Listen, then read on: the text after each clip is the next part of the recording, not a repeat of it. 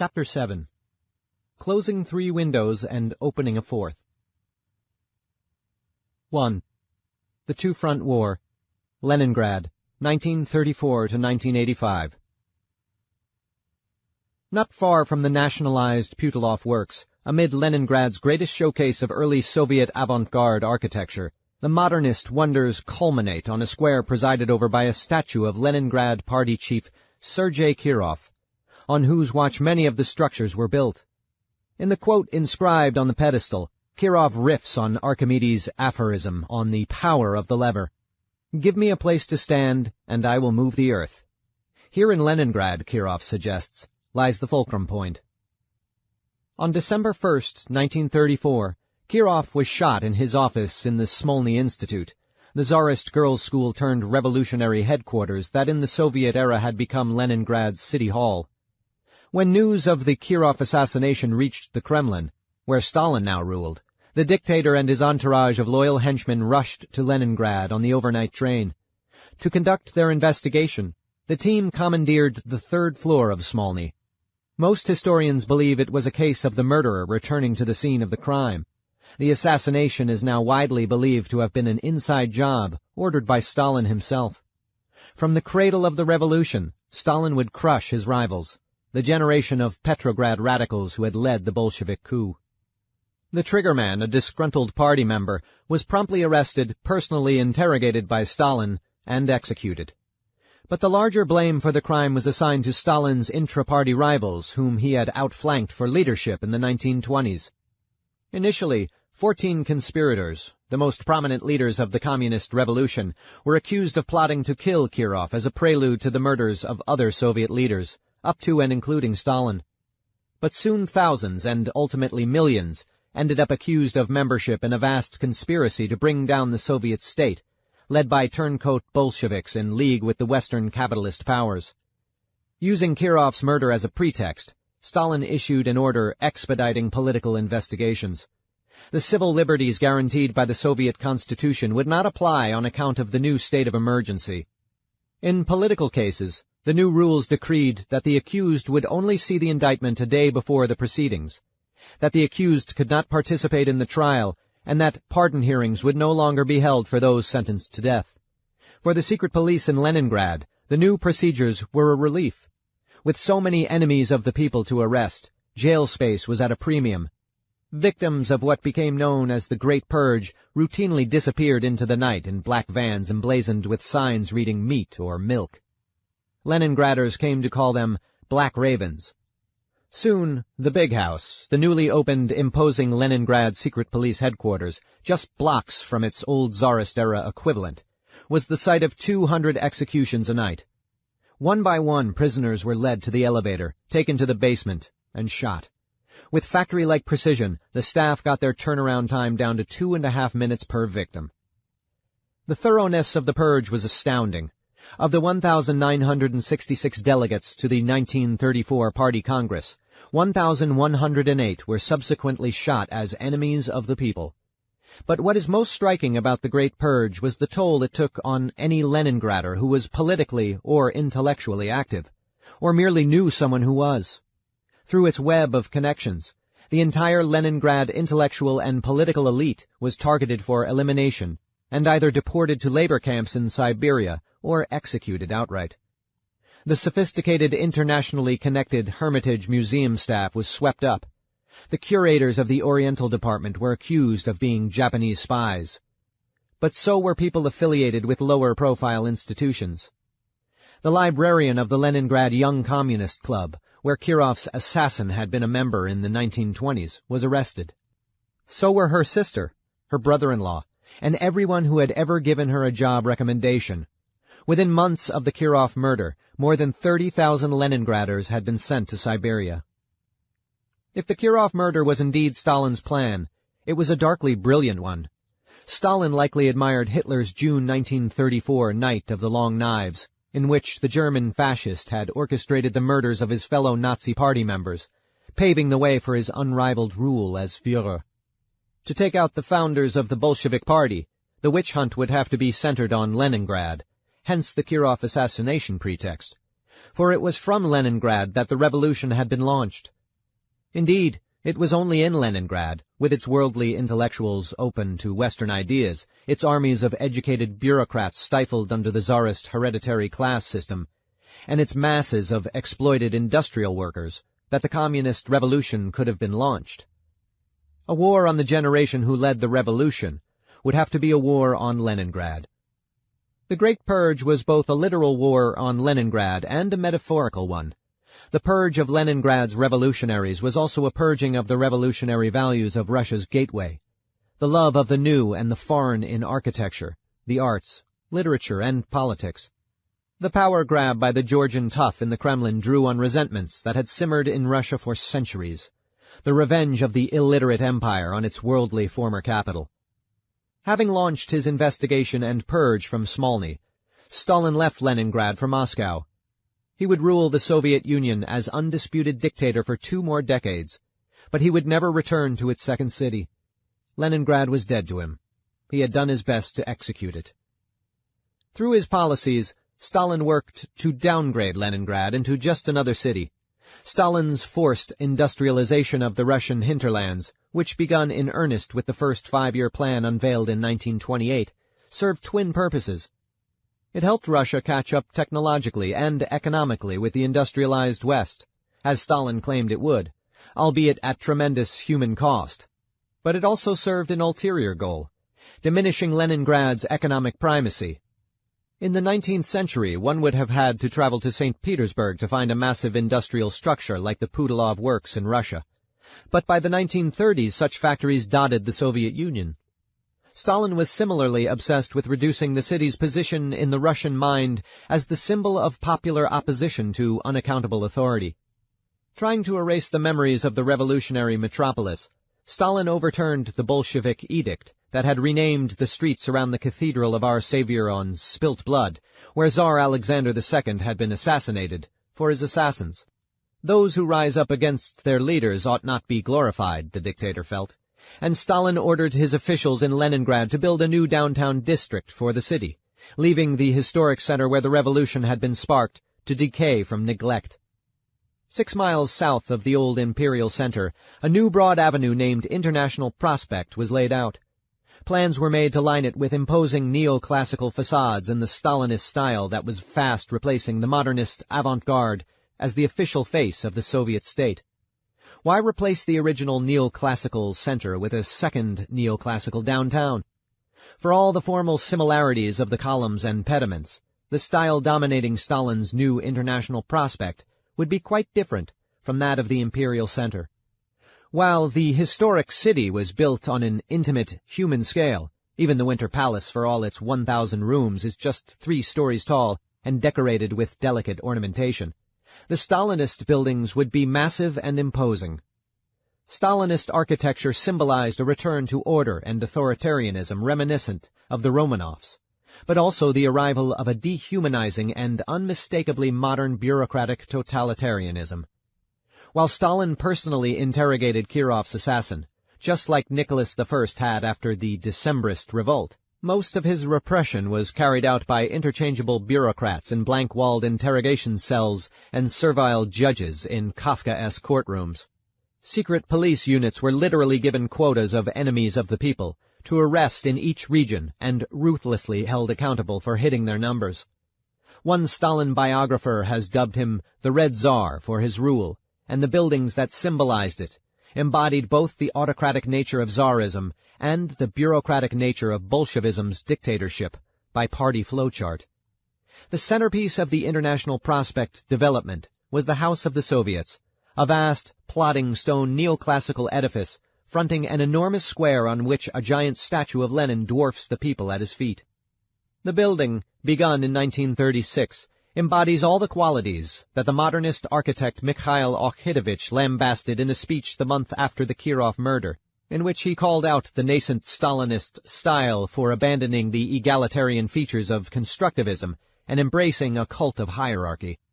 With its giant government hall and supersized statue of Lenin looming over the Soviet citizens below, the complex augured the ultimate end of Stalinism, in which adulation of the ruler became a civic religion. Auchidovich was arrested shortly after his speech and died in a labor camp in 1937. In his fateful speech, Auchidovich had bravely noted that the Nazi rulers of Germany shared Stalin's hostility to modernism. At the time, Hitler's Germany and Stalin's Soviet Union were sworn enemies, but Auchidovich's sense of their similar appetites for dictatorial domination was prescient. In August 1939, the two regimes stunned the world by signing a non-aggression pact. In a secret addendum, they divided Eastern Europe between them. Hitler's Wehrmacht and Stalin's Red Army launched a two-front assault on Poland the following month, beginning World War II. From the first, Hitler had schemed to break the peace treaty and invade Russia. Most of all, he dreamed of an attack on Leningrad so vicious that it would make Stalin's basement murders and deportations to Siberia look mild by comparison. For the Nazi Führer, as for the Soviet great leader, the city on the Neva was an idea as much as it was a place. While Peter the Great had founded St. Petersburg to be a gateway through which European technology and culture could flow into his Asian empire, Hitler viewed the city conversely, as a beachhead of Asia's inferior civilization on the European continent. Hitler called the city the poisonous nest from which, for so long, Asiatic venom has spewed forth into Europe. To culturally purify Europe in the advance of the Thousand-Year Reich, Leningrad would have to be eliminated. As a Nazi command memo, later entered into evidence at the Nuremberg war crimes trials stated, Hitler has decided to wipe St. Petersburg off the map. If conditions in the city should reach a point that would bring offers of surrender, such offers should be rejected. We are not interested in the survival of even a fraction of the population of so large a city. When Germany invaded Russia in June 1941, the Nazi Wehrmacht made a beeline for the Venice of the North. While the upper echelons of the Red Army remained paralyzed by shock at Hitler's surprise attack, the cultural guardians of Leningrad got to work. Not waiting for an order from Moscow, the wizened, bald-headed, and white-bearded Hermitage director, Isif Orbeli, who had survived the Great Purge — he would later be fired in a post-war purge — gathered his staff and ordered them to begin packing up the treasures of the museum for evacuation to the east, away from the front. 500,000 objects were sent on trains mounted with anti-aircraft guns to Sverdlovsk, on the Asian side of the Ural Mountains, just before the Germans severed the railway line. The last Hermitage treasure to be packed up was Jean-Antoine Houdon's sculpture of Voltaire, commissioned by Catherine the Great, and then banished to the attic during the French Revolution, the ultimate symbol of the city's possibilities and contradictions.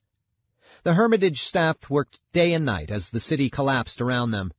German troops completed their noose around Leningrad in September 1941, requisitioning the suburban palaces of the Tsars as their command posts. Food supplies were cut off, and a German napalm and phosphorus attack incinerated the city's flour and sugar warehouses. At first, bakers pulled up bakery floorboards, searching for whatever had fallen through the cracks in less trying times. Once those crumbs were consumed, tens of thousands starved to death each month.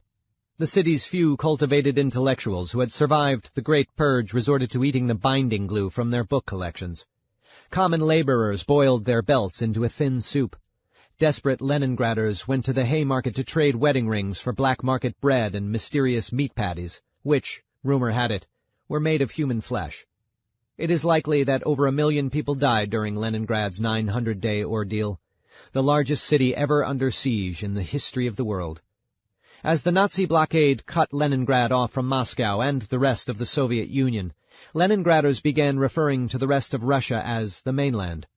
Leningrad had always been an island off the coast of Russia metaphorically, an untamable city with independent habits of mind. Now the war had made it a literal island, a non-contiguous part of the Soviet Union.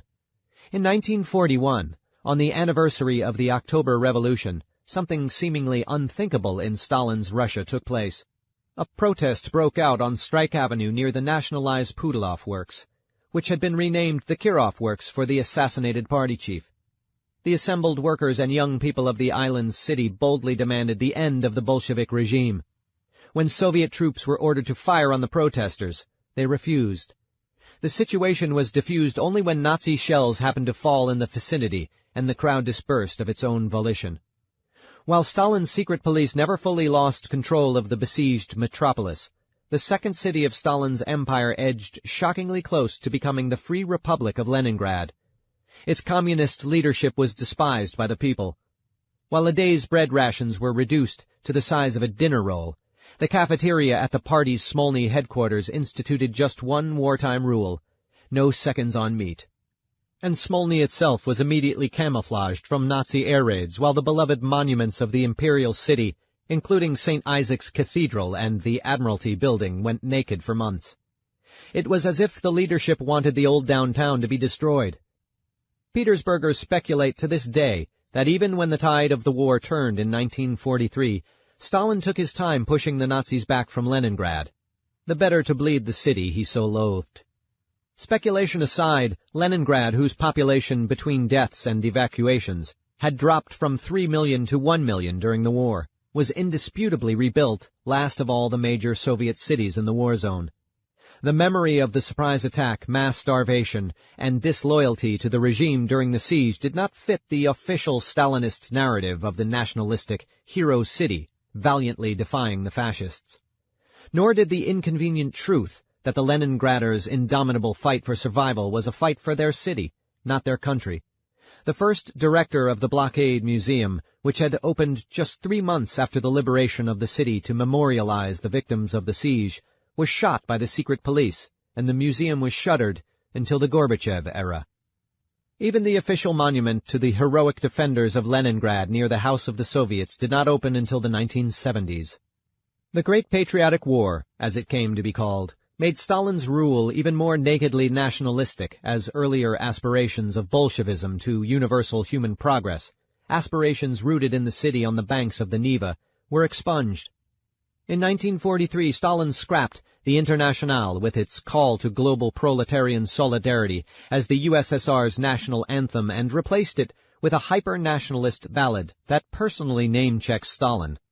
After the war, the main avenue of Leningrad's alternate downtown, International Prospect, was renamed for the great leader. And in his final paranoid purge, victims sent to Siberia, or worse, were tarred with a new epithet: cosmopolitan. Embracing the global values that had always defined Peter's city had become grounds for repression. After Stalin's death in 1953, though Soviet communism was never again as brutal, Leningrad had accepted its diminished role. As during the reigns of reactionary czars, the city's greatest talents, like composer Dmitri Shostakovich and poet Anna Akhmatova, poured their efforts into the arts instead of politics, pushing boundaries and embracing the new as much as they could get away with. The most brilliant people often pursued the most menial jobs, where there was no pressure to join the party and one's mind at least was free. A desk job monitoring Leningrad's citywide steam heat system became a coveted position. As long as the system was functioning normally, a worker was free to punch in and spend the workday writing music or poetry. But life in the economically stagnating and intellectually stifling Soviet system was bleak. A career of commutes from the gray high-rise slab apartments erected around the city to an ossified, bureaucratic workplace via the lavish subway system, opened in 1955, whose marble stations dubbed People's Palaces, conjured a bounteous communist future everyone knew was a lie. For an alternative future, as always, Leningraders looked westward. The city became a major center for jazz music, recovering from the authorities' draconian 1949 confiscation of all Soviet saxophones. Rock and roll, too, survived the new Soviet leader Nikita Khrushchev's condemnations. He called it dog shit, fueled by European tourists who sailed in on summer cruises from Finland and eagerly bartered their vinyl LPs for vodka on the black market. In the growing Leningrad artistic underground, being a Petersburger, a worldly aesthete intellectual, became a form of non-Soviet identity. Fittingly, the city's early 1970s pioneering punk band chose as its name the city's original moniker, St. Petersburg. The clueless communist authorities accused the punk rockers of being monarchists. The silver lining to the city's demotion during Soviet times was that its historic center was never leveled. Though battered by the war and poorly maintained, it remained one of the most beautiful cities in the world. Officially saluted after the Nazi siege as the heroic defenders of Leningrad, the people of the city, having survived assaults from Moscow as well as Berlin, became the world's most committed architectural preservationists, with by far the largest local chapter of the official state-backed Association for the Protection of Monuments in the late Soviet era. A defensive posture was the only way to endure, but as the city focused on preserving the past rather than building the future, its perennial dreams of remaking Russia in its image lay dormant. 2. The Dark Ages. Shanghai, 1937 to 1989. In the summer of 1937, the militarist empire of Japan, intent on subduing a vast swath of Asia, attacked China. That fall, vicious urban warfare swept Shanghai as the Japanese invaded the Chinese districts of the city. The fighting left some 100,000 Chinese dead, many felled in hand-to-hand combat. For the Western residents of the foreign settlements, it was just more of the same. The key to the Shanghai concession's success had always been as an island of stability in the midst of chaos. With their nations still at peace with Japan, the Britons, French, and Americans felt themselves to be safely in the eye of the storm. After a night on the town, Shanghailanders in tuxedos and evening gowns would go up to the rooftops of the city's industrial warehouses and watch the fighting less than half a mile away, as if it were a fireworks display.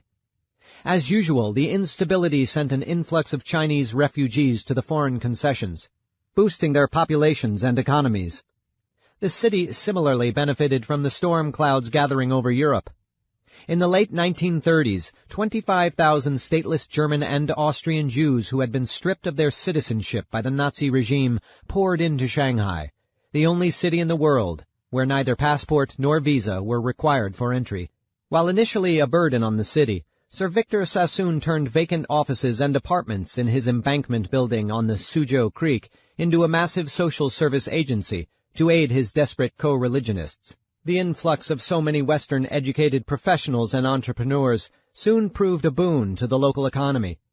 Ironically, the Jewish refugees who had been told by their government that they were not, and never could be, Germans, brought their Germanic culture with them, strengthening the Central European layer of international Shanghai's multicultural stew. Viennese coffeehouses soon sprang up along the avenues of the concessions, and the cabarets that the Nazis had closed down as too decadent and degenerate for fascist Berlin found a home in a city where decadent and degenerate were considered high praise for a nightlife act. To oversee entertainment at the Cathay Hotel's Tower Club, Sir Victor hired Freddie Kaufmann, a veteran cabaret impresario who had been run out of Hitler's Berlin. In time, however, the escalating turmoil that became World War II would overwhelm even international Shanghai.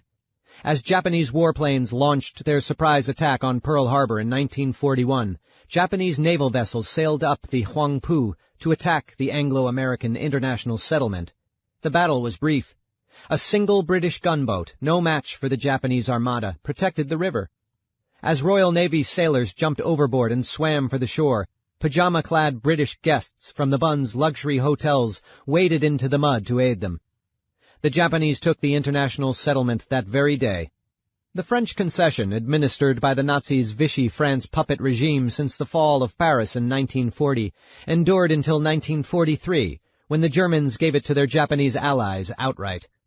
To the eternal embarrassment of China, it was the nation's arch-rivals, the Japanese, who finally ended extraterritoriality and freed Shanghai from a century of Western domination.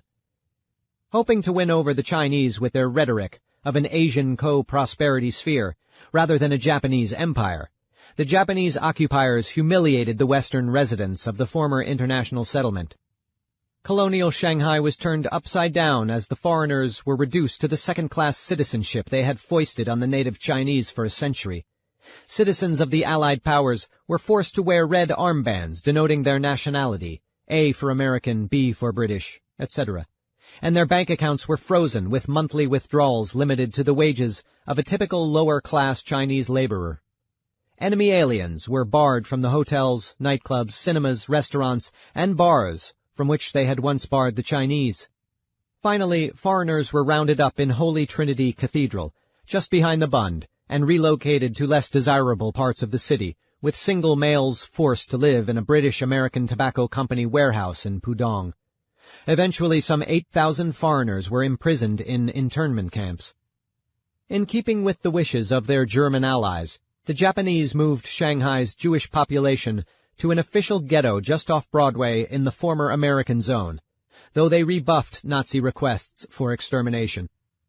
While there were Chinese collaborators, and even a Vichy-like Chinese puppet government under Wang Qingwei, the violence with which the Japanese took the Chinese city of Shanghai, let alone their infamous rape of Nanjing, made it impossible for the empire to win over the Chinese masses. The Japanese occupiers of Shanghai had more luck with the city's other Asian communities. As colonial Indians, the Sikhs, who had been brought to Shanghai to serve as policemen in the international settlement, were officially British subjects. But the Japanese specifically exempted them, as fellow Asians, from their anti-British regulations and won their loyalty in return. The Empire of the Sun had grand plans for post-victory Shanghai. They envisioned the city as far more than a minor colonial outpost. It would be the jewel of the empire that dare not speak its name.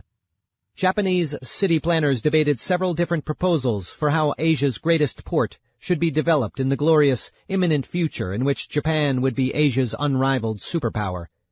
Some called for continuing the Chinese nationalists' strategy of building up the civic center at Zhengwan as an alternate downtown away from the Bund. Others called for leveling the foreign settlements entirely, as well as the industrial district in Pudong, and rebuilding the city's two riverbanks into an ultra-modern metropolis, linked together by a network of bridges and broad high-speed roadways. By 1950, imperial planners predicted Shanghai would have a Japanese population of 300,000. Ultimately, these boosterish Japanese projections were no more accurate than the American Shanghailander real estate firm's 1920s vision of a city at mid-century with an increasing number of foreign residents from all parts of the world. Japan's dreams of domination over Asia collapsed as American troops pushed the imperial forces back to their home islands, and then won unconditional surrender after twin nuclear attacks obliterated the cities of Hiroshima and Nagasaki. In the aftermath of the war, American troops poured into Shanghai, which, with its history of East Asia's great international hub, became the central processing zone for Americans heading home from the Pacific Theater. For the GIs from New York and Chicago, being surrounded by the neon lights of Nanjing Road and the skyscrapers on the Bund was like a homecoming. To the Arkansas and Iowa farm boys who had assumed all of Asia was as undeveloped as the South Pacific atolls where they'd fought, Shanghai was a wonder, the biggest city they had ever seen. With Japanese defeat, Chiang Kai-shek and his nationalists retook control of China and, for the first time, the entire city of Shanghai. But the war for China was not over. The nationalists and communists, who had put aside their differences to make common cause against the Japanese dwarf bandits, now again battled each other for dominion over the world's most populous country. With the Cold War competition between American and Soviet-aligned blocs getting underway, the nationalists enjoyed American backing as a bulwark against Mao's communists, who had won mass support in the countryside for their valiant resistance to the Japanese. The nationalist government's reign would be brief. Economic mismanagement led to out-of-control inflation and unemployment. In what had been Asia's leading financial center just a decade before, residents were reduced to bartering for basic goods.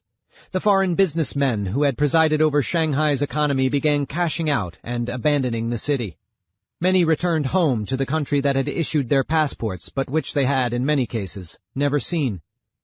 Sir Victor Sassoon, bon vivant to the core, forsook his ancestral homelands of Baghdad and Bombay, as well as his youthful British stomping grounds, and moved to the Bahamas in 1948. The following year, with Mao's million-man army closing in from the countryside, the Shanghai bankers did what they always did. They cut a deal. The bankers paid off the People's Liberation Army to enter the city peacefully. While the worldly urbanites of Shanghai and the masses of Mao's peasant army gawked at each other in mutual befuddlement, the communist conquering of China's capitalist heart on May 27, 1949, was remarkably nonviolent.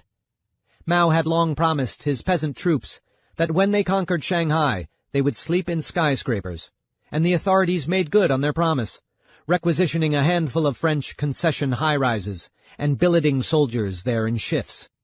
An apocryphal story soon spread among Shanghai sophisticates of the high-rise-dwelling peasant soldier who, never having encountered a commode before, took to washing his rice bowl in the toilet.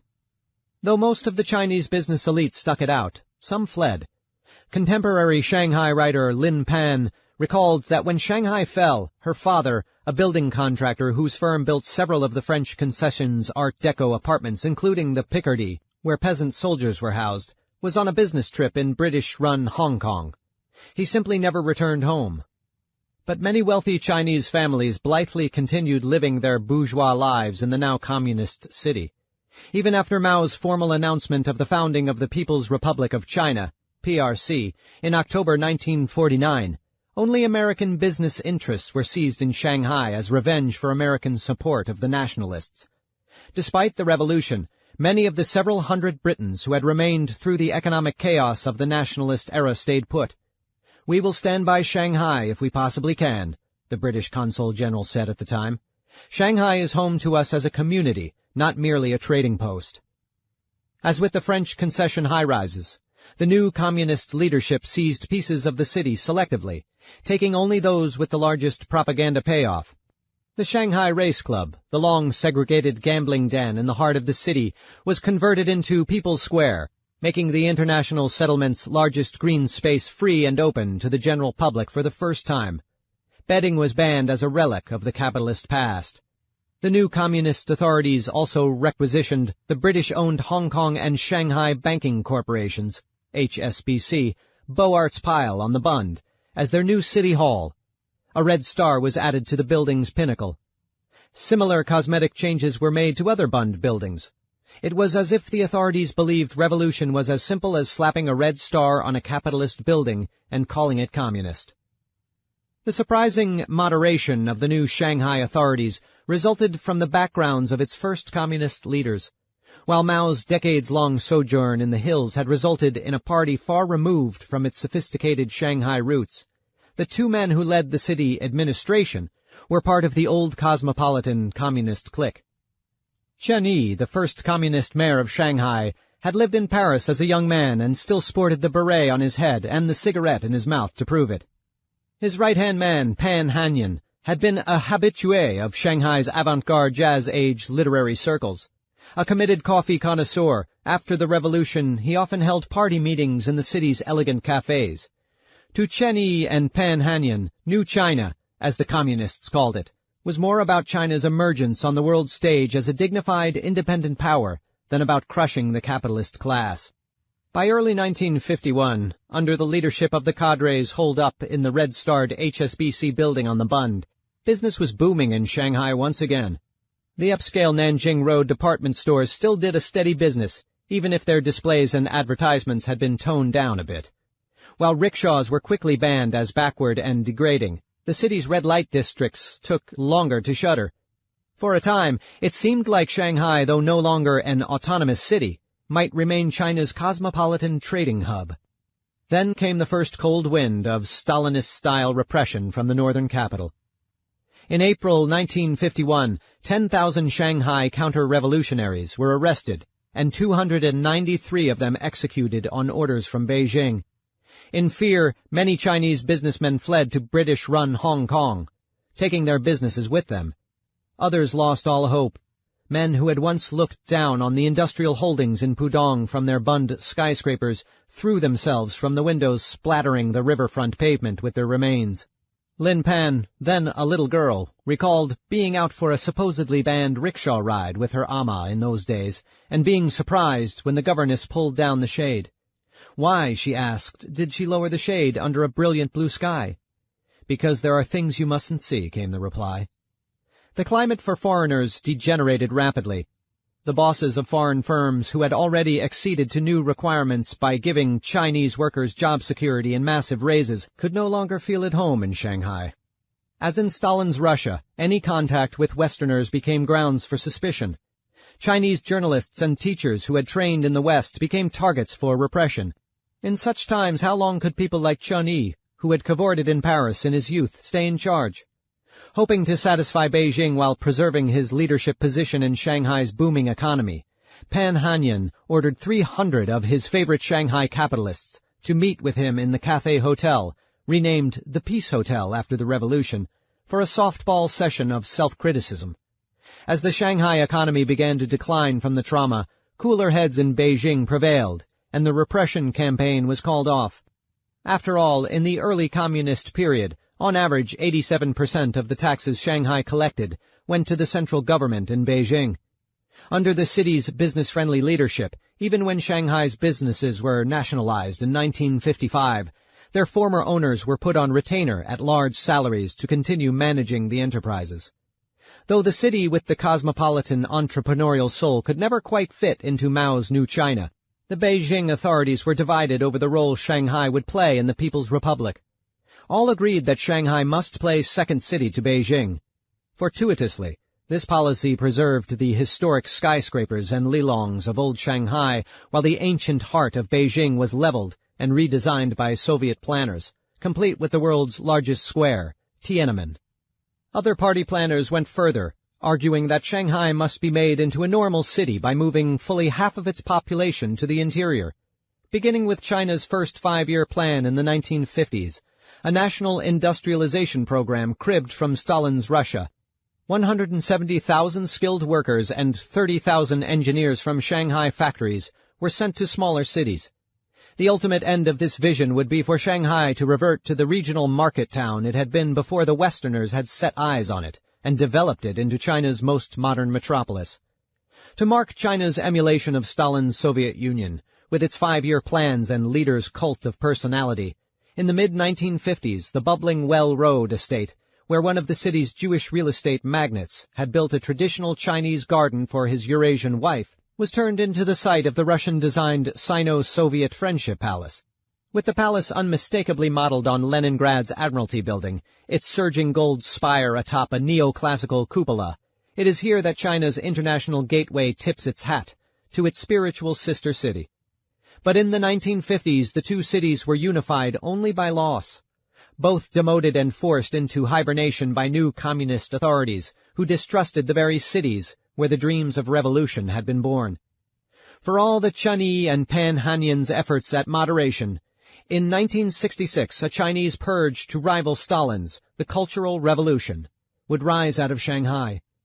Today the Cultural Revolution is seen as a cynical ploy by Mao and the Gang of Four, also known as the Shanghai Group for their roots in the city, to hold on to power after their 1950s industrialization program failed to deliver on claims that China would economically surpass England and catch up with America in 15 years.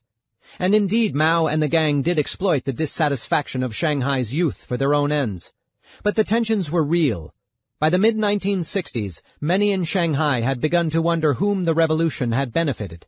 On account of Mao's relocations of the city's industries and the Beijing government's siphoning off of the city's remaining bounty, average Shanghai residents had even less housing space per capita than they had had in 1949. The city's people saw Shanghai's overall wealth and prominence declining.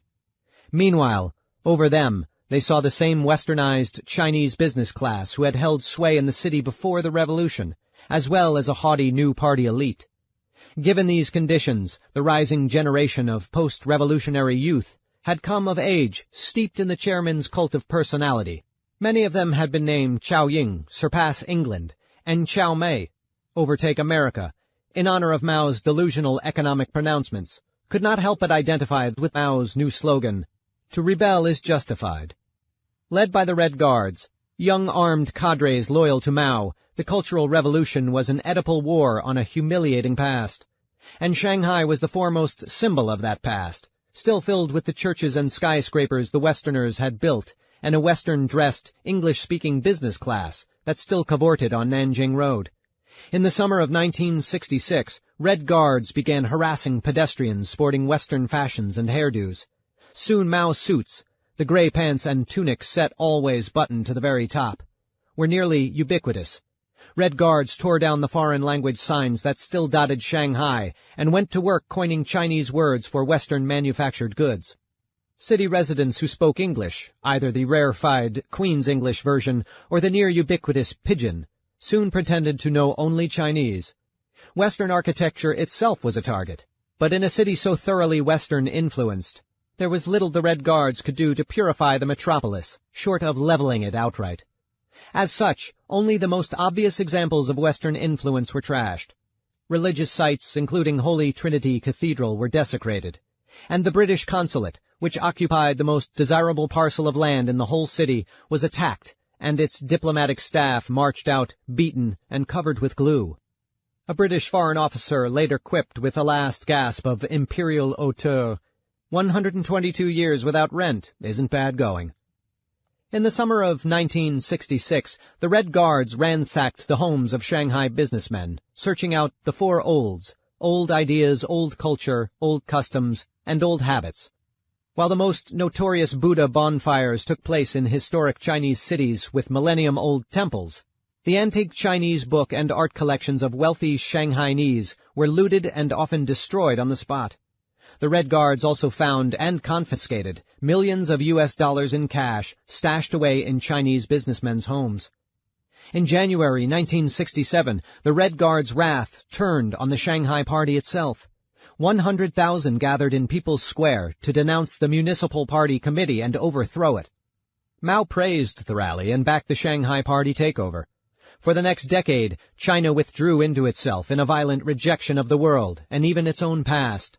The nation recalled all but one of its foreign ambassadors. Chinese universities were shuttered. The economy atrophied. Not only were the symbols of a century of foreign domination eradicated, but so, too, were relics of China's thousands of years of civilization before the unequal treaties, now tarred as a feudal pre-communist culture irrelevant to new China. Rather than come to terms with its past, China erased it. With Mao's death in 1976, a nation exhausted and impoverished after a decade adrift sought pragmatic leadership. In 1978, Deng Xiaoping, whose cosmopolitan youth studying in France and working as a party organizer in jazz-age Shanghai had led to his tarring as a capitalist roader during the Cultural Revolution, took power. For all his Shanghai values, his gaze fixed on the market and the outside world, Deng was wary of Shanghai itself.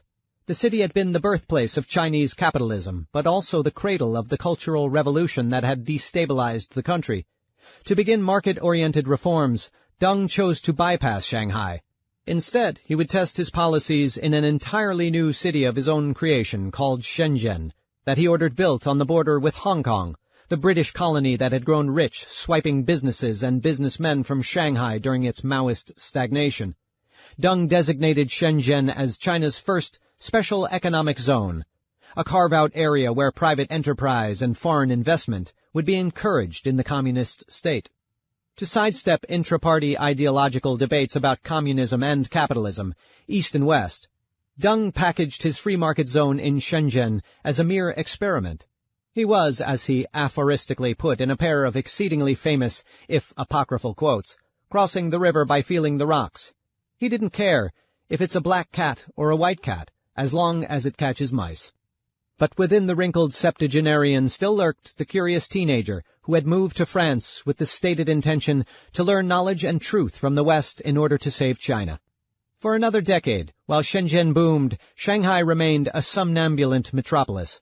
At night, the city that once had been a riot of flashing lights was nearly pitch black.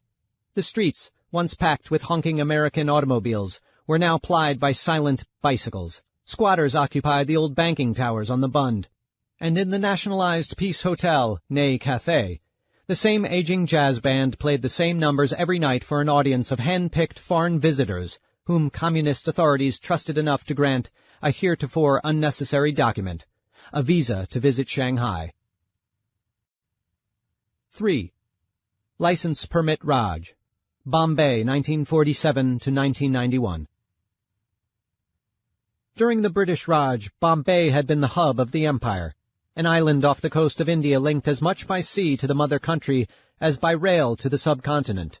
Neither fully British nor fully Indian, Bombay was a zone apart. But what would its role be in the new independent India?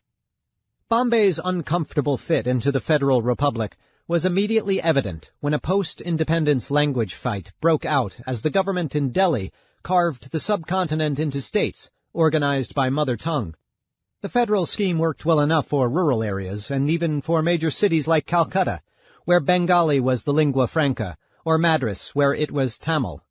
But in Bombay, with communities from all over India and beyond, English was the closest thing there was to a common language, and English, the language of colonial domination, was a target in the early national period, slated for a 15-year phase-out that never quite took. In Bombay at independence, the largest linguistic segment, accounting for 43% of the population, was Marathi speakers, who composed most of the city's working class. Gujarati, the main language of the traders and industrialists, came in second. To address this predicament, some argued that Bombay should become a federally administered union territory, akin to America's District of Columbia, as had been done with the Indian capital, Delhi. Instead, in 1955, the federal government decided to make Bombay the common capital of both Marathi-speaking Maharashtra, due east over the creek, and Gujarati-speaking Gujarat to the north. The compromise failed to placate the Marathi-speaking plurality, who continued to agitate, undeterred by violent crackdowns on their protests, until 1960, when Bombay was made the capital solely of Maharashtra. It was a fateful decision. Henceforth Bombay, lashed to the vast Maharashtrian hinterlands, would be run by politicians who weren't from Bombay, and whose constituencies lay elsewhere. Even during the Raj, at its most paternalistic, the men who ran Bombay were loyal to the city and wanted to see it live up to its potential as the urbs prima in Indus, if only because they knew Bombay's success or failure reflected on the colonial project itself. In the new Indian Republic, with the island metropolis run by mainlanders, this was no longer the case. The challenges of fitting the polyglot trading port of Bombay into an independent India were even starker in economic policy. For Gandhi, who was assassinated by a Hindu nationalist in 1948, just months after India won independence, Bombay's economy had been a symbol of everything that was wrong with modern civilization: infernal mills and luxurious frippery, a rich city in a poor country. The new post-colonial India, he had argued, would have to decommission the nation's industrial, financial, and commercial hub. Though India's first Prime Minister, Jawaharlal Nehru, had a different vision, he foresaw a fully industrialized India, built by a socialist system that combined the Soviet Union's central planning with Great Britain's rights-based liberalism. His plans dovetailed with Gandhi's anti-Bombay sentiments. While Nehru's methods were incomparably gentler than Stalin's or Mao's, his goal was identical: to demote his nation's most modern city and, through central planning, spread its riches to the rest of the country. In the lead-up to independence, the top industrialists of Bombay had met to ponder what a post-Raj economy would look like. J.R.D. Tata, the heir to Bombay's greatest commercial dynasty, and the other assembled magnates ceded tremendous power over their businesses to the state. In a surrender to central planning that became known as the Bombay Plan, the industrialists agreed to limit foreign direct investment in their companies and give the state the power to fix their prices and regulate their production, even seize their companies outright. In 1953, the government used this new authority to nationalize Tata Airways, creating Air India. Similarly, Bombay's landlords acceded to a 1947 rent control law, capping rents at 1940s levels and destroying the incentive for maintenance and upgrading of properties, even as the population of Bombay tripled in the post-independence decades. Some economic historians remain puzzled as to why Bombay capitalists would surrender so much power to the state. But given the temper of the times, the outcome was all but inevitable. The Raj, they had to acknowledge, had been good for Bombay, but bad for India. Even though India produced enough food to feed itself, periodic famines had long plagued the colony. Linking a poor country to the global market had allowed rich cities like Bombay and rich developed countries like Britain to siphon off crucial resources as goods sought their highest price. And even when Bombay boomed under the Raj, many Bombayites had been left behind. The Bombay business elite was shrewd enough to realize that maintaining Bombay as a rich and divided island off the coast of an impoverished nation would be untenable in the world's largest democracy. With the Industries Act of 1951, the government began to put its vision of a less Bombay-centric Indian economy into practice. The stated goal of the new law was to maintain a regional balance when deciding where to locate industries. The meaning, to all who could read between the lines, was to move industry from the island of Bombay to the rest of the nation. To make companies comply, the new law mandated that government agencies sign off on routine corporate decisions. The state meddling soon grew into a stifling bureaucratic system dubbed alternately red tapeism, as if it were a religion, and the license permit Raj, suggesting that the independent Indian government was as restrictive of Indian businesses as the old British imperialists. The Gandhian goal of preserving industries whose value was spiritual rather than economic, like hand-loom weaving, coupled with Nehru's insistence on spreading industry equally throughout the subcontinent, developed into a system that quashed Bombay and hamstrung the Indian economy. While Japan and other rapidly developing Asian countries were using protective tariffs to shelter their indigenous industries until they grew strong enough to vanquish their competition in the West, India sheltered its indigenous companies, but then regulated them into oblivion, when it didn't nationalize and mismanage them outright. The foibles of the license permit Raj were legion, but among the most egregious was slapping inexpensive synthetic fabrics with a luxury tax under the misguided presumption that hand-loom-woven artisanally produced natural fabrics, like silk, were for the poor, while high-tech synthetics like polyester were for the rich. To spread the wealth and development of Bombay inland, grand plans were laid during the license permit Raj to physically transform the surrounding region. Right at independence in 1947, a master plan proposal for Greater Bombay, prepared by a Bombay city planner and a New York-based consultant, endorsed moving industry out of the city. Relocating factories, the thinking went, would eliminate the industrial slums that scarred Bombay Island. Plans were made to build a new bridge across the creek to connect the city to the subcontinent and facilitate the moving of industry from city to countryside. But the inefficiencies of the Indian public sector slowed its grand plans. The bridge, slated to be opened in 1964, was completed in 1972. As in the nationalist-era Shanghai and Stalinist-era Leningrad, the new Indian authorities hoped to create an alternate downtown away from the impressive but psychologically humiliating edifices of the British colonial center. In 1964, a team headed by the leading Indian architect of his generation, Charles Correa, his Latin surname comes from family roots in the Portuguese colony of Goa, published a vision for New Bombay, a twin city, to be built across the creek from the original Urbs Prima.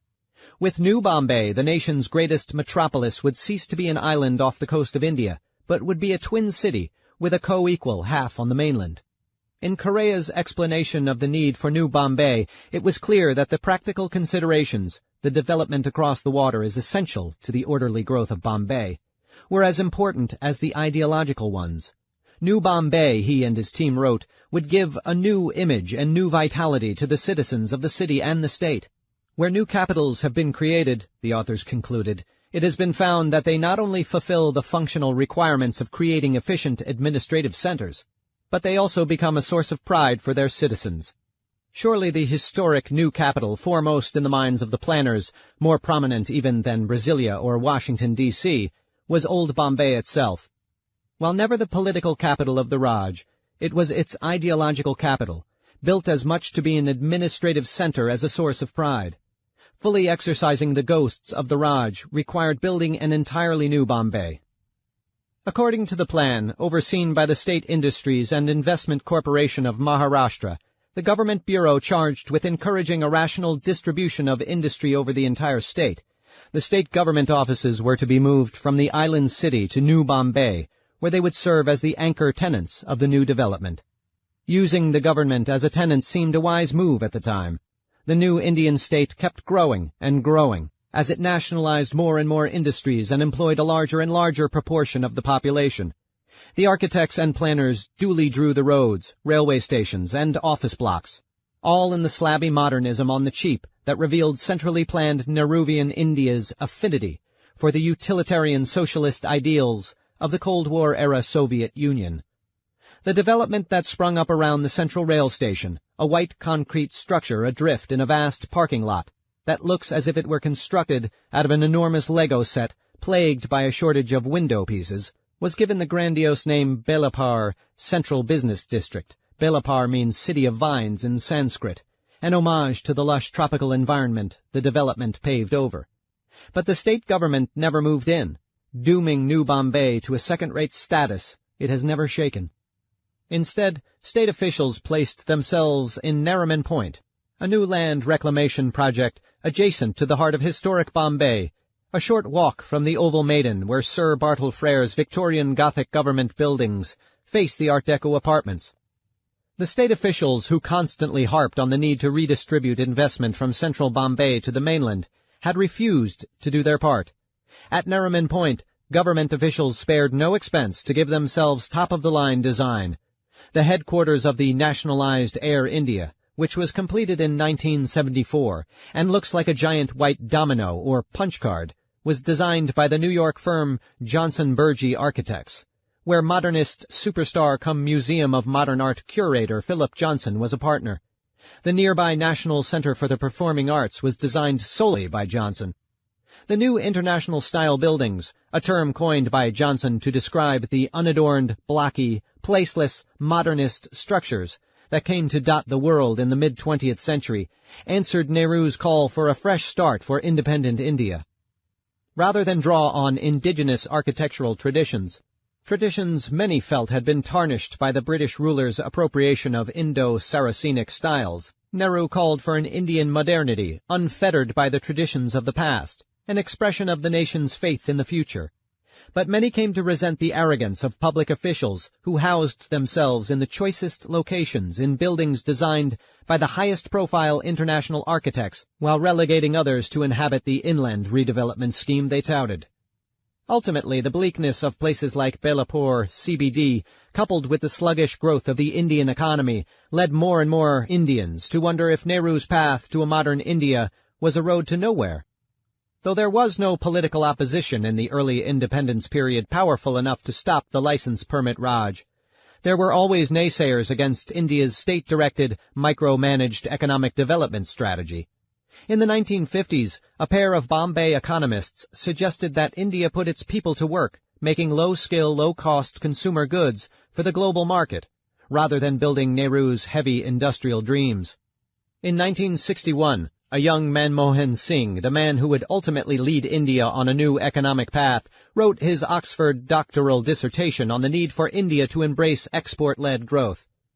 But beyond the scholastic debates of academics and policy wonks, the real ideological naysayers against Nehruism were the Bollywood studios. To grow in spite of national economic policies that directed the state bank's capital into serious, important industries like steel production rather than showbiz, the movie studios came to rely on Bombay black market merchants and underworld figures for financing, effectively inoculating their businesses against red tapeism. While some studios dutifully turned out politically correct fare, saluting Nehruvian socialism with tedious documentaries on the openings of rural cement plants and the like, others presented a vision of a vibrant Bombay as an alternative to a staid, self-abnegating official socialist ideology that ignored the metropolis at best and condemned it at worst. Lacking the vast resources of the Hollywood studios, Bollywood films were often shot on the streets of Bombay rather than on backlots. The metropolis the studios presented was not the license permit Raj restricted city of office clerks and public employees, but a mythic throwback to the glamorous Bombay of the Jazz Age. It was not difficult to conjure such a city, for Bombay had been physically frozen in its pre-independence, cosmopolitan state. The same rent control laws that preserved the city's housing stock, albeit in increasing levels of decay as well-to-do homes were converted into de facto chawls, provided the city's multinational corporate tenants with an offer they couldn't refuse. Paramount Pictures, the Hollywood studio, maintained the same downtown office it first rented in 1933 right through the socialist period until today, all for a token rent. Similarly, Thomas Cook stayed put on Hornby Road, which was renamed for Indian nationalist Dadabhai Naoroji. And whatever the government's economic program, the citizenry's right to dissent against its policies was always protected. With independence, the full free speech rights that the British had preserved for themselves back home had, at long last, been attained by the Indian people.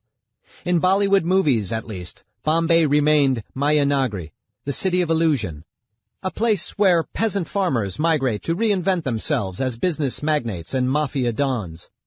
While in traditional Indian philosophy it is the goal of the wise and philosophical soul to see beyond the illusion, Maya, of this world, to the ultimate spiritual reality, Bombay's film directors reveled in illusion and glitz.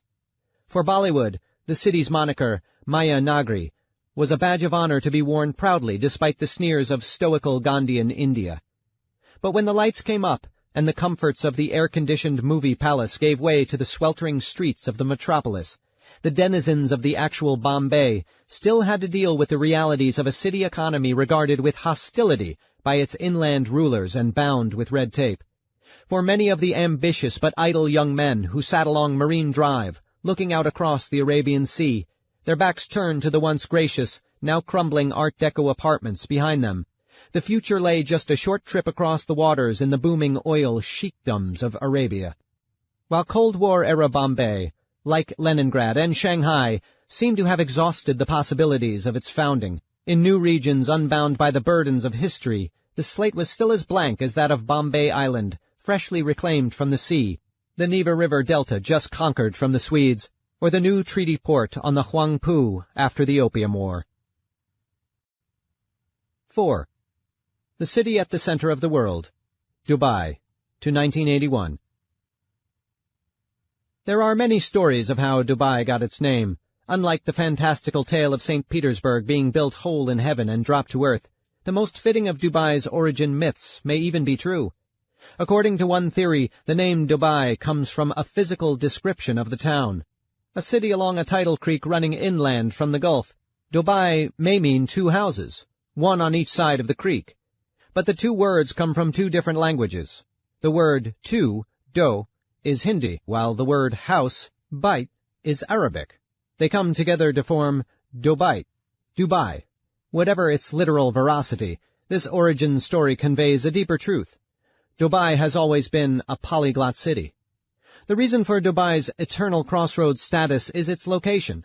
It is the city at the center of the world.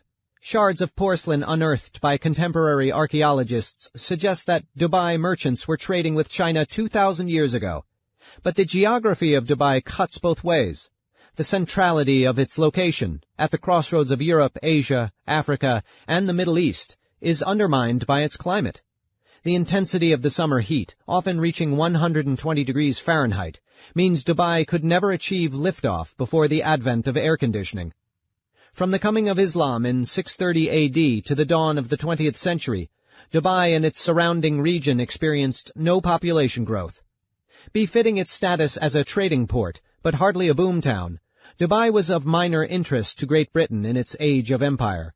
Seeing the centrality of the Gulf for its lucrative trade routes to India, the British East India Company sought to safeguard the region from anti-Western Islamic fundamentalist pirates in the early 19th century. With the help of their intimidating Royal Navy, the British struck a series of agreements with the local sheiks, beginning in 1820 to keep the region peaceful and the trade routes open. While the Maktoum, a branch of the ruling family of Abu Dhabi, a small trading port 75 miles down the coast, took over Dubai in 1833, they duly kept the peace on behalf of the British. The Maktoums have ruled Dubai as autocrats ever since. The only organized movement for democratic reform was crushed in 1939 with a massacre of conspirators at a royal wedding. For all the British touting of their civilizing mission, the 1930s British representative for the region waxed eloquent about, as he put it, modernizing a people stuck in the 7th century. The colonial power did little to develop Dubai. While Bombay was being rebuilt as a showcase of modernity, Dubai languished with little public investment in infrastructure like roads and railways, or in institutions like schools and hospitals. In contrast to the stunning university the British built in Bombay, in Dubai they didn't find a single college. Dubai was seen as a junior partner in the empire, a lowly adjunct to the Indian jewel. It wasn't even given its own currency, instead using the imperial Indian rupee as its legal tender. As long as it was peaceful in trading, Dubai was largely ignored by its imperial overlords. Though Dubai meant little to the British, it meant a lot to its region. In 1900, when Persian authorities raised their port duties, the ruler of Dubai, Sheikh Maktoum bin Hashir, declared his city a tax-free, customs-free, license-free port. Soon, Persian merchants were pouring into the city, relocating from across the Gulf. Dubai's urban structure became a perfect reflection of its name. As the two houses grew into two neighborhoods facing each other across the creek, one developed into an Arab neighborhood, and the other into a Persian and Indian one. Segregation rules privileged Arabs, allowing them to live wherever they pleased, while prohibiting Indians from living on the Arab side. Having established itself as the leading trading center in the Gulf, a British visitor in 1908 recorded that Dubai had a population of 10,000, drawn from around the Middle East and South Asia. Defined by trade, the city boasted 2 bazaars, 400 shops, 385 pearling and fishing boats, 380 donkeys, 960 goats, and 1,650 camels. The Briton concluded, the trade of Dubai is considerable and is rapidly expanding, chiefly in consequence of the enlightened policy of the late Sheikh Maktoum bin Hashir and the stringency of the imperial Persian customs on the opposite coast. Given their loose ties to the city, people only flocked to Dubai as long as there was economic opportunity. In the early 20th century, a vogue for pearl jewelry brought tremendous wealth to the Gulf. Its warm, shallow waters produced the largest pearls in the world. Bombay merchants seized the moment, sailing to Dubai on buying trips and then trading the pearls on the British-dominated global market from Bombay. With the massive boom, pearling soon composed 95% of the Gulf economy. But when the Japanese developed a method of culturing pearls by inserting grit into the oyster rather than relying on chance, the Gulf industry went into steep decline. When the 1929 stock market crash sent the Western economies into freefall, demand for pearl jewelry crashed as well. The foreigners who had made Dubai a booming regional hub went home, and the city looked doomed to revert to its centuries-long stagnation. Problems elsewhere brought prosperity back to Dubai. In what would become a pattern, the city-state would turn its location in the middle of a troubled region, political instability in the surrounding Middle East, mass poverty in nearby South Asia, into an asset. With the unquestioned rule of the Maktoum family and a commitment to laissez-faire economics born of trading port traditions, Dubai became an island of prosperity and stability. The first large influx of traders came from a newly independent India, particularly from the nation's commercial heart, Bombay. With Nehru's nationalization of the commanding heights of the Indian economy and the strictures of the license permit Raj, scores of Indian traders decamped for Dubai. Bombay textile plants, now limited in the amount of product they could sell in India each year by a new anti-monopoly law, unloaded their surplus in Dubai for distribution around the region and beyond. In time, Dubai developed into a kind of Bombay in exile where Indian merchants participated in the global economy from which they were barred by a government pursuing economic self-sufficiency, not trade links. In Dubai, it was Indians who became the importers of all the leading Japanese electronics companies, including Sony, NEC, and JVC, that were slapped with insurmountable import tariffs at home.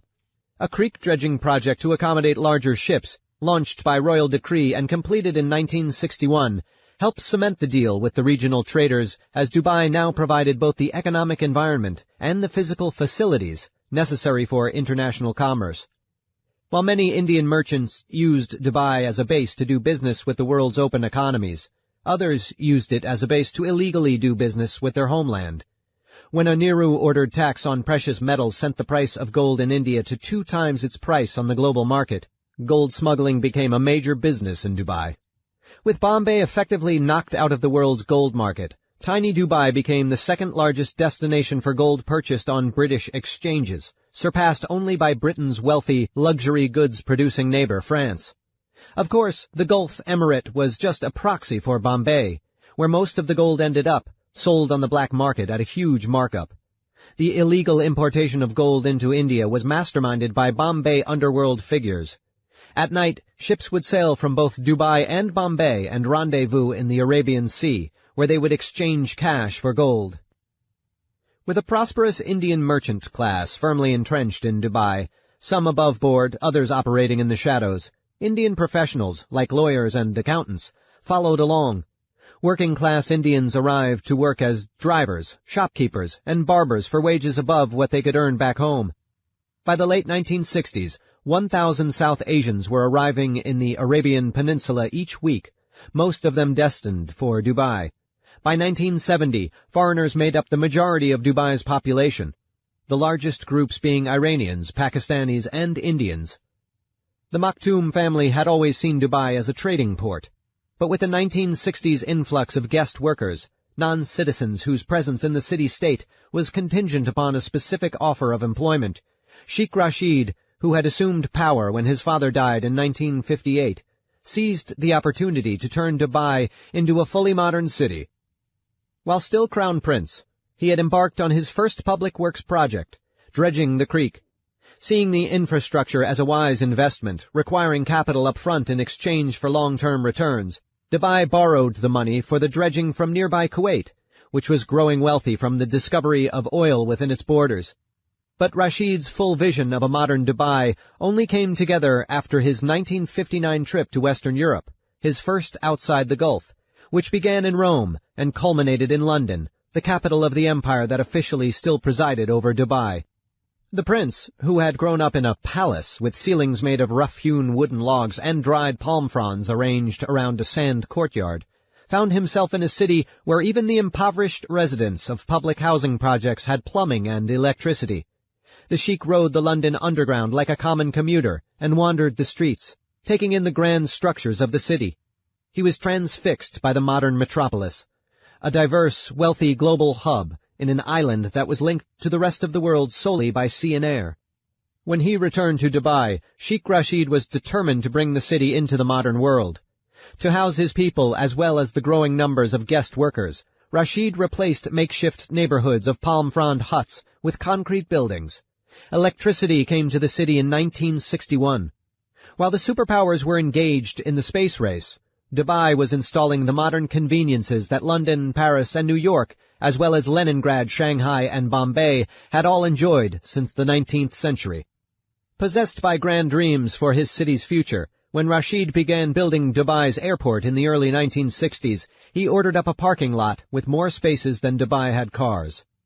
Many investors dismissed Rashid's vision for his city's future as preposterous. But in 1966, when oil was discovered in Dubai, it gave Rashid an independent source of capital for further infrastructure improvements. It was not a grand find by Middle Eastern standards. At full levels of production, Dubai would have about $1.5 million in oil per capita.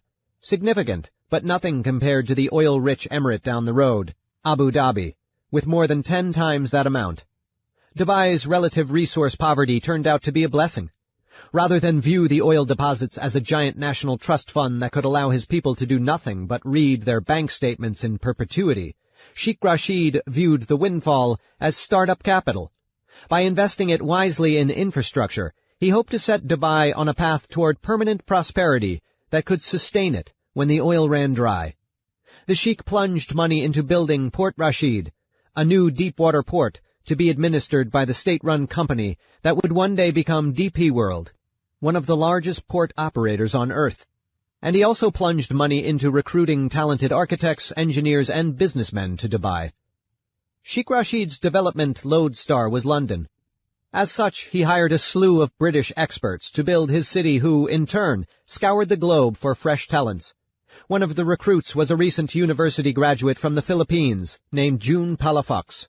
While eager to put his urban planning education to use, Palafox had never heard of the city-state that was recruiting him. Before his job interview, he pulled out a reasonably up-to-date reference book with basic information on every country in the world and saw that its listing for Dubai included the statistic, kilometers of paved road, 0. What does a city planner do in a city with no paved roads, he wondered. Is it even a city? Perhaps in an effort to find out, Palafox moved to Dubai in the 1970s. The sheikdom was small enough that Palafox met the sheik himself, who personally explained the urban planning office's mandate. The marching orders, Palafox recalled, were bring Dubai from the third world, or fourth world, into the first world in 15 years. Number 2, Dubai was only 200,000 in population. Design it for 1 million. Number 3, design Dubai as if there's no oil. Number 4, make it the center of the Middle East. Number 5, go around the world and copy. For his templates, Palafox was most interested in enduring boomtowns. Traveling the world, he gravitated toward cities like San Francisco, which sprang from the gold rush, but developed a diversified economy that sustained it long after the gold was gone. By contrast, the sheik and the British planners in the office were more enamored of London, and newly paved Dubai was soon dotted with British-style traffic roundabouts. Taken with the boxy modernism then in vogue, Sheikh Rashid and his team saw nothing wrong with leveling the Persian-influenced architecture of the old neighborhoods along the creek. The traditional wind towers, essentially a ship's sail within an open cupola that ingeniously catches sea breezes and redirects them down into the house, were replaced by cement boxes with air conditioners hooked up to the new electricity grid.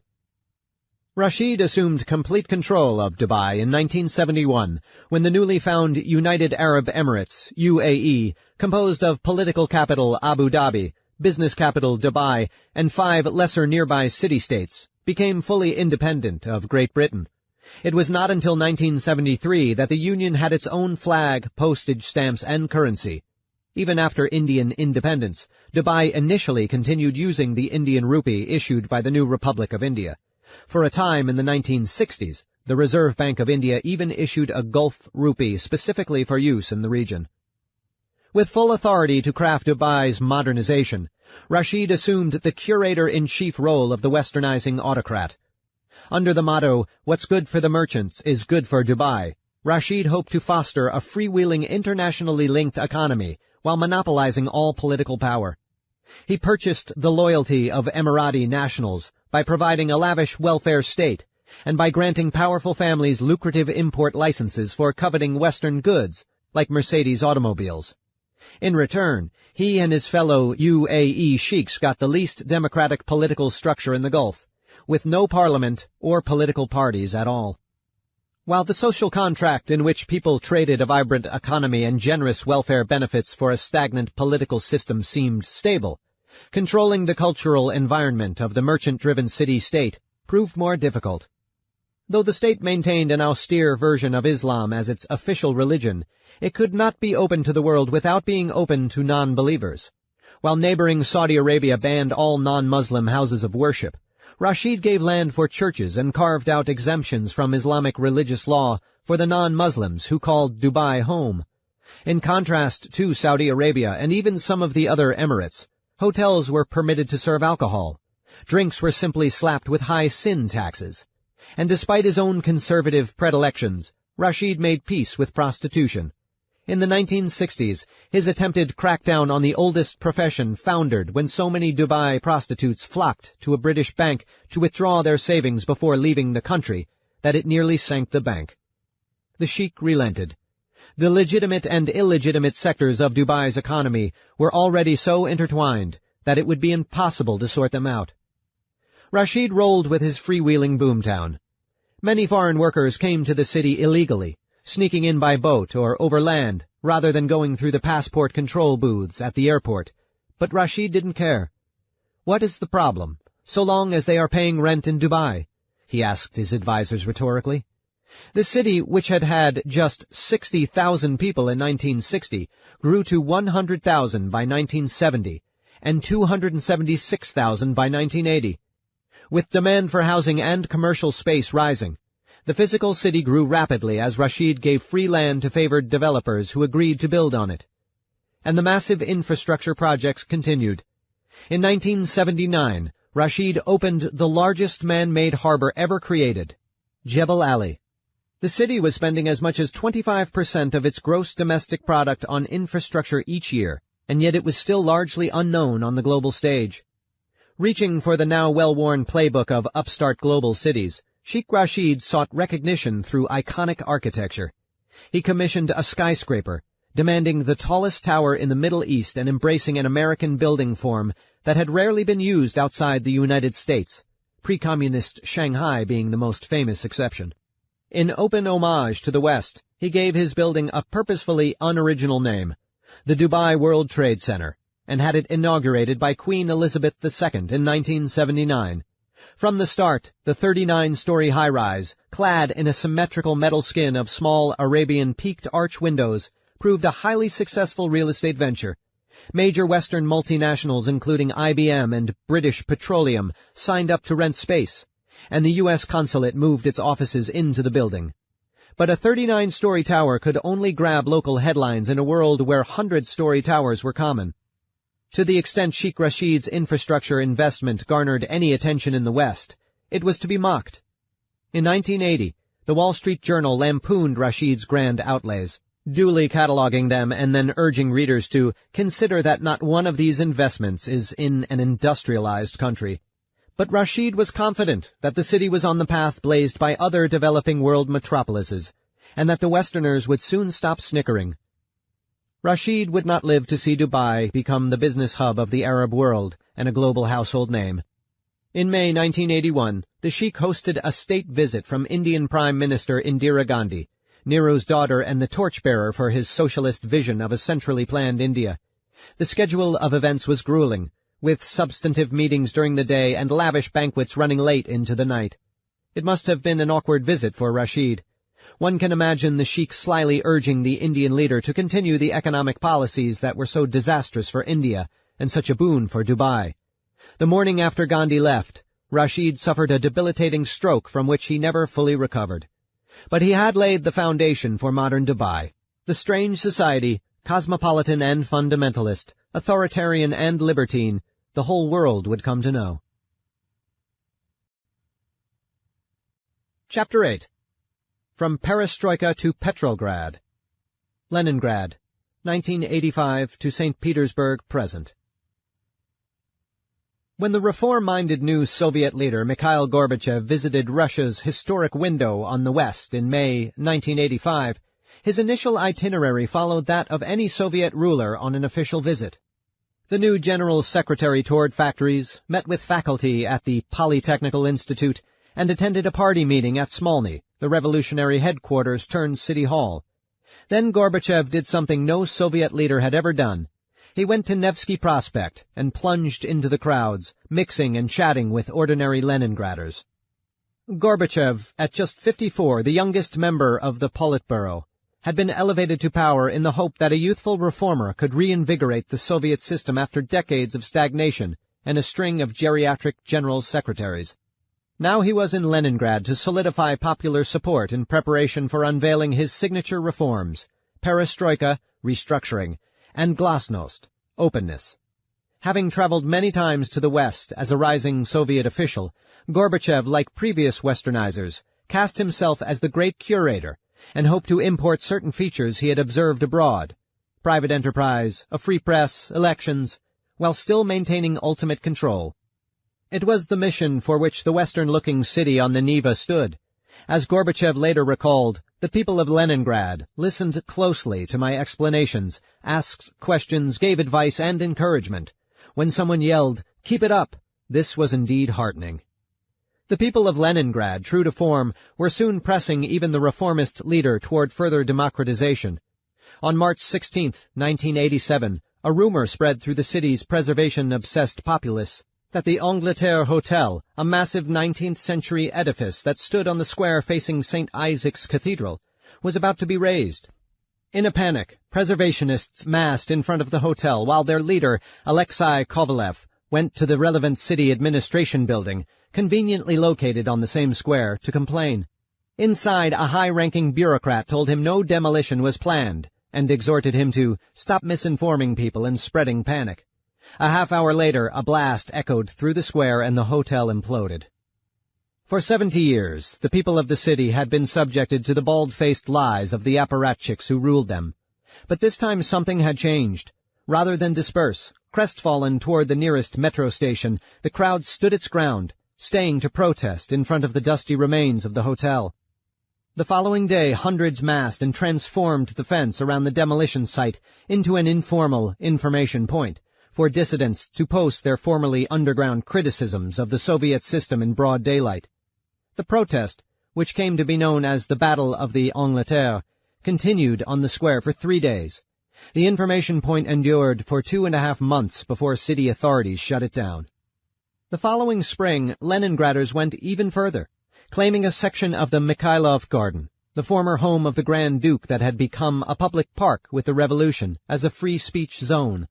In a public version of Peter's assemblies and Catherine's salons, on Saturday afternoons ordinary citizens could make 5-minute speeches on any topic. The activists called their creation Hyde Park, named for the London green space with its famous Speaker's Corner. When the authorities cracked down on the venue, organizers decamped for an even more public space, Nevsky Prospect. Setting up in front of a former cathedral that had been transformed by the communists into the Museum of the History of Religion and Atheism, Hyde Park now claimed the most visible location in the city. The street that had long offered Russians all the bounty of the West, save its political freedoms, finally seemed to be fulfilling its destiny. Free speech soon blossomed into free assembly. That summer, Leningrad witnessed the first large-scale grassroots political protest in the history of the Soviet Union. On the day the Supreme Court of the USSR posthumously overturned the guilty verdicts in the treason cases that had launched Stalin's 1930s Great Purge out of Leningrad, locals held a memorial gathering to honor the memory of victims of state repression.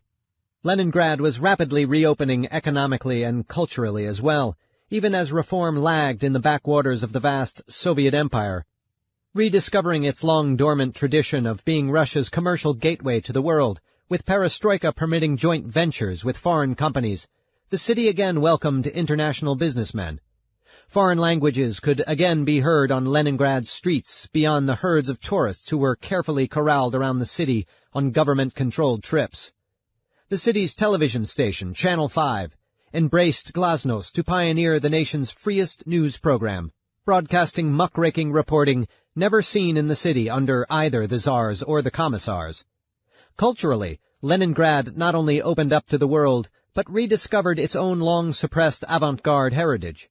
Alongside Catherine the Great's imported Western masterpieces at the Hermitage, works by Russian constructivist artists and architects were again put on display, and Leningrad émigré writers like Vladimir Nabokov and Joseph Brodsky were finally published in their hometown.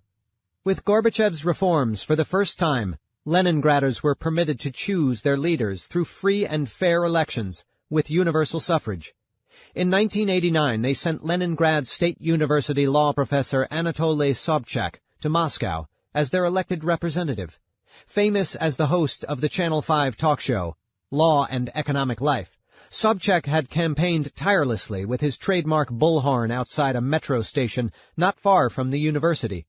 Through his connections with Channel 5's management, he convinced the station to host the USSR's first televised political debate.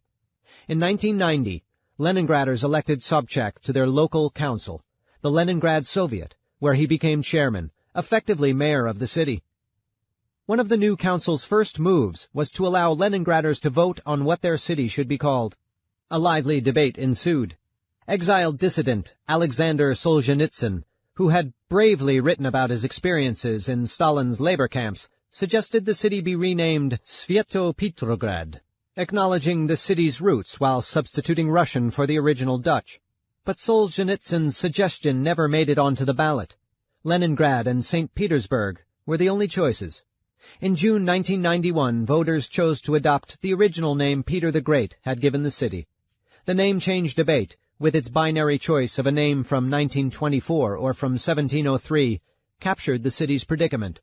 Rather than conceive of a new role for itself, it simply chose between different types of nostalgia, one for Tsarist opulence, the other for Soviet superpowerdom, both of which had stifled the city. In the same vein, while the vote was taking place, the Angleterre Hotel was being rebuilt on site in a nostalgic style chosen to mimic the building that had been destroyed just 4 years earlier. 2 months after the referendum, on August 19th, Conservative Party officials launched a coup against Gorbachev and his fellow reformers.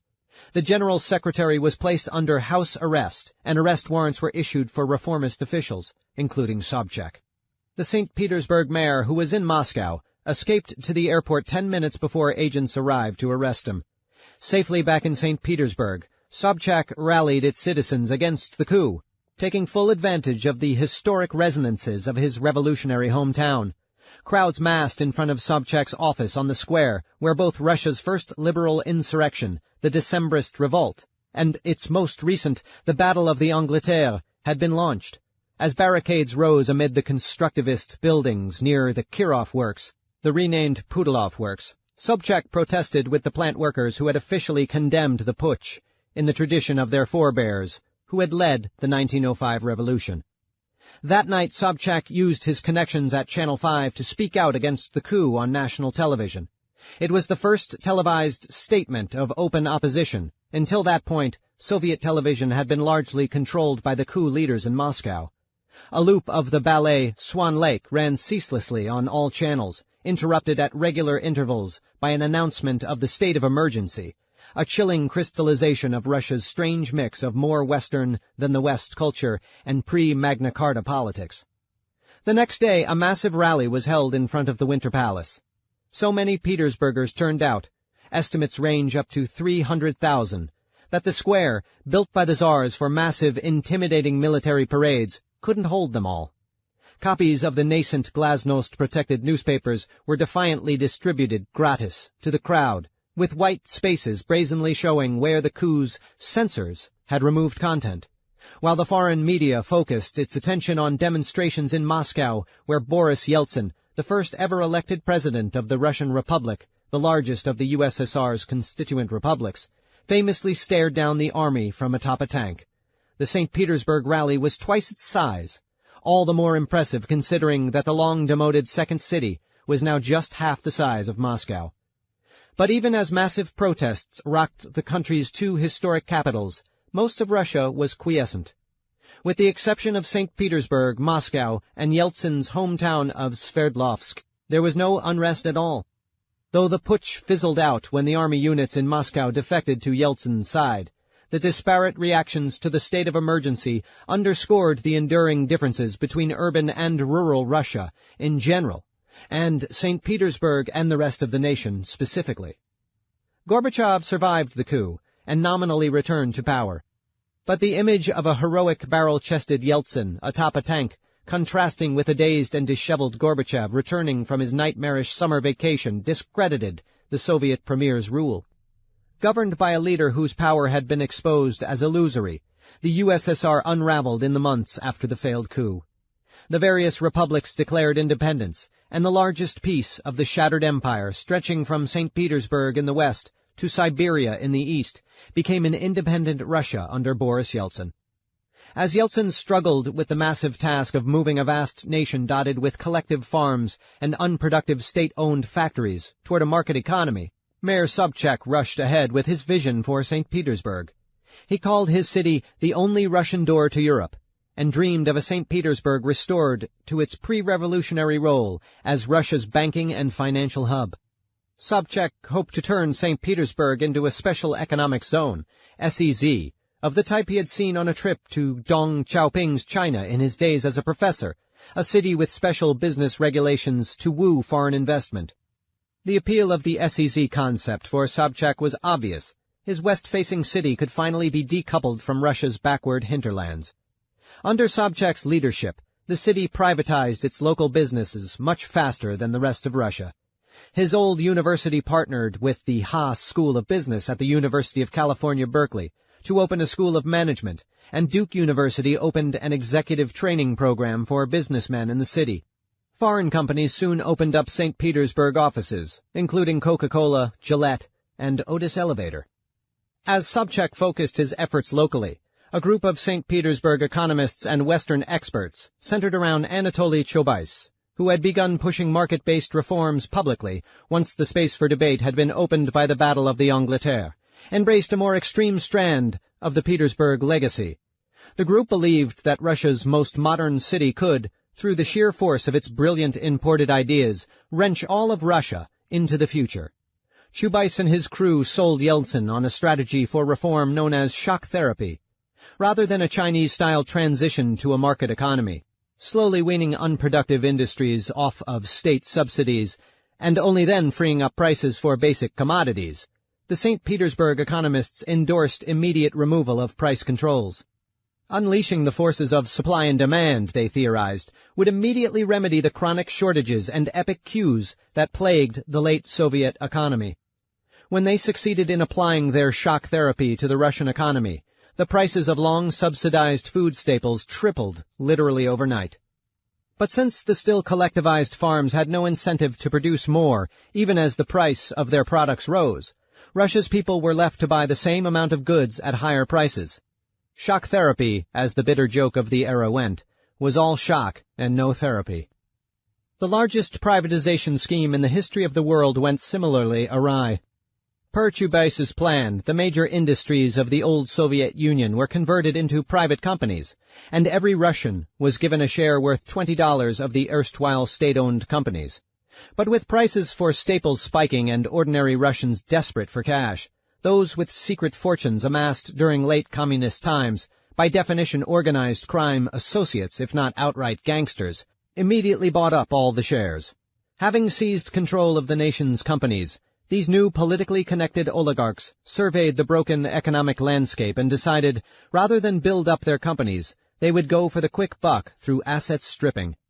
Everything that wasn't bolted to the floor in factories all over Russia was sold, and then, to protect the proceeds of the sales from rampant ruble inflation, profits were converted into hard currency and moved to banks in the West.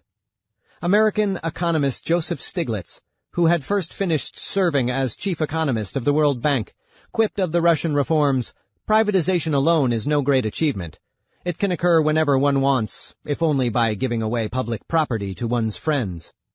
The St. Petersburg economists soon came to be compared with another group of vanguardist revolutionaries so taken with the beauty of their imported theories that they were blinded to the damage they wreaked on the ground. They became known as market Bolsheviks. The St. Petersburg's economists' national plan were disastrous for their hometown. Mayor Sobchak's vision for his city as a business hub foundered as foreign companies realized that doing business in the new Russia would not be like doing business in the West. In Europe, a company could base its operations in a financial center like Frankfurt and station a skeleton staff in Berlin and Brussels to keep an eye on government policies and the regulatory environment. But in Russia, a clique of politically connected Muscovites would control the entire economy. Without access to political power in Moscow, a foreign company didn't stand a chance of success.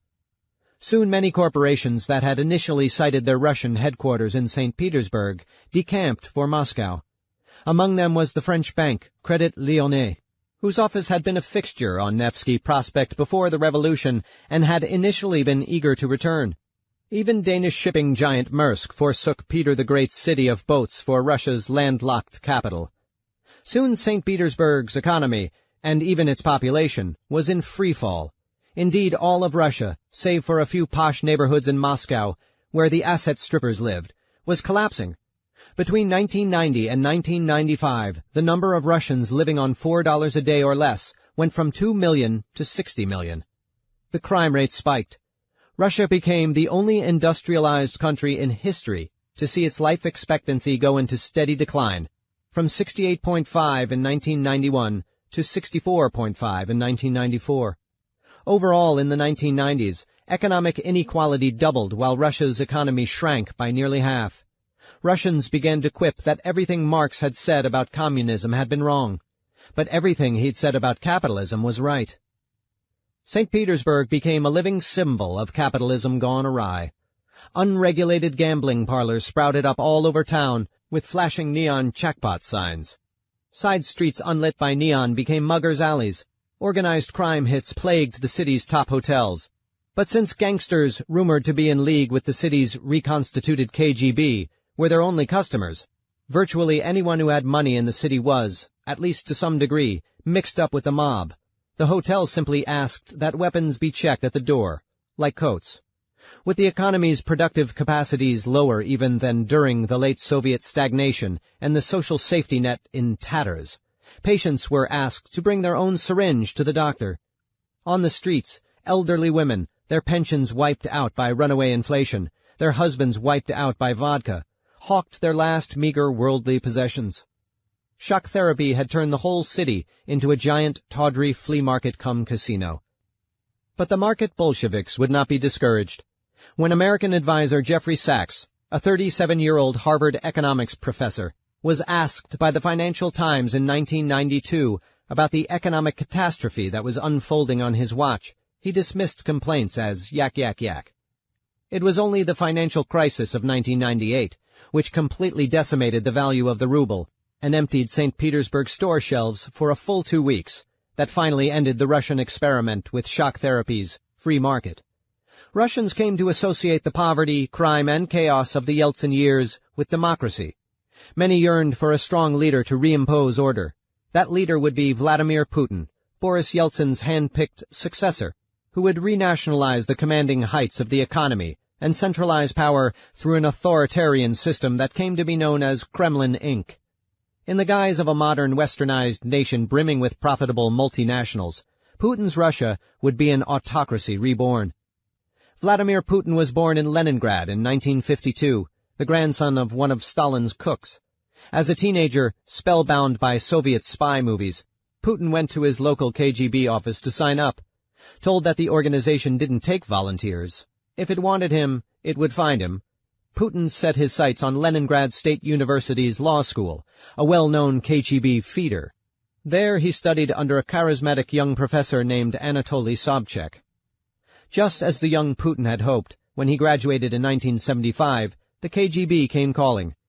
The newly minted spy was initially stationed in his hometown.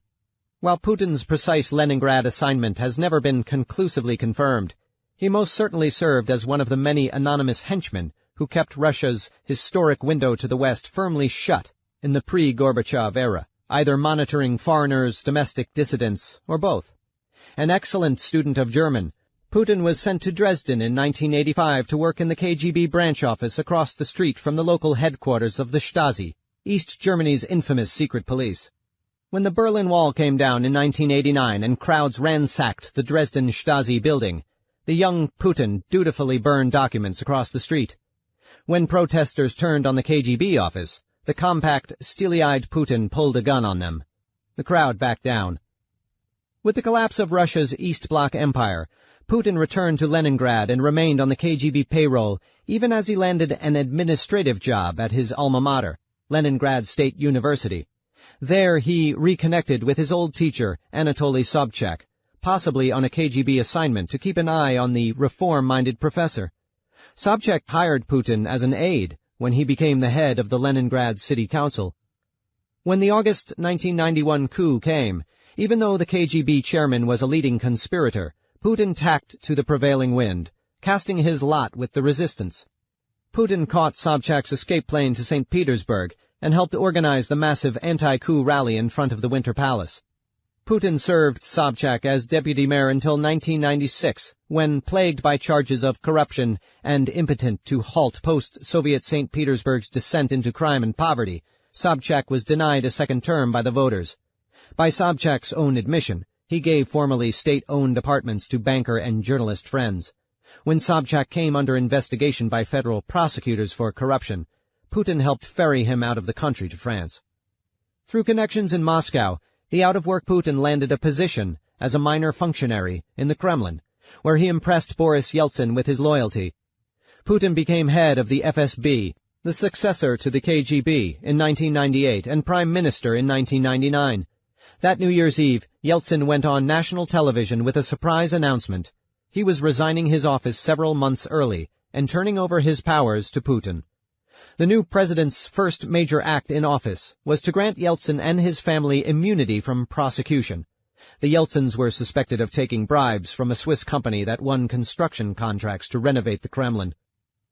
Putin's main vehicle for re-centralizing economic power in the Kremlin was Russia's largest company, the quasi-governmental natural gas monopoly Gazprom. Fossil fuels had always been the secret strength of the Soviet economy. The country's natural gas reserves were so vast that Soviet apartment buildings had no gas gauges, their units had no thermostats, and their radiators had just two settings, on and off. Indeed, it was a drop in global energy prices in the 1980s that, in part, brought on the collapse of the Soviet Union. When the St. Petersburg economists and their Western advisors were breaking up the old Soviet economy in the 1990s, they made an exception for natural gas. While other industries were spliced into rival companies, they left untouched the old Soviet Ministry of Gas that in 1989 had simply converted itself into a private corporation, with the government as the largest single shareholder. Under Putin, the government asserted increasing control over the company, and the company in turn asserted increasing control over the country. In 2001, government representatives became a majority on the company's corporate board. In 2005, the government used cash to raise its stake in the company above 50%. As demand for energy rose in the new century with the stunning growth in China and India, cash poured into the coffers of Kremlin Incorporated. By 2011, Gazprom was the 15th largest company in the world, bigger than American corporate behemoths like Walmart and Goldman Sachs. As energy prices spiked, Gazprom grew richer, Russia grew powerful, and Putin and his allies grew unassailable. The key was that under Putin, Gazprom ceased to be just a gas company. Instead, it was transformed into a vast conglomerate that served as the government's vehicle for asserting control over Russia's remaining independent media. In 2001, oligarch Vladimir Kaczynski, imprisoned on tax evasion charges, sold his media empire to Gazprom for a lowball price in exchange for his release. The sale included NTV, Russia's leading independent television station, and Itogi, a news magazine that had been published in conjunction with the American publication Newsweek. Ultimately, all three Russian television networks came under Kremlin control. With television defanged, newspaper censorship could be less strict. The marginalized St. Petersburg and Moscow intelligentsia, though at times openly critical of Putin's regime, was seen as powerless to threaten it.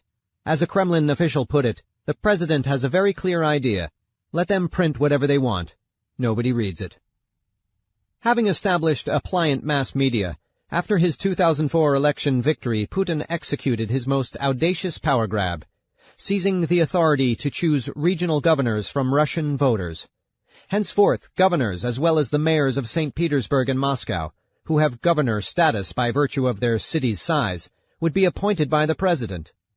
Putin, the former aide to the democratically elected mayor of St. Petersburg, had taken away the power of his hometown residents to choose their own leaders.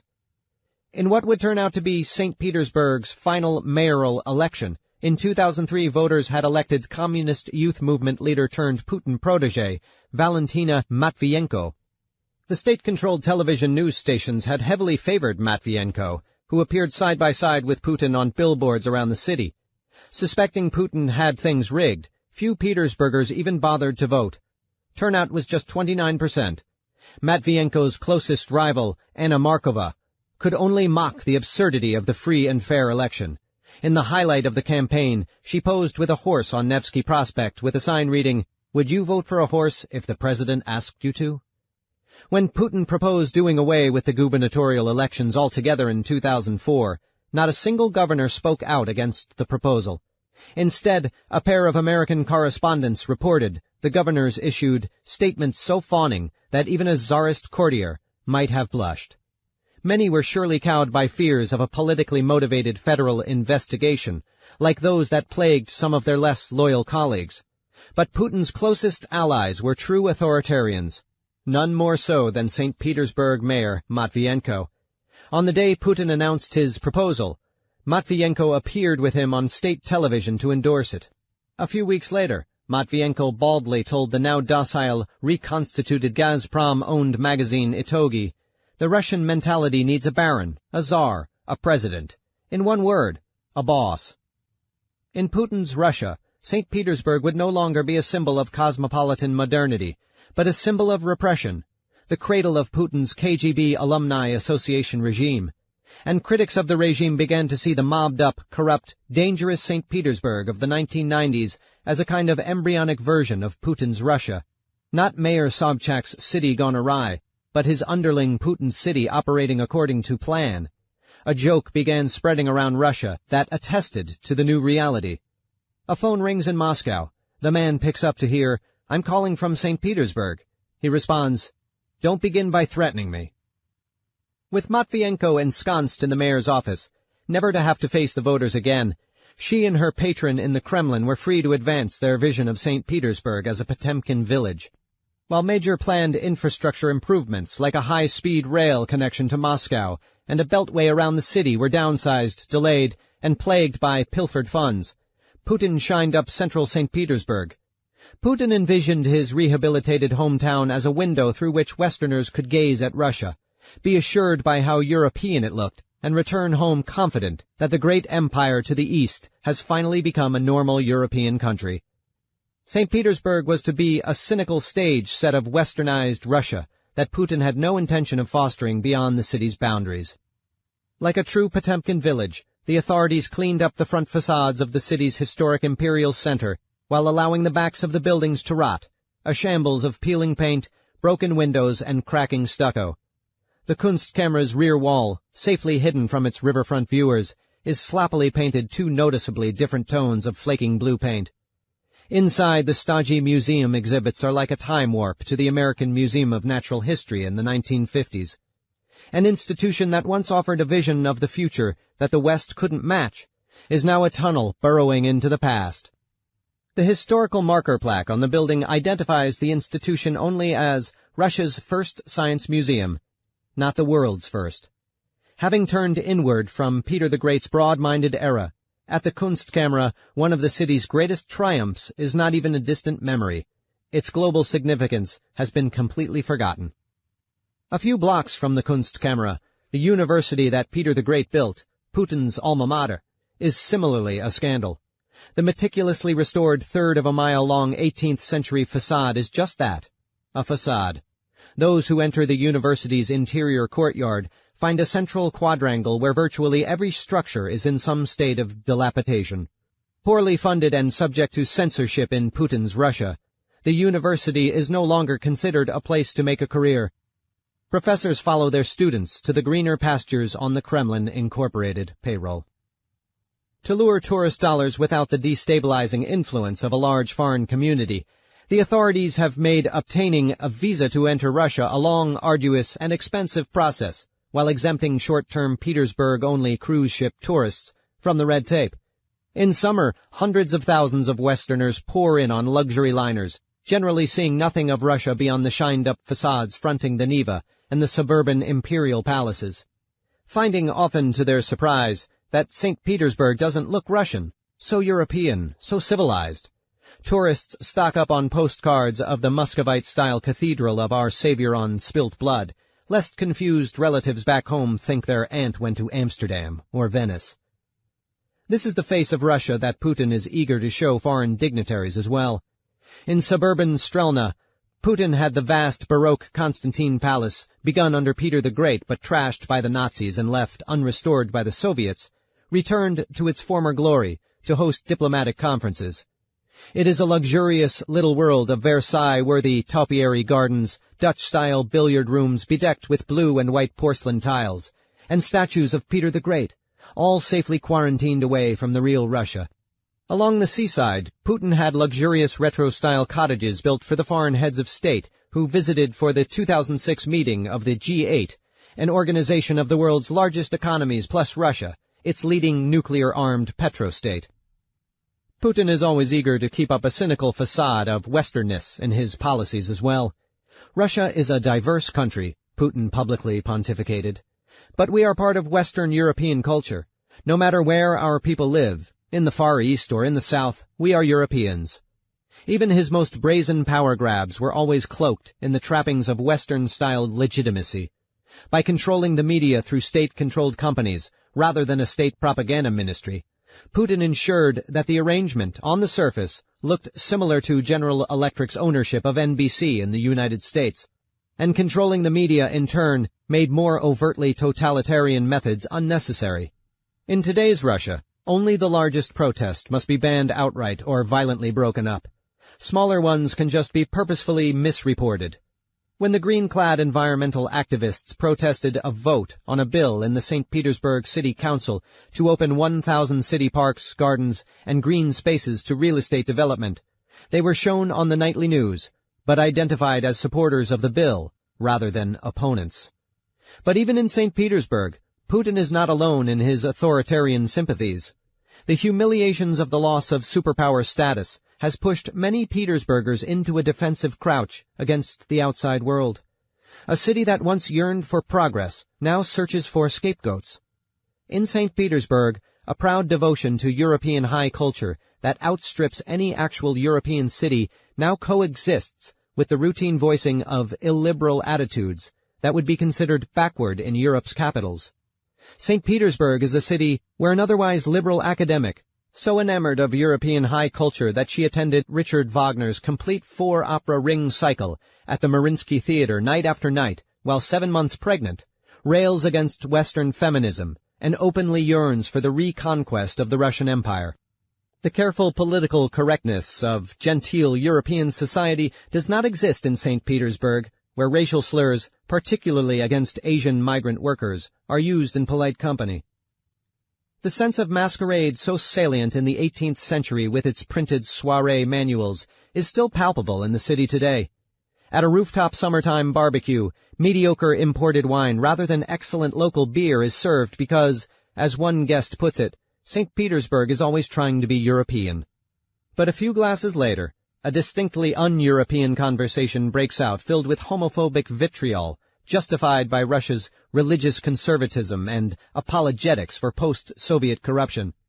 One young lawyer, a graduate of Putin's local alma mater, whose firm, as he puts it, represents the monopolies, defends his clients as the only firms capable of getting the job done, a rather circular argument in an economy without open competition. The attorney praises Putin for cleaning up downtown, but for the city's founder, he has less fulsome praise. Peter the Great is a very controversial figure in Russian history. As the crowning glory of Putin's shiny new Petrograd, a giant symbol of the petroleum-based power of the Petersburger in the Kremlin was proposed, a Gazprom office tower that would be, at over 1,300 feet, Europe's tallest skyscraper.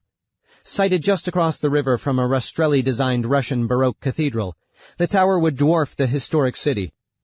Though Gazprom had obtained a special exemption from the historic neighborhood's height limit, the UN Cultural Agency, UNESCO, threatened to remove St. Petersburg from its list of World Heritage Sites if the tower were built. To preservationists locally and at UNESCO, the unity of the city's church spire-dominated skyline would be destroyed by inserting the tallest building in Europe along the Neva. The design for the Gazprom Tower was chosen in 2006 through an international competition marred by controversy. International starchitects Sir Norman Foster and Raphael Vignoli, who had been enlisted as judges, resigned from the committee in protest. While neither architect explained his reasons publicly, speculation was rampant that they quit over preservation concerns as well as pressure from Mayor Mitvayenko to pick her favorite design, that of London-based architecture firm RMJM. Competitors complained as well. Swiss architecture firm Herzog and de Meuron, which submitted a design to the competition, put out a statement saying that the process seemed to confirm the clichés about Russia, which we are reluctant to believe. Amid the controversy, RMJM's proposal for a translucent, twisting, tapering design that echoed the blue gas flame of the Gazprom corporate logo was chosen. Philip Nikandrov, a native St. Petersburg architect who had launched his career in Dubai, became the firm's point man in the city. He served as the public face of the pro-tower forces from his office in the Singer Building on Nevsky Prospect, a building that itself had been initially proposed to tower over the street at 16 stories, only to be cut down to 6 by decree of the Tsar. From the start, the project had powerful backers in Putin, Matvienko, and Dmitry Medvedev, the chairman of Gazprom's board of directors who in 2008 became Putin's hand-picked successor as Russian president. Putin would reclaim the presidency in 2012, demoting Medvedev to prime minister. But the people of St. Petersburg, from the architectural elite down to workaday residents, were hostile to the tower. The skyscraper debate was an issue where dissent could not be covered up by the authorities. How could a Petersburger not have an opinion on whether the tallest tower in Europe should be built over their city? En masse, residents returned to the defensive preservationist stance they had held to in the Soviet period, with popular opposition to the tower spearheaded by Living City, an activist group made up of architects and historians as well as ordinary citizens.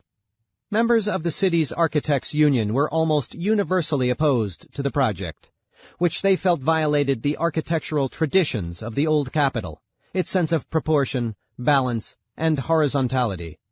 There was even talk of expelling Nikandrov from the union. But with the unsavory historical resonance, in Stalin's time being expelled from your professional organization was typically a prelude to being arrested and executed, the group decided simply to issue a formal statement of opposition.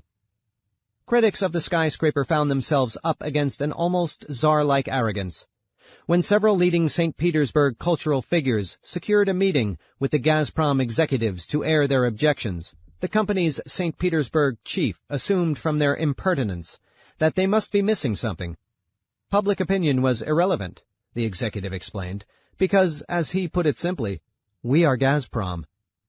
And yet, for all its arrogance, the new regime was keen to keep up appearances of democratic legitimacy. Even if the outcomes were fixed, a show of proper procedure was made. Public hearings were duly held on the Gazprom Tower, albeit with riot police present to intimidate opponents. But the hearings themselves were a kind of kabuki theater. In 2008, anti-tower activists surreptitiously attended and filmed a casting call for actors hired to support the project at public meetings. And a scrappy local English-language newspaper reported that after the hearing, pro-tower actors had lined up around the corner to collect their pay, reportedly 400 rubles, $17. As with Catherine the Great's assemblies, the Western-style ritual was performed but drained of its meaning in a masquerade of political equality and democratic openness. Architect Nikandrov himself was unfazed by the allegation that project supporters were paid actors. Even if the pro-tower members of the audience were paid, he explained, this would still be in keeping with the letter of the law. Even if it was done, it wouldn't be a breach of the law, because in a public hearing, anybody can come. An artist or actor can come. There are no limitations to an open public hearing. Anybody can come. In Putin's Petersburg, as everyone understands, democracy is just a show. So why should it matter if some of the actors are paid and others are volunteers? As usual, it was left to Matvienko to play the open authoritarian. After visiting Dubai to sign up Arab Tech, the contractor that built the world's tallest building, the Burj Khalifa, for the Gazprom job, she gushed, "Of course, it's summer there year-round. Of course, they have a cheap workforce there. And there is the sheik who signs off on a project one day and the next day building begins. We don't have that here yet. Nevertheless, it should give us pause for thought. We should carefully study this know-how and use all the positive elements in our work." With near-unanimous public opposition to a project backed by a mayor who would never have to run for re-election and the man who put her in office, the public fight over the tower became a proxy war over the city, and nations turned toward authoritarianism under Putin. Being a proxy war, the stakes were much higher than just whether the tower would be built. If the project went through, opposition figures in St. Petersburg felt activism on all fronts in the city would collapse as Petersburgers would be forced to conclude that they had been demoted from the citizens of the early post-Soviet period to mere petitioners again, as they had been in Tsarist and communist times. In the winter of 2010, something surprising happened. Mayor Matvienko announced that the tower project would be moved to the outskirts of the city, where it wouldn't mar views of the historic center. Many observers believed that the relocation plan was just a face-saving measure, that the tower would never be built at all. Regardless, it was a stunning victory for the tower's opponents. The people of St. Petersburg had proven that they could, together, still veto their unaccountable leader's vision for the city. But they still felt impotent to propose what their city should become. The leading opposition group in the tower fight may have been called Living City, but it had no vision for the future of St. Petersburg. It just wanted to protect the existing city from those who would destroy it. The activists' critique, without a constructive project, would be echoed in the rallying cry of the 2012 protests, Russia without Putin. The leaders who were proposing the tallest tower in Europe had little vision either. The tower wasn't the symbol of a dynamic global hub, or even of a St. Petersburg that again aspired to become one. It wasn't the pinnacle of a vast program of urban development, a worthy heir to Peter the Great's ambitions. It was a one-off vanity project, a monument to the petrochemical wealth that bubbles up from Russian soil and the Petersburg clique in the Kremlin that shrewdly seized it. Ultimately, the Gazprom Tower was just a 21st century ice palace, a monument to what leaders can buy, not what they can build. For all its failure to live up to its potential today, St. Petersburg proves that Peter the Great was right about something. Geography matters. In the post-Soviet era, being a short drive from the European Union border has again made St. Petersburg Russia's window on the West, even if its rulers would prefer otherwise.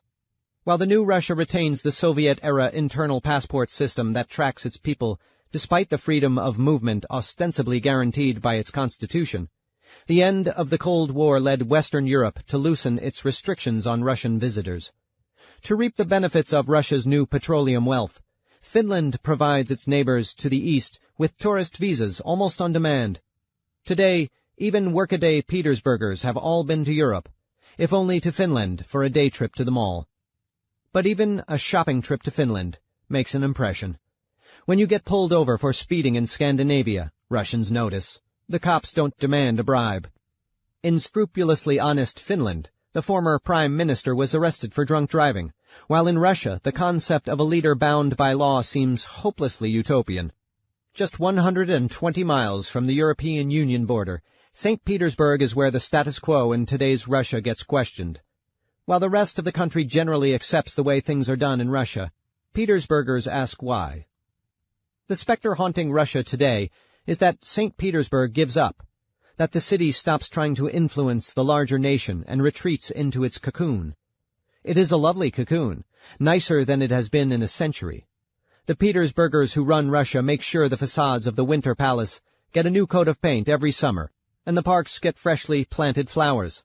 Nevsky Prospect today is once again a thoroughfare, where the most luxurious goods in the world are available for purchase by wealthy locals, the pride of a city that is, as it was in the 19th century, open to foreign products, if not foreign ideas.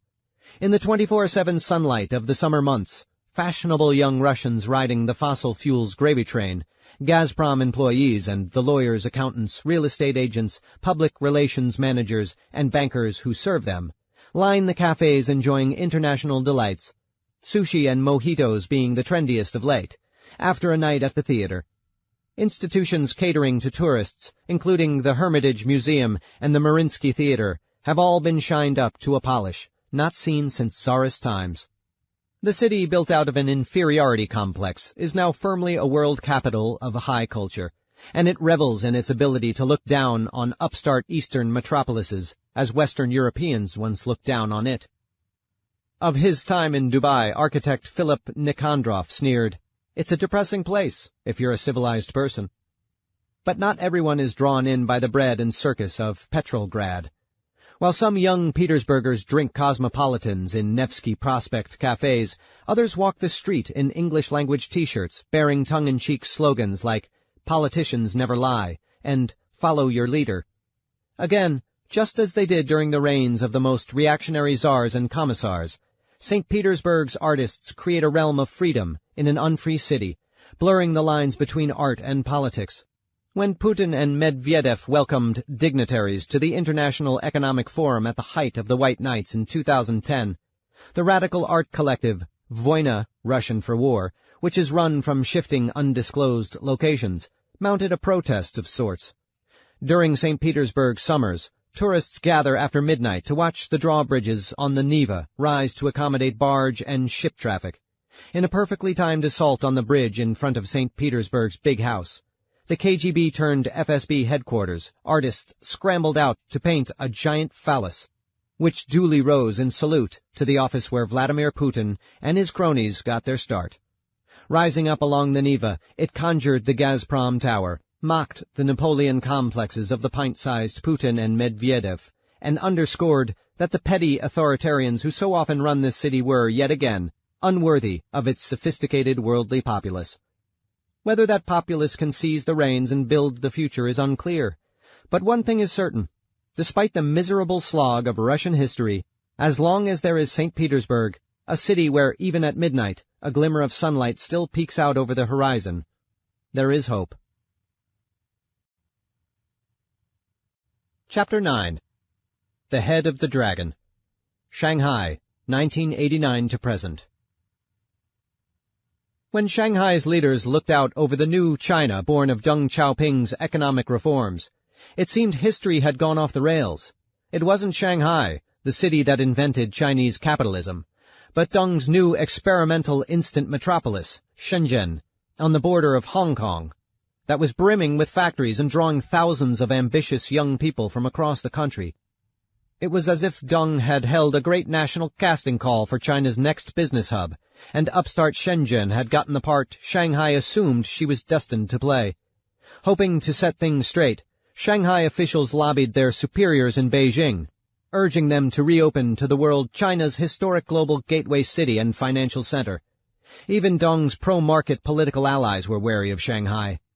Some officials worried that unleashing China's cradle of cosmopolitanism and revolution could upend their rule. Others fretted that the symbolism alone would aid their ideological enemies. Deng was already beset by anti-market factions within the party who warned that his new special economic zones for international investment would become foreign concession zones reborn. Though Deng had been able to overrule them in creating Shenzhen, the symbolism of their critique would be much more salient in Shanghai, a city that had actually been a grouping of foreign concessions during China's century of humiliation, from the Opium War through World War II. But the Shanghai city government kept pushing. In the 1980s, when we prepared the master plan, Zhang Rufei, a former Shanghai city planning official, explained, "We had the idea to build the Pudong side of the river, and we tried to sell the central government on this idea." The ambitious plans for Pudong were seemingly the perfect antidote to the charge that the new Shanghai would be a revival of the foreign concessions of the old. Shanghai planners called for building a sparkling new downtown directly across from the Jazz Age skyline that the British and American Shanghilanders had erected on the Bund. By towering over the edifices of foreign-dominated Shanghai, the new development would symbolize the rise of a powerful independent China. And beyond just dwarfing the foreign-built city, the new downtown would literally rise over old Shanghai's shame. The skyscrapers would sprout from the mud of Pudong, the notorious district of foreign-owned factories and Chinese workers' shacks, where the Chinese had toiled for a pittance to enrich Western companies like British American Tobacco and Standard Oil. For all the ideological allure of the proposals, time and again the ambitious plans were scuttled by the central authorities in Beijing. If Shanghai wanted to open up economically, its leaders would first have to reassure the Politburo that they could keep the lid on. The opportunity to prove their authoritarian credentials came with the Tiananmen Square movement of 1989. The massacre in Beijing is well known. Yet, in hindsight, the relative order that prevailed in Shanghai during the unrest may have been even more important. It was Shanghai's composure during the Tiananmen movement that finally won it the go-ahead to develop Pudong, and ultimately shift all of China to its model of economic openness and political deep freeze, when the ruthlessly efficient pair who ran Shanghai, Jiang Zemin and Zhu Rongji, were given the keys to the Middle Kingdom. Just as Bombay's quiescence during the Sepoy Rebellion of 1857 convinced authorities in London to unleash its development and made the city a model for all of India, so Shanghai's relative tranquility in 1989 convinced the rulers in Beijing to reopen the city as the archetypal Chinese metropolis. The Tiananmen Square crisis seemed to come out of nowhere. On April 15, 1989, news of the reformist Politburo member Hu Yaobang's fatal heart attack spread across China. While committed to one-party rule, Hu had been a strong supporter of westernization. He was the first top official to mothball his Mao suit in favor of Western business attire, and even urged people to start using forks and knives, arguing, erroneously, that chopsticks were unsanitary and spread disease. But he crossed the line when he suggested in a 1986 interview with a Hong Kong journalist that China switch from its last comrade-standing gerontocracy, which generally allowed top cadres to serve till the day they died, to a system of orderly succession. The implication that the octogenarian Deng ought to retire did not go over well. A few months later, when Hu refused to settle a series of minor student protests for political liberalization, he was ousted. In China, a tradition of over-the-top mourning to express political dissent had been established in 1976, when diplomat Zhu Enlai's death was met with vociferous public lamentations as a tacit criticism of Mao's erratic rule. Sensing an opportunity to register their discontent, Beijing students were soon massing on Tiananmen Square. In a similar vein, Shanghai's World Economic Herald newspaper held a laudatory commemorative symposium on Hu's life and work in Beijing on April 19th. 2 days later, the Shanghai Party Committee got wind that the Herald's editor-in-chief, Qin Ben-li, planned to devote several pages of his next issue to a recap of the forum. With commemorations of Hu's death already a flashpoint in Beijing, Shanghai Party Secretary Jiang Zemin personally went to the newspaper's offices and ordered Qin to delete one symposium panelist's critical quotes about Deng from the section. Qin agreed, and then ran the full, unedited text in the paper the next day. Meanwhile, reporters in the Herald's Beijing bureau leaked the story of the Shanghai Party's censorship demands and Qin's wily defiance to friends in the foreign media. Qin Benli's game of bait and switch went on for a few more days. Each day he promised to run the censored edition of the paper with a correction, and each day he didn't. Finally, on April 27th, the leading group of discipline of the Shanghai Party Committee arrived at Qin's office and rectified the Herald, removing Qin as editor. While the Shanghai Party, under local chief Jiang Zemin and his protege Shanghai Mayor Zhu Rongji, presented a united front against the turmoil as it came to be officially known, the Politburo in Beijing was tearing itself apart. General Secretary Zhao Zuyang publicly endorsed dialogue, but paramount leader Deng Xiaoping wanted a crackdown, violent if necessary, against the now tens of thousands of Tiananmen Square demonstrators. A mix of workers and students, the protesters rallied around a handmade torch bearing Goddess of Democracy that looked uncannily like America's Statue of Liberty, hardly the Western import Deng hoped to encourage with his reforms. Though intra-party disagreements were not unusual, the public daylight between Deng and Zhao was unprecedented. Escalating the situation was Soviet leader Mikhail Gorbachev's long-planned May 15th state visit. "How big is this square?" the USSR's General Secretary asked en route, high over Mongolia, when his advance team reported there were now, a full month after Hu's death, well over 100,000 protesters in Tiananmen. Ironically, it was Soviet urban planners who had helped expand Tiananmen in the 1950s. But Sino-Soviet relations had so soured over the intervening decades that this would be Gorbachev's first visit to the world's largest communist country. When Gorbachev's jet landed at noon, the Soviet premier was welcomed at the airport rather than in Tiananmen Square, as had been planned. The next day, Gorbachev was spirited into the square-fronting Great Hall of the People through the back door, 2 hours behind schedule. Beijing's leader had doubted that the path to the front door could be cleared without the use of force. As Gorbachev spoke inside, the crowds outside welcomed him with shouts of his name in Chinese and handmade banners reading, "Welcome the Initiator of Glasnost." On May 18th, the Soviet General Secretary escaped the chaos engulfing Beijing and flew to Shanghai for the second leg of his state visit.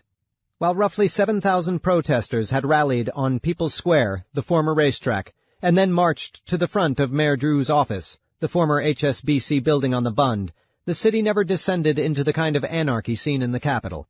In contrast to Beijing, Gorbachev's trip to Shanghai came off exactly as planned. The Soviet leader met with local officials and laid a wreath at a statue of the 19th-century St. Petersburg poet, Alexander Pushkin, in the former French concession. On the tree-lined streets of the old French district, Gorbachev paid quiet homage to the Russian writer who had described St. Petersburg as a window cut through to Europe. As part of the Sino-Soviet thaw, China's historic window on the west, Shanghai had fittingly become an official sister city to Russia's Leningrad in 1988. For all the viciousness of the restoration of order in Beijing, with the People's Liberation Army opening fire on its own people in the early morning hours of June 4th, the most enduring image of the crackdown betrayed the hesitation of the People's Liberation Army, the famed defenseless tank man, stopping a column of armor simply by standing in front of it. In Shanghai there was no such hesitation. Upon hearing news of the massacre in Beijing, Shanghai protesters began massing and erecting barricades along the main train tracks connecting Shanghai to the capital. On the evening of June 6th, as a passenger train from Beijing came careening down the tracks toward protesters atop their barricade, which included an entire locomotive, the demonstrators anticipated a tank man-style hesitation. Instead, the train plowed right into the barricade, mowing down 9 people, 5 of whom died. When the train finally came to a halt, enraged protesters pulled the train's engineer from his cab and beat him before setting several train cars on fire. It took 700 police sent by the municipal government to restore order. The next night, Shanghai Mayor Zhu Rongji gave a televised speech. Shanghai cannot afford any turmoil, he intoned, invoking the official euphemism for the protest movement. My comrades have asked us to call in the People's Armed Police, and some have even suggested bringing in the army. As mayor, I solemnly declare that neither the party committee nor the municipal government has considered calling in the army. We have never envisaged military control or martial law. We seek only to stabilize Shanghai, to steady the situation, to insist on production, and to ensure normal life. A master of public relations, Zhu created a sympathetic public persona in his speech before spending the rest of the week playing the remorseless commissar behind the scenes. In short order, he oversaw the arrest, conviction, and execution of 3 people who had beaten the train conductor. Mayor Dru's public statement on the need to insist on production, that the business of Shanghai was business, echoed a private statement that his mentor, Jiang Zemin, had made at a Politburo meeting weeks earlier, in the thick of the crisis. "We will never allow protests to disrupt Shanghai's production routine or social order," Jiang had declared. "We will never permit the rise of illegal organizations, will ban all illegal demonstrations and marches, will forbid all forms of networking. In particular, we will strive to win over the masses in the middle, to diffuse confrontations, and to get things settled down as quickly as possible." This strategy of caring less about hearts and minds than about actions, of preferring intimidation to violence, and, above all, of keeping the economy humming would become, in time, the governing philosophy for the whole of China. When General Secretary Zhao Ziyang refused to declare martial law even after the diplomatic humiliation of Gorbachev's state visit to an out-of-control capital, Deng had him replaced. On May 27th, Jiang Zemin became General Secretary, and he ultimately supported the June 4th crackdown. Having proven themselves during the Tiananmen crisis, the Deng-backed Shanghai clique of Jiang and Dru took over China, and the Shanghai model became the nation's model. But before joining General Secretary Jiang in Beijing, Major Dru would lay the foundations for the new Pudong, a shimmering glass and steel vision of the new authoritarian capitalist China. The Tiananmen crackdown initially appeared to slow down Shanghai's reopening. Following the massacre, a development loan for the construction of Shanghai's new subway system got held up for 6 months. Work stalled as well on Atlanta architect and developer John Portman's Shanghai Center, an office, shopping mall, and hotel complex that constituted the first foray by an American architect into the city since the days of the international settlements. But 7 months after the crisis, during his Chinese New Year visit, Deng told Shanghai's authorities to fast-track the development of Pudong. 2 months later, the State Council approved the Pudong new area as a special economic zone, and Deng himself christened the city the Head of the Dragon, re-anointing Shanghai as China's economic hub. The following year, Mayor Dru convinced the visiting Deng to support his ambitious plan to turn Pudong into far more than just another manufacturing SEZ. Dru envisioned the new Shanghai as the trade and finance capital of Asia, the Wall Street of the East. The possibility of supplanting the soon-to-be-returned but frustratingly free city of Hong Kong as China's financial hub greatly appealed to Deng. With communism collapsing in Eastern Europe and then in Russia itself, the Chinese Communist Party wagered that only massive economic growth fueled by foreign investment could keep it in power. Modernizing Shanghai would be the centerpiece of the party's project. Before liberation, ousted General Secretary Zhao Ziyang wrote in his memoir, Shanghai was a highly developed metropolis in the Asia-Pacific region, more advanced than Hong Kong, let alone Singapore or Taiwan. But after a couple of decades, Shanghai had become run down and had fallen far behind Hong Kong, Singapore, and Taiwan. This made people ask, what exactly is the advantage of socialism? Only by turning Shanghai into a showcase of its authoritarian development model could the party reassert its right to rule. Much as the British felt they could vindicate their colonial domination over India through the awe-inspiring edifices of Bombay, so the Chinese Communist Party felt it could win adherents to the system it called the People's Democratic Dictatorship by rebuilding Shanghai as the world's most futuristic city. The speed and efficiency with which the communist authorities would move Shanghai from mothballed relic of the past to stunning vision of the future would rattle the world. In just 20 years, the city's people would go from commuting to rundown factories by bicycle to riding to the city's new international airport on the fastest train on Earth. Makeshift huts would be replaced by a high-rise cityscape boasting more skyscrapers than Manhattan. And the Shanghainese would go from agonizing over each year's rice harvest to enjoying a life expectancy higher than America's. Looking to Shanghai, the masses of China's interior finally had evidence that, as Mao famously declared upon taking power, but never quite proved, China has stood up. And the world would again have to reckon with "we will bury you communism," the ruthless efficiency of a system of rule by fiat, where people build wonders by shutting up and doing what they're told. The man who would launch the building of the new Shanghai, Mayor Drew Rongji, like all of history's authoritarian city builders, had the mind of an engineer. As one famous anecdote has it, at a state dinner in Australia, Drew went to the bathroom and was gone for so long that his worried hosts went to check on him. Found in his shirt sleeves tinkering with the toilet tank, Drew embarrassingly explained that he had grown so fascinated by the Australian water-conserving commode that he couldn't resist taking apart its dual-flush system and putting it back together again. "We must introduce this toilet to China," Drew gushed in his fluent English. But the engineer-mayor's ultimate passion wasn't for minor advances in toilet hydraulics. He preferred civil engineering on a pharaonic scale. Soon after Deng approved his Wall Street of the East plan, Drew held a meeting with Western financial executives at the top of the Peace Hotel, formerly the Cathay, on the Bund. Drew directed the assembled bankers to look out across the Huangpu to Pudong. The blighted spit of land they looked down on, he explained with calm assurance of the certifiably insane, would become the world's leading financial center. "It was just warehouses and shacks and rice paddies," a Wall Street executive in attendance later recalled, "and there were people living there. So I asked Drew, 'What are you going to do about all those people?' And he just said, 'We'll move them.'" And move them he did. In Pudong, 300,000 residents were pushed out of their homes and relocated to high-rise apartments.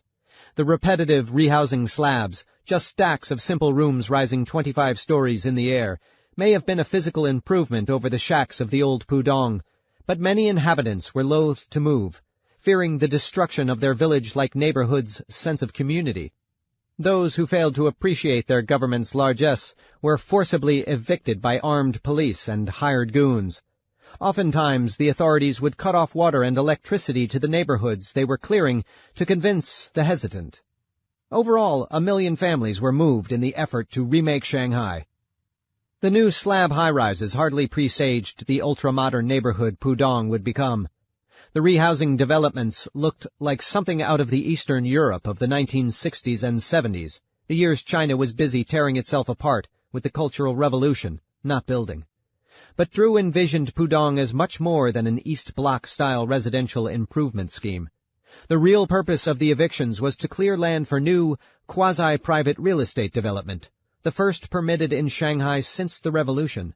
Stacking people vertically, who had been spread out horizontally, opened up land that the authorities then leased to wealthy real estate developers, often based in Hong Kong or Taiwan.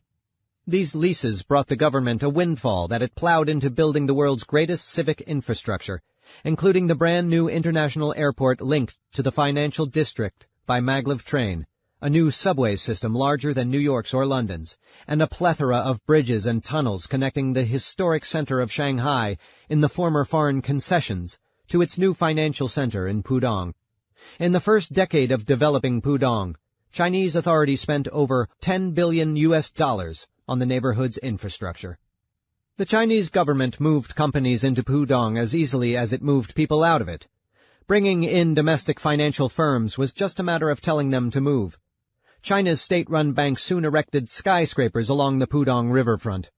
With each company wanting a signature Shanghai headquarters to brand its business, the towers of Pudong became a kind of fashion show runway of recent skyscraper designs. "It's like ladies' outfits at the opera," a German architect working in Shanghai explained. "The key is being unique, standing out from the crowd, even if it means being outrageous, over the top, or downright ugly." Shanghai clients really will object if they think the design for the building looks like another building. That's why the city has no unified style, the modern-day Shanghailander explained. But spending billions on infrastructure with no guarantee that foreign private companies would set up shop in Pudong was a risky development strategy.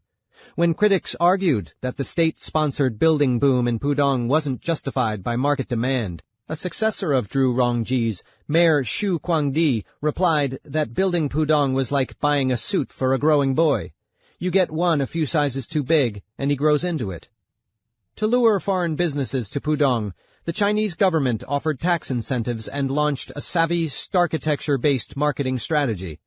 For the first of 3 super-tall skyscrapers planned for Pudong, an international competition was held in 1993 with Western and Japanese firms competing to design an 88-story tower, 88 being an auspicious number in Chinese numerology, since the word for 8 in Chinese, sounds like the word for wealth.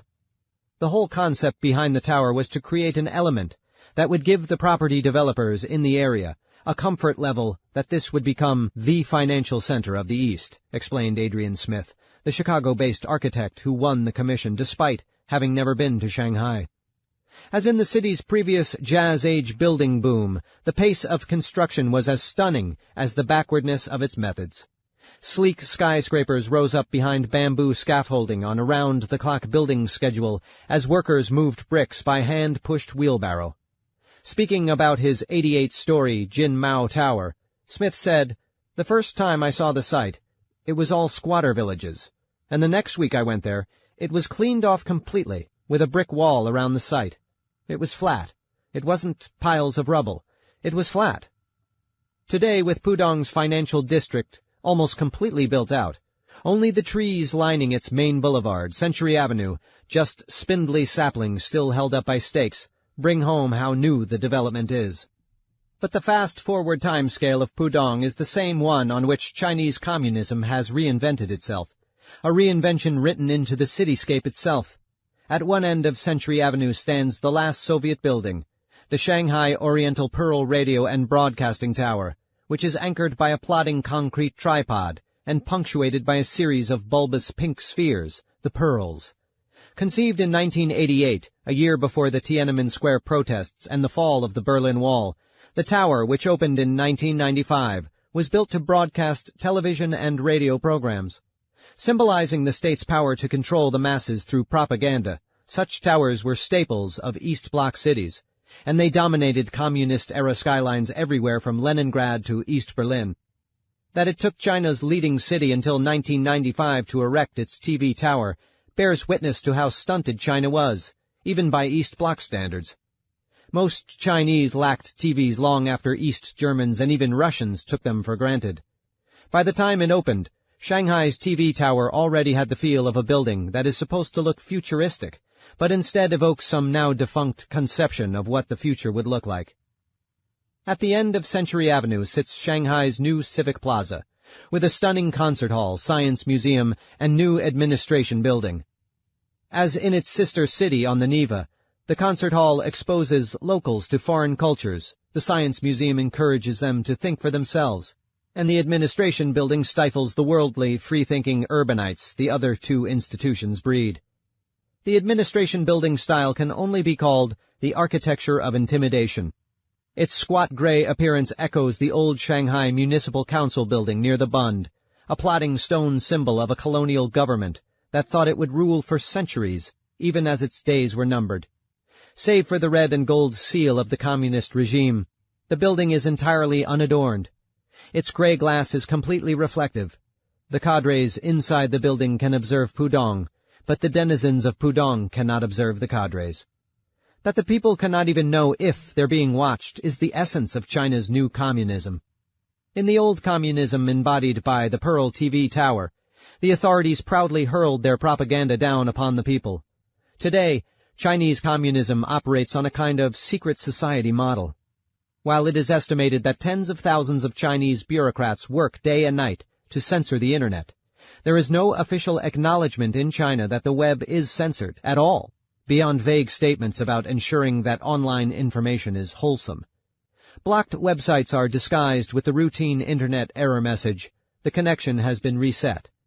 The secret of power in post-Tiananmen China is its invisibility. The ultimate invisible power is the power to design the structures in which people live their lives. The authorities in contemporary Shanghai clearly understand how architecture structures the human experience of the city, how it sets the terms on which people are brought together in urban space. The monumental, alienating feel of Pudong, with its mismatched office atop shopping mall towers set back from the speeding multi-lane traffic, is no accident. There are several factors why this style predominates. The dominance of Hong Kong and Taiwan developers, who build as if they're in their stifling hot home climates, where an air-conditioned mall is a seductive place to hang out. The speed with which unimaginative boilerplate designs can be transformed from blueprints to reality in an environment where time is money for developers as well as for government officials on the make and on the take, and the legacy of Soviet planning, with its penchant for monumental buildings, squares, and avenues, passable on foot only via underground passageways. But the ultimate factor is the government's social engineering scheme. Wide boulevards are nearly impossible to shut down with street protests. Allowing crowds to gather only when engaged in the solipsistic activity of shopping is a recipe for a depoliticized city. While Pudong represents a tabula rasa where the authorities have been able to build their dream city, across the river the former foreign concessions have been retrofitted to bring them into accord with this vision. Innumerable lilongs have been demolished and replaced with Pudong-style skyscraper-topped shopping malls set in concrete plazas. And People's Square, the former racetrack that became the city's leading site for staging officially sponsored political rallies during the Maoist era, has been filled up with civic buildings. In addition to a new city hall, a theater, and a museum is Reform-era Shanghai's salute to itself, the Shanghai Urban Planning Exhibition Hall, an official patriotic promotion site that boasts a socialist realist bronze sculpture of heroic muscle-bound workers erecting Pudong's banking towers. Filling up the square with these imposing new buildings allows the authorities to shrewdly herald the city's revival, while simultaneously rendering its main green space unusable for demonstrations. The only place the people can congregate, in the renovated People's Square, is in its underground shopping mall. The new Shanghai is as much a testament to social engineering as it is to civil engineering. A complete inversion of the historic city where anyone in the world was welcome to move at any time. The new Shanghai centrally planned the composition of its population as much as its bridges and buildings. The authorities' power to curate their city's populace was well established. Since the late 1950s, China has had a system of local residency registration, complete with IDs that function as internal passports, affording the government discretion over who lives where. To create the new Shanghai, the authorities brought in several different types of people: a working class of imported rural laborers to physically build the city, a class of foreign experts to advise its multinational businesses, and a white-collar class of university-educated English-speaking Chinese professionals to staff its companies. Taken together, the different housing forms used by each group created the disparate urban fabric of the rebuilt Pudong. Throughout the metropolis, at the bases of the most sophisticated corporate office towers, modular dorm trailers hung with laundry house migrant workers, the new class of coolies building contemporary Shanghai. Lured by work as well as the opportunity to live in China's greatest city, a laborer with a documented offer from a Shanghai employer is permitted to relocate from his rural area for the duration of the job. Once in Shanghai, he is housed in the dorm on his worksite. Given the staggering scope of the construction boom in Shanghai, temporary trailer dorms have become a near ubiquitous housing form in the city, akin to the lilongs of old Shanghai. But unlike the lilongs, the trailers, like their inhabitants, are temporary. The employment requirement for city residents allows newly capitalist Shanghai to present an image of the perfect socialist city where there are no beggars. The poor of Shanghai are all disguised, invariably dressed in their work uniforms. While rural people often stay illegally in the city after the temporary job for which they were brought in is completed, they need to find new jobs fast. Indigent, unemployed rural people routinely get sent home in sweeps, especially before high-profile events, like Shanghai's World Expo, the 2010 World's Fair that served as reopened Shanghai's international coming-out party, and police harassing guest workers, standing over them examining their ID cards and barking questions, is a common sight on Shanghai streets. The official 2008 Shanghai Demographic Survey reported that fully one-third of Shanghai's overall population is composed of domestic migrant workers. But the real numbers may be even higher. After all, the survey listed the city's total population as 18.88 million, a number likely chosen for its string of auspicious number 8s, not its statistical accuracy. Inland from the financial district's office towers and their modular coolie dorms, Western-style housing developments dot Pudong that eerily resemble the 1920s developments still standing in the former foreign concessions across the river.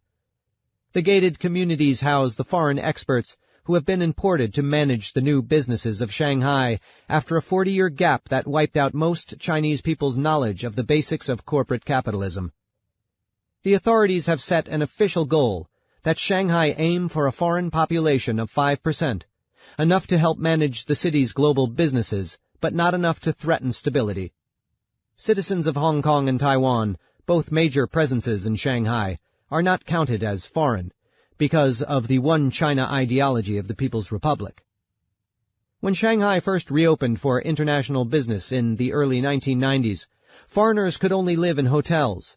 In the mid-1990s, an official list of, presumably bugged, apartments were opened up to foreign renters.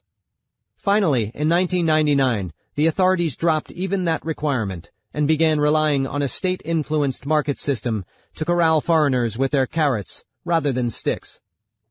Pudong's Western-style suburbs are the final result of the authorities' strategy for luring expatriates to live and work in the city.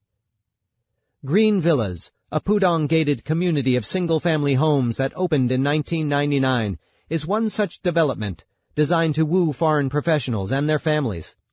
The neighborhood was explicitly modeled on the houses built for Westerners in the old foreign concessions, as Star Chen, an executive at the state-backed real estate firm that developed Green Villas, explained. At the outset of the project, said Chen, I would take every weekend to go look at all these old single houses in the former foreign concessions of Shanghai, and I would take notes.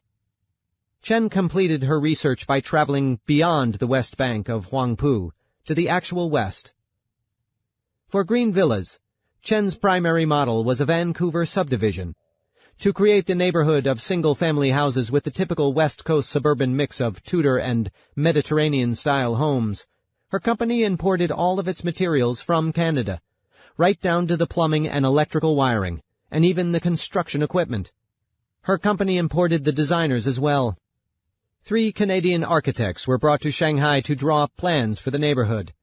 To further woo foreign families, Chen helped open up 2 international schools, one British and one American. The British school, Dulwich College, an overseas branch of the prestigious boys' school outside of London, was all but flown in from England. To build Dulwich, Chen explained, we went to London, to the real Dulwich College, the original one, and we hired the staff architect. Not far from Dulwich College, Shanghai, Star Chen's real estate firm commissioned an Australian architect to design a new shopping mall. With its black and white striped facade, inspired according to its soul-patch sporting designer by the barcode, a nod to the impersonal global capitalism for which it stands, the mall offers the area's expatriates a taste of home, much as the foreign department stores of old Shanghai did a century ago. Inside the mall, a multicultural mix of American bankers and German engineers' wives hop from the health club to the Starbucks. The mall is anchored by a supermarket, where all of the exotic luxuries of home, cheese, bread, and breakfast cereal, can be had at a shocking markup. In the mall's Indian restaurant, turbaned Sikh teenagers enjoy a taste of home. While in old Shanghai, Sikhs were imported for their skills in law enforcement. In today's reglobalized Shanghai, they are prized as computer programmers. Outside on the mall's grounds, white children play under the watchful eyes of the Chinese amahs, as they did a century ago in the public garden. As in the early 20th century, the English-speaking Shanghai Chinese professional elite favor Western-style homes. A belt of ersatz Western developments has duly sprouted on former farmland around the city, now linked to Pudong's financial district via the massive new subway system. Shanghai's authorities have consciously built up this class of Chinese professionals to staff the city's global businesses.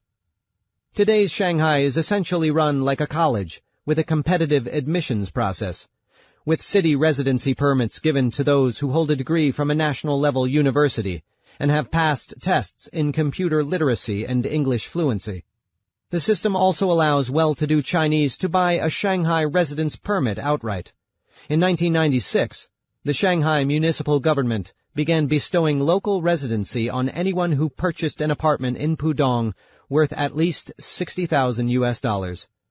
Goosed by the policy-augmented demand, the reintroduction of market-based real estate development has led to a building frenzy for Western-style housing as real estate developers catered to this growing class's tastes. The 2009 Holiday Real Estate Market Expo, held in the Sino-Soviet Friendship Palace, now a rentable exhibition hall, hawked developments modeled on all Shanghai's former colonial powers to the professional newcomers. American-themed projects included Park Avenue, a high-rise luxury apartment building. For an ersatz France, buyers could choose between La Ville de Fontainebleau and 6e arrondissement. Anglophiles could opt for a Tudor-style cottage in Cambridge Village or British Manor. Many of the projects being touted at the expo were still under construction, but Thamestown, opened for business in 2006, had long ago proved the model a great success. Channeling a complete English country town, the development is centered around a typical high street lined with red brick buildings and even a statue of Winston Churchill. The town square has a full-scale fake church whose grounds are popular with a new generation of Shanghai girls taking wedding photos, decked out in white wedding dresses, part of a vogue for what can only be called white weddings that has swept reform-era China. For all Pudong's metropolitan might, the new Shanghai has yet to live up to the city's historic promise, to sort out what it means to be Chinese and modern. The experiments of the 1930s that work to combine traditional Chinese forms with modern institutions and technology are conspicuously absent from reopened Shanghai. In Jiangguan, Dong Gaiu's library sits empty in a weed lot, its windows broken and boarded up, its facade still marred by remnants of Red Guard graffiti. With the Cultural Revolution having destroyed so much knowledge of traditional Chinese culture, the forms airlifted in from the West face little resistance from indigenous styles. This may be a key to China's rapid economic growth. There are few traditional ways of life, militating against the new life of feverish work and consumption. The questions of cultural authenticity that dog other developing countries and once dogged Shanghai itself are largely absent. To the extent that there is interest in integrating and updating traditional Chinese forms in contemporary Shanghai architecture, it comes from foreigners, sometimes non-Chinese Sinophiles following in the footsteps of Henry Killam Murphy, but more often from diaspora Chinese raised in Hong Kong or Taiwan, where Chinese culture escaped the ravages of Maoism on the mainland. The extinction of historical knowledge among even educated mainlanders is stunning. As real estate executive Star Chen explained of the wood-framed houses typical of American suburbs, Green Villas uses a timber structure. This suits the tastes of the foreigners. Chinese live in concrete houses and the Americans live in timber houses. In fact, historically, it was precisely the reverse.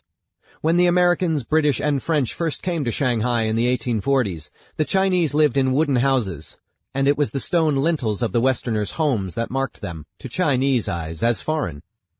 Only after the revolution, with the construction of Soviet-style apartment blocks, themselves a take on the modernist style pioneered in Western Europe, did the Shanghainese start living in concrete homes. But the frightening success of the Cultural Revolution in stamping out historical memory of traditional Chinese architecture means that today even educated Chinese have come to think of concrete architecture as authentically Chinese, while wooden homes have come to seem foreign. This strange mix of pride in China's new wealth and ignorance of China's traditional civilization is the great contradiction of China's rise. When an American reporter asked a Beijing man on the street, a fruit vendor, to explain China's core values of the eve of National Day, the anniversary of the founding of the People's Republic, he replied, "The ability of China to adapt, to learn from the West." In his estimation, the essence of the new China was that it knew to stop being so Chinese. Amazingly, in Pudong, filled with Western-style homes, malls, and office buildings, often housing foreigners and Western companies, the obvious question of whether this is a disturbing redux of the foreign concessions, of whether China is, in some sense, assisting in its own recolonization, is never raised.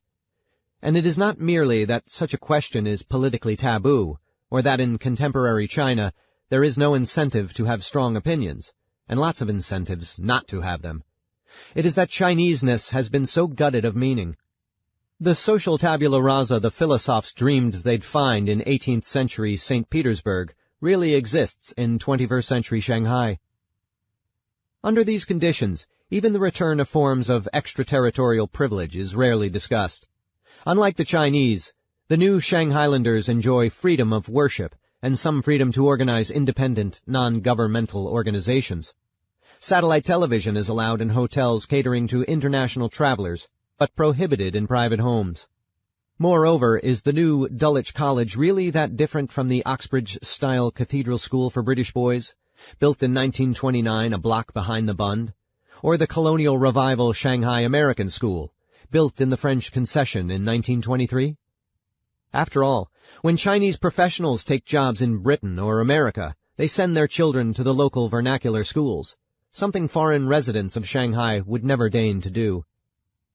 The wholesale abandonment of traditional Chinese forms and culture renders the world's largest rising power strangely absent from a global conversation that, as in the last era of globalization, hinges on forging a global culture that is more than just a universalization of Western culture. For all the global links made possible by the new Shanghai Pudong International Airport, which opened in 1999 and already has annual passenger traffic comparable to New York's JFK, the city remains oddly cut off from global debates. In a telling example, Chinese officials were dumbfounded when the Indian architects responsible for designing their country's pavilion at Shanghai's 2010 World Expo wanted to top their building with the world's largest bamboo roof. The Indian architects had hoped their innovative dome would send a goodwill message to their fellow rising Asian power. By choosing bamboo, a local Chinese material, the Indians were respectfully acknowledging the host country and positing a world that can be environmentally sustainable, even with a developed China and India. But when the Indian architects requested to see the section of Shanghai's building code governing bamboo structures, they were told there was none. While the wider world wrestles with issues of site-specific sustainability, the Chinese, so eager to build Western structures, rarely use local materials like bamboo for anything other than scaffolding. It is the disconnect of a country whose leaders have culturally cut it off from the wider world, even as they have linked it to the global economy, and who use the phrase global values as an epithet to mean not ours. It is the curious face of China that foreign visitors glimpse when they are invariably asked how many children their government permits them to have. Amid the financial towers and luxury shopping malls of Pudong sits the stellar International Cineplex. It is a preposterously grandiose name for a movie theater, since no movie house in China can legitimately be described as international. Only 20 foreign films a year are permitted to be shown in Chinese theaters, and even those are censored. In recent years, China's government has privatized its movie production sector, but this just means that the predictable propaganda has higher production values than under Mao. The days of ham-fisted socialist realism have given way to glitzy historical thrillers, in which crafty, dashing communist agents outflank savage Japanese occupiers and bloodthirsty nationalist officials. Out on the streets, of course, vendors hawk bootleg DVDs of anything and everything. It's evidence of reform-era China's de facto social contract. What you do in the privacy of your own home is your own business, but what you do in public, in large groups, is a different story. Under this philosophy, the wide-ranging civic conversations that are hallmark of the world's great cities, which rely on publications, panels, exhibitions, and performances, cannot take place. Nowhere are the film restrictions more jarring than in Shanghai, where the former foreign concessions are studded with stunning Art Deco cinemas from the pre-war period, reminiscent of Bombay. Between 1931 and 1941, 14 cinemas were built in Shanghai. Among them the Grand by Ladislav Hudek and the Majestic by Fan Wencao, who had been among a cohort of Chinese architects trained at the University of Pennsylvania in the early 1920s. As in Bombay, Hollywood studios flocked to jazz-age Shanghai, where Metro-Goldwyn-Mayer, United Artists, and Warner Brothers all rented offices on the ground floor of Sir Victor Sassoon's Embankment building. Today, Shanghai's theaters remain, but they show fluff and propaganda. Live theater in Shanghai is similarly unstimulating. As the organizers of the nascent Shanghai Fringe Festival complained on the web in 2009, they had been forced to move its international performances to smaller peripheral cities because the Shanghai Government Culture Department has some nonsense issues with our foreign performancer this year. In its de facto deal with the central government, Shanghai's economic openness is contingent upon the authorities keeping the city's cultural and intellectual life under wraps. Even apparatchik-packed Beijing lets more cultural flowers bloom. Notably, dissident artist Ai Weiwei was held under house arrest in his Beijing studio, but his Shanghai studio was demolished outright. In music, too, Beijing now hosts a burgeoning scene, while Shanghai is held back. "Shanghai is more restricted than Beijing," said Chang Shuang, the lead singer of Beijing rock band Carsick Cars, who was anointed an indie rock wunderkind by New Yorker music critic Alex Ross. "Once when we played there, someone called the police. That kind of thing always happens in Shanghai." In September 2006, several of the city's leading indie rock clubs were simultaneously shut down by the Ministry of Culture, all cited for the same lack of performance licenses. Chang explained that the restrictions on venues have stunted Shanghai's music scene. "In Shanghai, there's no space for local bands to get good crowds," he said, "so they don't have good local bands." Though top international orchestras perform regularly at Shanghai's stunning Oriental Arts Center, a Paul Andrieu-designed complex of glass lobes arranged like the petals of a flower in Pudong's Civic Plaza, international pop music acts have trouble getting visas, especially since Bjork's 2008 Shanghai concert, in which the Icelandic superstar ended her song "Declare Independence" with shouts of "Tibet, Tibet." But for all the restrictions, there are signs that the worldly, sophisticated people that the reinvigorated city is assembling and forging are demanding a voice. The Fringe Festival organizers couldn't thwart the government's edict, but they did have the audacity to call it nonsense on their eventually censored web posting. Similarly, Shanghai residents now resist evictions in ways that would have been unthinkable just 2 decades ago. Faced with the public embarrassment of homeowners who refuse to move in their so-called stubborn nail houses, in 2005 the Shanghai government forbade developers from cutting off water and electricity to pressure people to leave. Today the unpopularity of the evictions has slowed development in Shanghai as residents hold out for fair market value on their land. "It costs enough to have a nice 2-bedroom apartment in New York to get someone out of a row house," complained one American architect who has been engaged in Shanghai projects for nearly a decade. His shock that people are getting anything approaching fair market value for their homes, which really do sit on plots worth millions, bespeaks his experiences in the not-so-distant era of forced blackouts. In 2009, residents of historic homes near Nanjing Road put up protest signs against an American firm's high-rise project, simply because it would block their sunlight and violate the city's own stated height limits for the district. Not even threatened with eviction, these Shanghai residents were willing to mount a protest solely over rule of law and quality of life. As in 19th century St. Petersburg, if you're with it enough to be a worldly resident of your nation's most international city, you're also knowledgeable enough to understand that, through happenstance of history, your society remains yoked to an antiquated political system, a bizarre holdover from the previous century.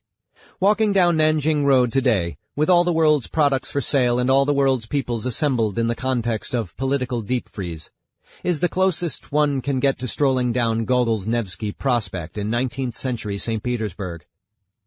Interspersed among the international businessmen and wealthy Chinese shoppers are rural migrant workers. Called out by their leathery skin and ill-fitting raggedy sport coats, they are the great human contradiction of the new Shanghai. Surrounded by the modern world, the migrants are in the city but not of it, second-class citizens too poor to enjoy many of the city's amenities. In colonial Shanghai, the parks of the foreign concessions were famously closed to Chinese and to dogs. Pudong's newly built Century Park proudly proclaims on a sign, "You are all invited to Century Park," but charges 10 yuan admission, US $1.50, enough to make migrant workers think twice. Will the millions of migrant workers who live in Shanghai accept such status forever? Or will the city again face the instability that rocked it during its last coolie-powered economic boom in the 1920s and 30s? China's authorities are betting that Shanghai matters more as a symbol than as an actual city, a wager reminiscent of the one the British rulers of Bombay made and came to regret. In the new master-planned Pudong Financial District, each of the stylistically mismatched skyscrapers sits on a pedestal set in a vast, empty plaza, pulled back from massive avenues. With few traffic lights, limousines and taxicabs speed down the broad streets, making them all but impassable for pedestrians. Built to be impressive, not enjoyable, Pudong is meant to be viewed from across the river on the Bund, and in photos or films shot from the Bund, rather than from its own streets. For Pudong is less a city than an ad for a city.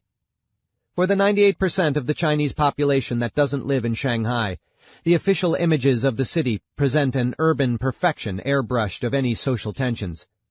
In 2006, film censors chose Mission Impossible 3, which had been filmed on location in Shanghai, as one of the 20 foreign films to be shown in Chinese cinemas.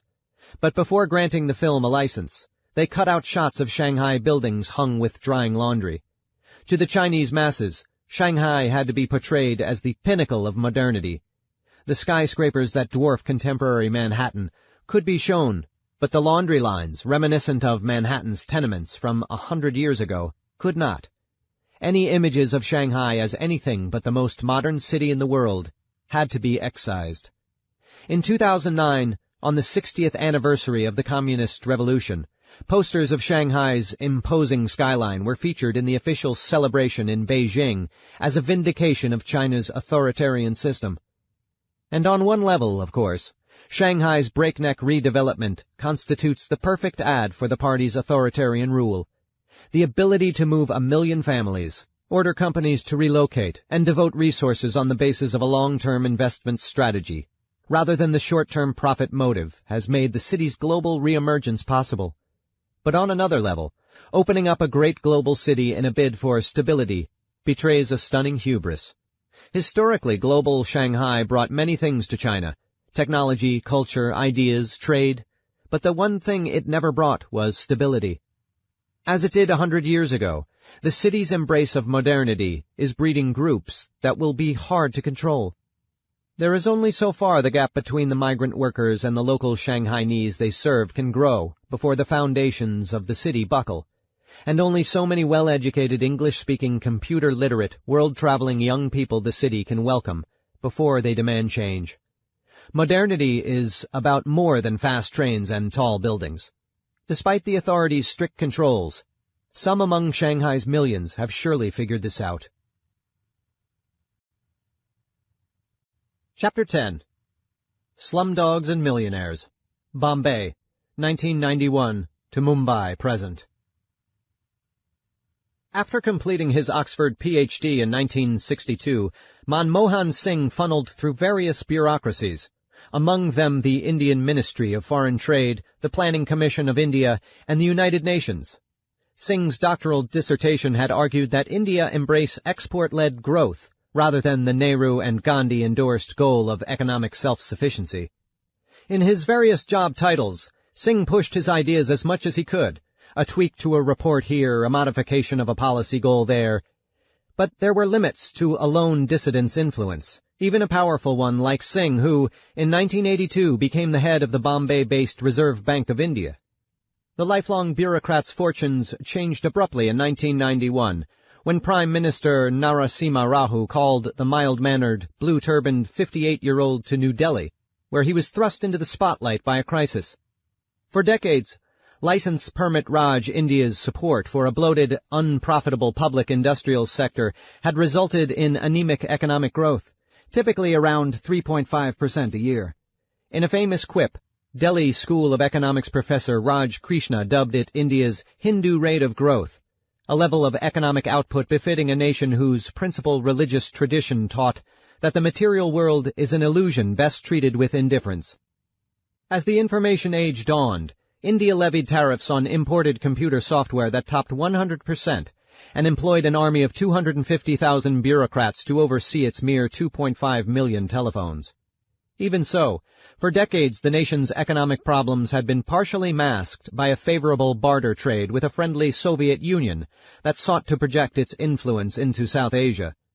But with the erstwhile superpower teetering after the fall of the Berlin Wall, India was nearly broke, and the bankers who had sustained the country on credit were growing nervous. The Washington-based International Monetary Fund, spawned in the wake of World War II to oversee the financial system of the non-communist world, agreed to provide a bailout, but only in return for major structural changes to the Indian economy. Washington decreed that India would have to shift from a variant of the planning-based Soviet model to a variant of the market-driven American system. For over 40 years, India had pursued an economic strategy that was supposed to produce self-sufficiency and independence from the West.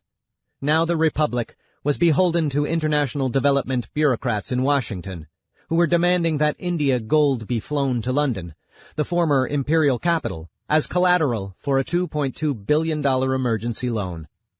The newly appointed finance minister Singh went to work immediately. Having been sworn in on June 21st, by early July he had instructed the government to devalue the Indian rupee by 20% against the dollar.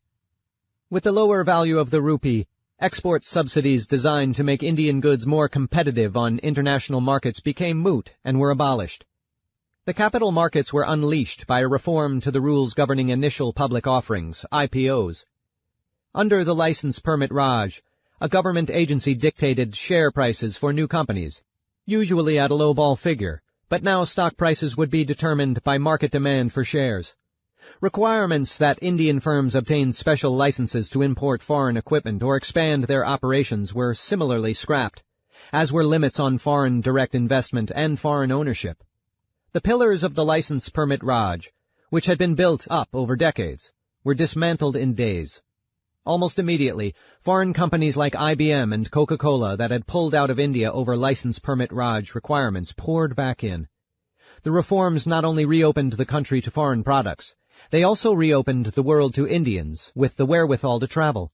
Before Singh's reforms, converting rupees to foreign currency had required the approval of the Reserve Bank of India. Now, converting enough for a trip abroad meant a visit to the local Thomas Cook office. With the end of the license permit Raj, the spiritual India of Gandhi and the socialist India of Nehru was raised and rebuilt in Bombay's image, energetic, acquisitive, worldly.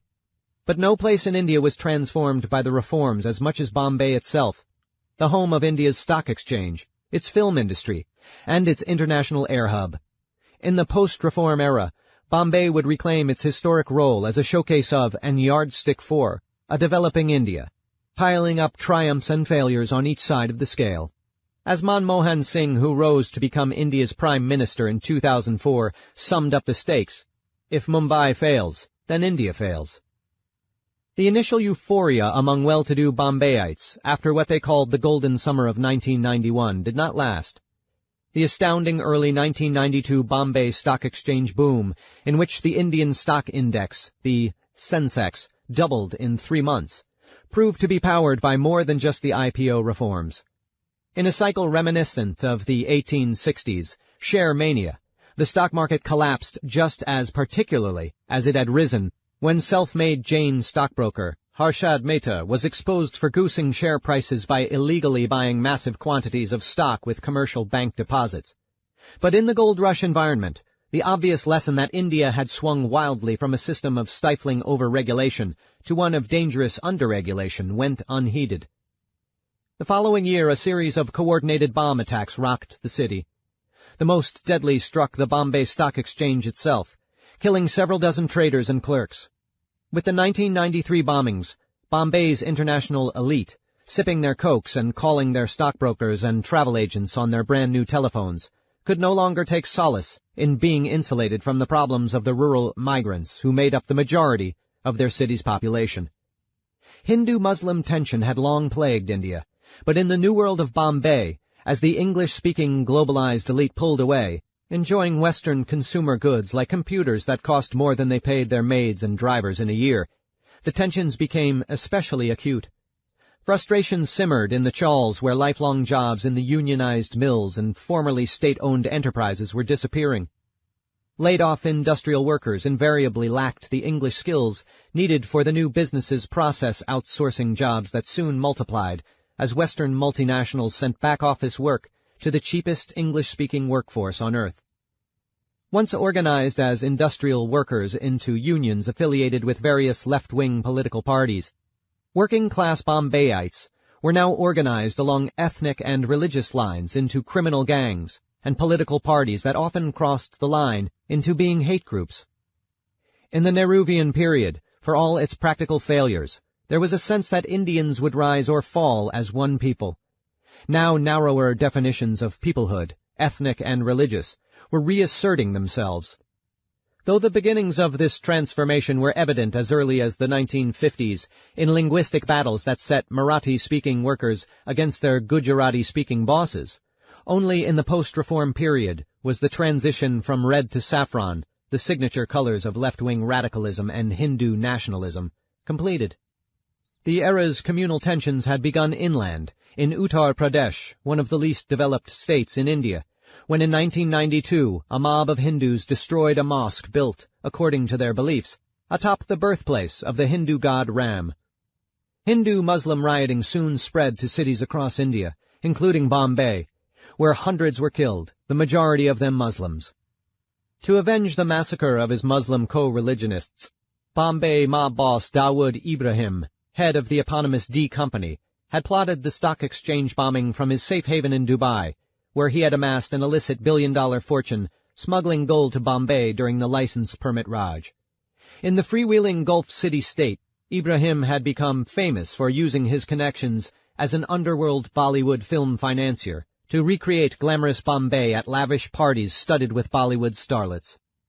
With communal tensions rising, in 1995 the Marathi Nationalist Party, Shiv Sena, won control of both the Bombay city and Maharashtra state government with a xenophobic message of Maharashtra from the Marathis, the ethno-linguistic group indigenous to the region just over the creek.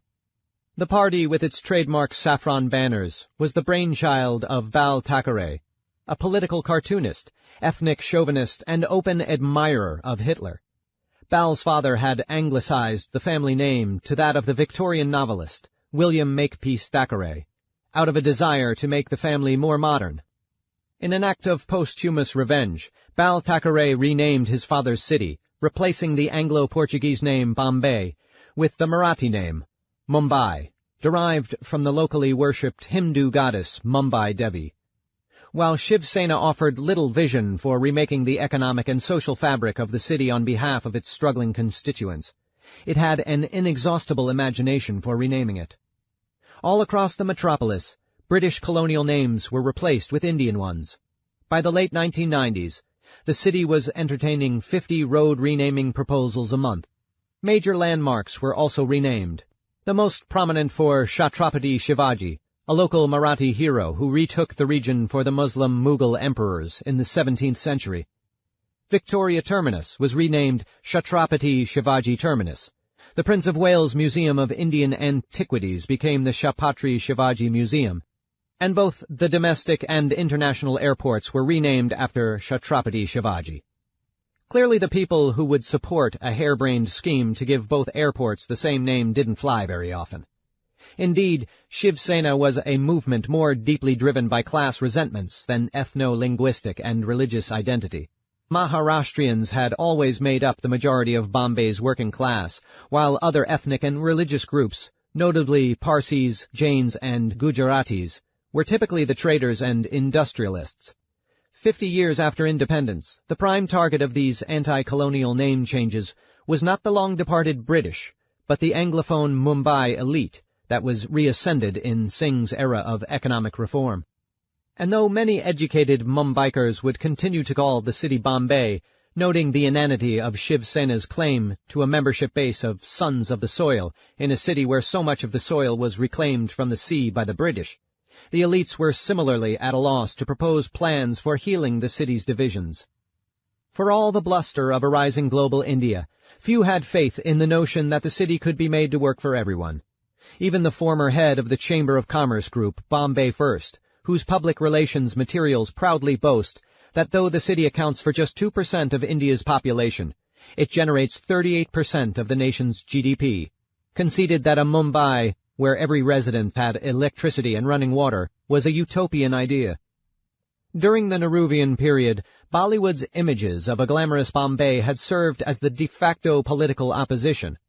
But once that opposition triumphed with the 1991 reforms, the Bollywood vision was enacted all too literally. Rather than envisaging a new iteration of global Mumbai, a worthy heir to Governor Frere's 19th-century Victorian Gothic city and the Indian-designed Art Deco reclamation neighborhoods of the pre-independence period, the self-proclaimed global Indians of today have contented themselves to live in real-life Bollywood sets.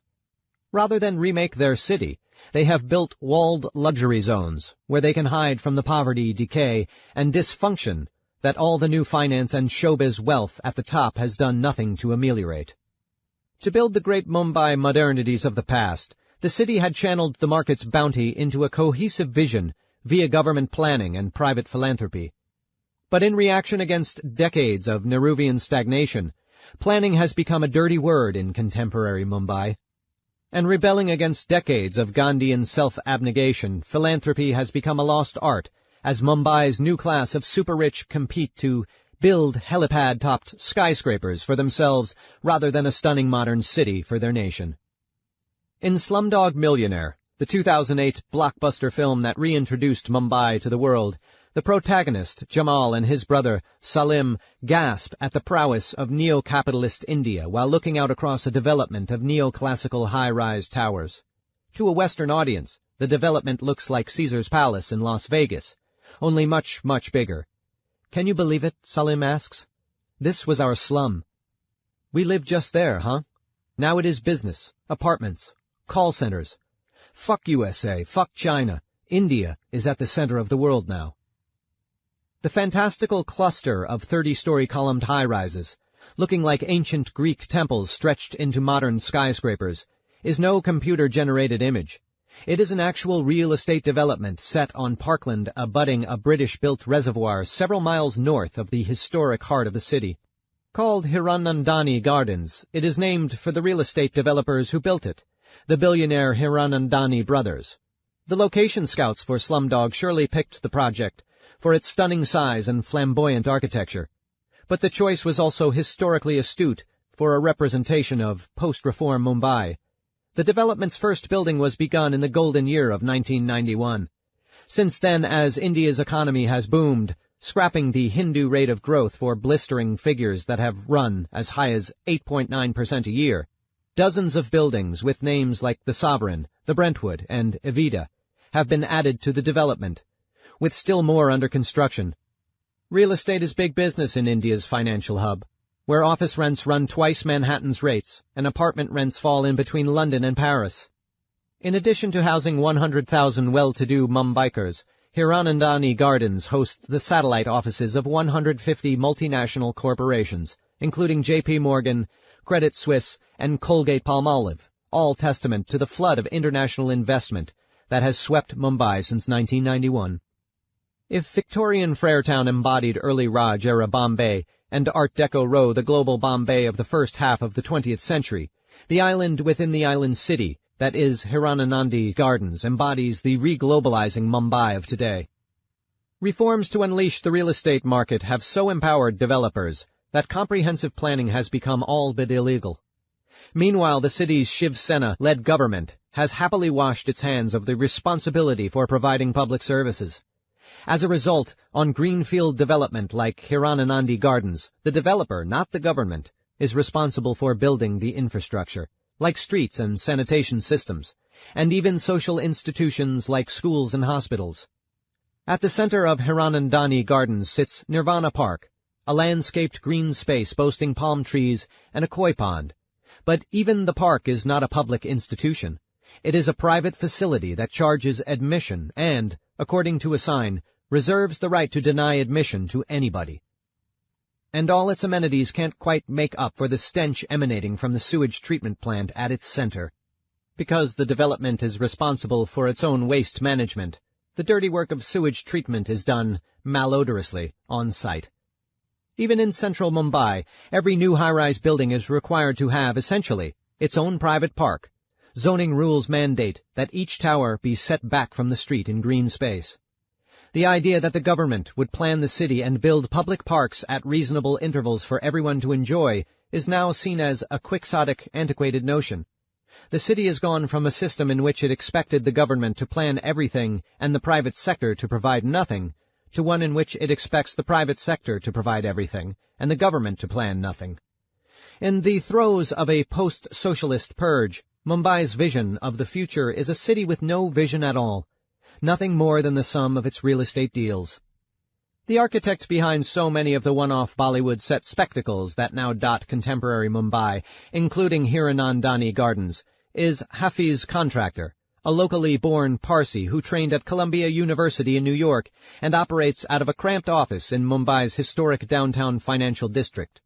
The surname Contractor suggests a family background in the building trades. Contractor first made a name for himself during the license permit Raj, devising ingenious solutions for developers hemmed in by the square footage limits then in place on luxury apartments. To skirt the regulations, Contractor would add balconies, which were exempted from the rules, and skillfully arranged rooms to create the impression of vast spaces. When the reforms removed those limits, Contractor quickly adapted to the new market conditions. An architectural zealot, Contractor's buildings have no defined style. If the man has opinions on matters of taste, he keeps them to himself. He has designed everything from a contemporary campus for a tech company that looks like a UFO has landed in Maharashtra, to a corporate educational facility that cribs St. Peter's Cathedral at the Vatican, right down to the colonnade encircled square. Touring Washington, D.C., Surendra Hiranandani of the family real estate firm Hiranandani Upscale saw a new Georgetown University Law School building and reportedly raved to his host, "I'll have Hafiz build me one of those." Contractor's philosophy is market nihilism. He will build anything, for anyone, in any style, as long as the check's clear. And what his clients typically want is a funhouse mirror image of the West transposed onto the East, like Carlo Rossi's more Western than the West neoclassical St. Petersburg edifices, taken to their most unhinged extreme. Even as the Hiranandani brothers' tastes have developed into the 1990s, they're still building stretch limo Greek temples to suit customers' demands. If the newer buildings didn't look like the older buildings, Surendra Hiranandani explained, customers will complain. Their building has Doric columns and mine does not. The archetypal customer who makes such demands is the new global Indian, someone with cousins in Singapore and Houston, who often feels more at ease shopping on the streets of London and New York than in the bazaars of the subcontinent across the creek. Rather than clean the streets of Mumbai to even a New York standard of cleanliness, a task routinely dismissed as impossible, the Mumbai elite buys itself snippets of sanitation and functionality in compounds like Hiranandani Gardens. Unlike in congested central Mumbai, where rich and poor live cheek by jowl, in Hiranandani Gardens the entire development is solely for the well-to-do. The slum that is home to the development's gardeners and drivers and maids is out of sight, hidden behind the hill that rises alongside the development. As one global Indian, an architect who had studied in Colorado and worked in California, gushed, "Hiranandani Gardens makes me feel like I'm back in L.A., with the wide streets and the shops and everything so clean." In Hiranandani Gardens, the ruckus street life that typifies Mumbai is excised. There is not a single hawker on the streets selling vada payo, the city's signature vegetarian street snack that combines the archetypal Indian appetizer, a chutney-topped vada potato fritter, with the archetypal Western staple bread, called payo in Portuguese. Three-wheeled auto rickshaws incongruously roll down Technology Street past the Rolls-Royce dealership and circle roundabouts with green landscaping topped by triumphal Roman columns and carved Pacific Northwestern totem poles. Prosperous Mumbaikers dine in a spotless air-conditioned Pizza Hut that occupies the ground floor of a 4-story Roman temple-inspired shopping mall that looks like a set from the movie Gladiator. While Sir Bartle Frere once demanded a university to rival Oxford and Cambridge for his global economic and cultural hub, today's Mumbai builders content themselves with a Bollywood backlot Pizza Hut that outdoes the strip malls of Phoenix and Atlanta. Of course, in the West, Pizza Huts are not located in ersatz Roman temples, not even in Las Vegas. The development is less a copy of the West than a fantasy of the West whose totemic power of modernity, even in its most mundane incarnations, appeals to its upscale Indian customers. It is a West as experienced by the global Indian, where all its differences from India rise to the fore, and the distinctness of the Indian city, most notably its vibrant informal commerce, is dismissed as an embarrassment that must be expunged. Hiranandani Gardens conjures the West as experienced by its creator, Hafiz Contractor, who waxes nostalgic about driving, not walking, past Hyde Park in London, and enjoying unimpeded views of the park, in contrast to the sidewalks along the Maidans in central Mumbai, which are dotted with hawkers. You go to London, you drive past Hyde Park, you say, wow. You see the beautiful Hyde Park. Today I pass by all the Maidans. I see only shop, shop, shop, shop. All illegal shops. I go downstairs from my office. The guy's selling vada payo. Illegal shop. The question of how to forge an Indian architecture for a modern India does not seem to preoccupy either architect or client. In the age of globalization, with an Indian diaspora numbering in the tens of millions, opting to live in Mumbai in itself has become an assertion of Indian identity. For most of the city's history, moving from one's native village to the great international metropolis was a way to turn one's back on India. Today, moving to, or staying in, Mumbai is a way for global Indians enamored with the West but rooted in India to approximate a Western standard of living in their homeland. Even as they are shuttled from ersatz Western space to ersatz Western space, chauffeured from an apartment in Hiranandani Gardens to an office in Mindspace, an antiseptic outsourcing business development to an upscale mall, and then to a nightclub to spend in a night what their driver makes in a month. It is a life indisputably more Indian than that of their Singapore-based cousins. For the Mumbai elite, it is the enduring traditions of personal life, most centrally marriage, not public life, that are seen as the key to identity. While so-called cosmopolitan personal ads, where caste and religion are not specified, are more common in Mumbai than in other cities, arranged marriages are still the norm, even for Mumbai's global Indians. The rise of women in the workplace and the university, where women now make up 42% of graduates, has done little to erode the traditional marriage system. Female graduates of prestigious universities simply list their degrees in their matrimonial ads and expect a lower dowry demand in return. While Valentine's Day has caught on in Mumbai, to the dismay of Shiv Sena, which has taken to torching pink paper hearts in protest, much of the dating is a form of play acting, a Western rite drained of its actual meaning. Couples out on dates are often betrothed in all but name. Only the most cosmopolitan Mumbaikers engage in what Westerners would recognize as dating. Hafiz Contractors' developments provide global Indians with the perfect sets on which to stage their play-acting versions of Western life. Hiranandani Gardens' Imperial Roman Pizza Hut is an ideal place for a non-date date on Valentine's Day.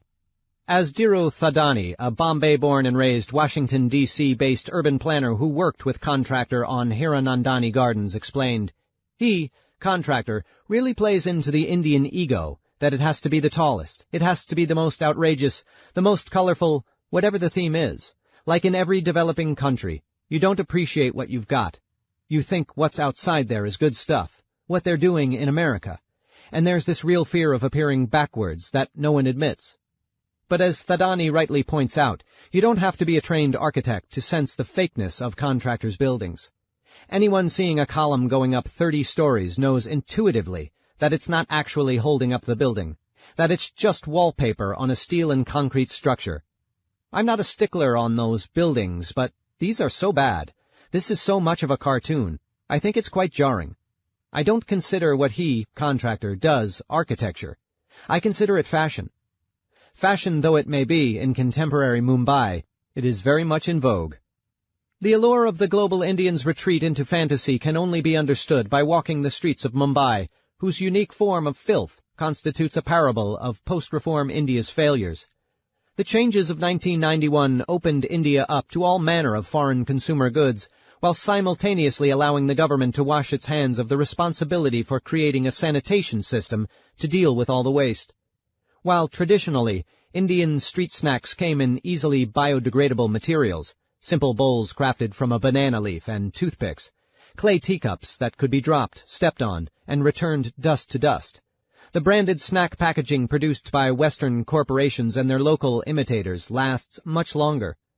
The streets of Mumbai are now strewn with bags from long ago eaten potato chips and wrappers from long ago spitted pan, a chewing tobacco-like betel nut derivative that was once leaf-wrapped but is now sold in shiny foil packaging. The only real sanitation system, such as it is homeless street children, known as rag pickers, who collect the trash, sort it, and sell the raw materials. The street children are the collateral damage of the human flood that had hit Mumbai. The economic boom that has birthed a new moneyed class has also attracted newcomers from the countryside to the city, seeking to serve them. In the decade after the reforms, the overall metropolitan region grew by a third.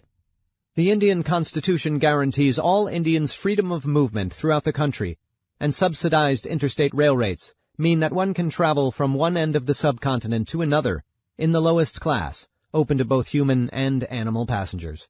for about $10. Armies of $3-a-day maids and drivers, or those who simply hope to become them, have flocked into Mumbai. Being so impoverished, while living in one of the world's most expensive cities, they have nowhere to go but the slums. Even the lowest-end hotels, $2-a-night bunk beds packed into decrepit building hallways, are beyond their means. It is telling that Mumbaikars will only use the term slum to describe homemade housing jury-rigged by the inhabitants. No formally built structures, no matter how run down, are ever tarred with the term. And the handmade housing that Mumbaikars term slums is where most Mumbaikars live. With their open sewers and inadequate facilities, illness is rampant. In Dharavi, Mumbai's and indeed Asia's largest slum, home to between 600,000 and 1 million people, it is estimated that there is one working toilet for every 1,000 residents. Life expectancy in Mumbai is a full 7 years below the already bleak Indian average, not even in the top 100 countries worldwide. Even in the city's poshest districts, shantytowns fill any available unclaimed space. A small informal settlement shockingly sits on the same street as the most expensive private home in the world, oil refinery baron Mukesh Ambani's recently completed, American-designed, 27-story personal high-rise that cost an estimated $1 billion to build. Ambani's vertical mansion, named Antilia, looks down on the seafront, the site of both the city's best sunset views and its most debased phantasmagoria of desperation, the Haji Ali Shrine. A Muslim monument on a small offshore island, Haji Ali became the site of a kind of inverse beauty contest each day when it is connected to the main island of Mumbai by a causeway at low tide. As the tide goes out, deformed beggars soliciting zakat, the charitable contributions required of all believing Muslims, line up on the causeway, publicly displaying their ailments in de facto free market competition. As the pilgrim progresses toward the shrine, elephantiasis and late-stage leprosy are set against the self-inflicted wounds of the career beggar. The dark man with the quivering leg stump baking face down in the sun as he fervently repeats the first Arabic phrase of the Muslim declaration of faith, "There is no God but God, there is no God but God," makes one wonder if there even is a God looking down on all of this. Or just Mukesh Ambani. Zakat is no substitute for a functional city administration. Mumbai groans under the weight of more and more people and more stuff. While major cities in other developing countries, most notably Shanghai, have made massive infrastructure improvements, in Mumbai little has been improved since the days of the Raj, despite now supporting a metropolitan population of 20 million, up from 4 million at independence. The train from Chhatrapati Shivaji Terminus, formerly Victoria Terminus, to Thane, a city on the mainland just over the creek, takes 55 minutes today, a scant improvement over 1869, when it took 1 hour and 20 minutes. In the time Mumbai has struggled to plan and build a single new metro line, Shanghai has built the world's largest subway system. Every year the local commuter trains are overwhelmed by more passengers. In the 1990s alone, the average number of passengers on the system's 9-car trains increased by a third, to 4,500 per train. The cars, which have no air conditioning despite the tropical heat, have their doors bolted open for ventilation. At rush hour, people are so packed in that they become a single organic mass, swaying with the train car as foolhardy young men hang out of the doors for relief. Each day, nearly a dozen people are killed on the train system, typically by hanging out of open doors with too much abandon or underestimating the time it takes to scurry across the tracks before an approaching train. Since the land along the tracks is Mumbai's most significant strip of unclaimed space, it is covered from end to end with slums. Deaths are so routine on the system that the cleanup procedure works with at least as much precision as the transit system itself.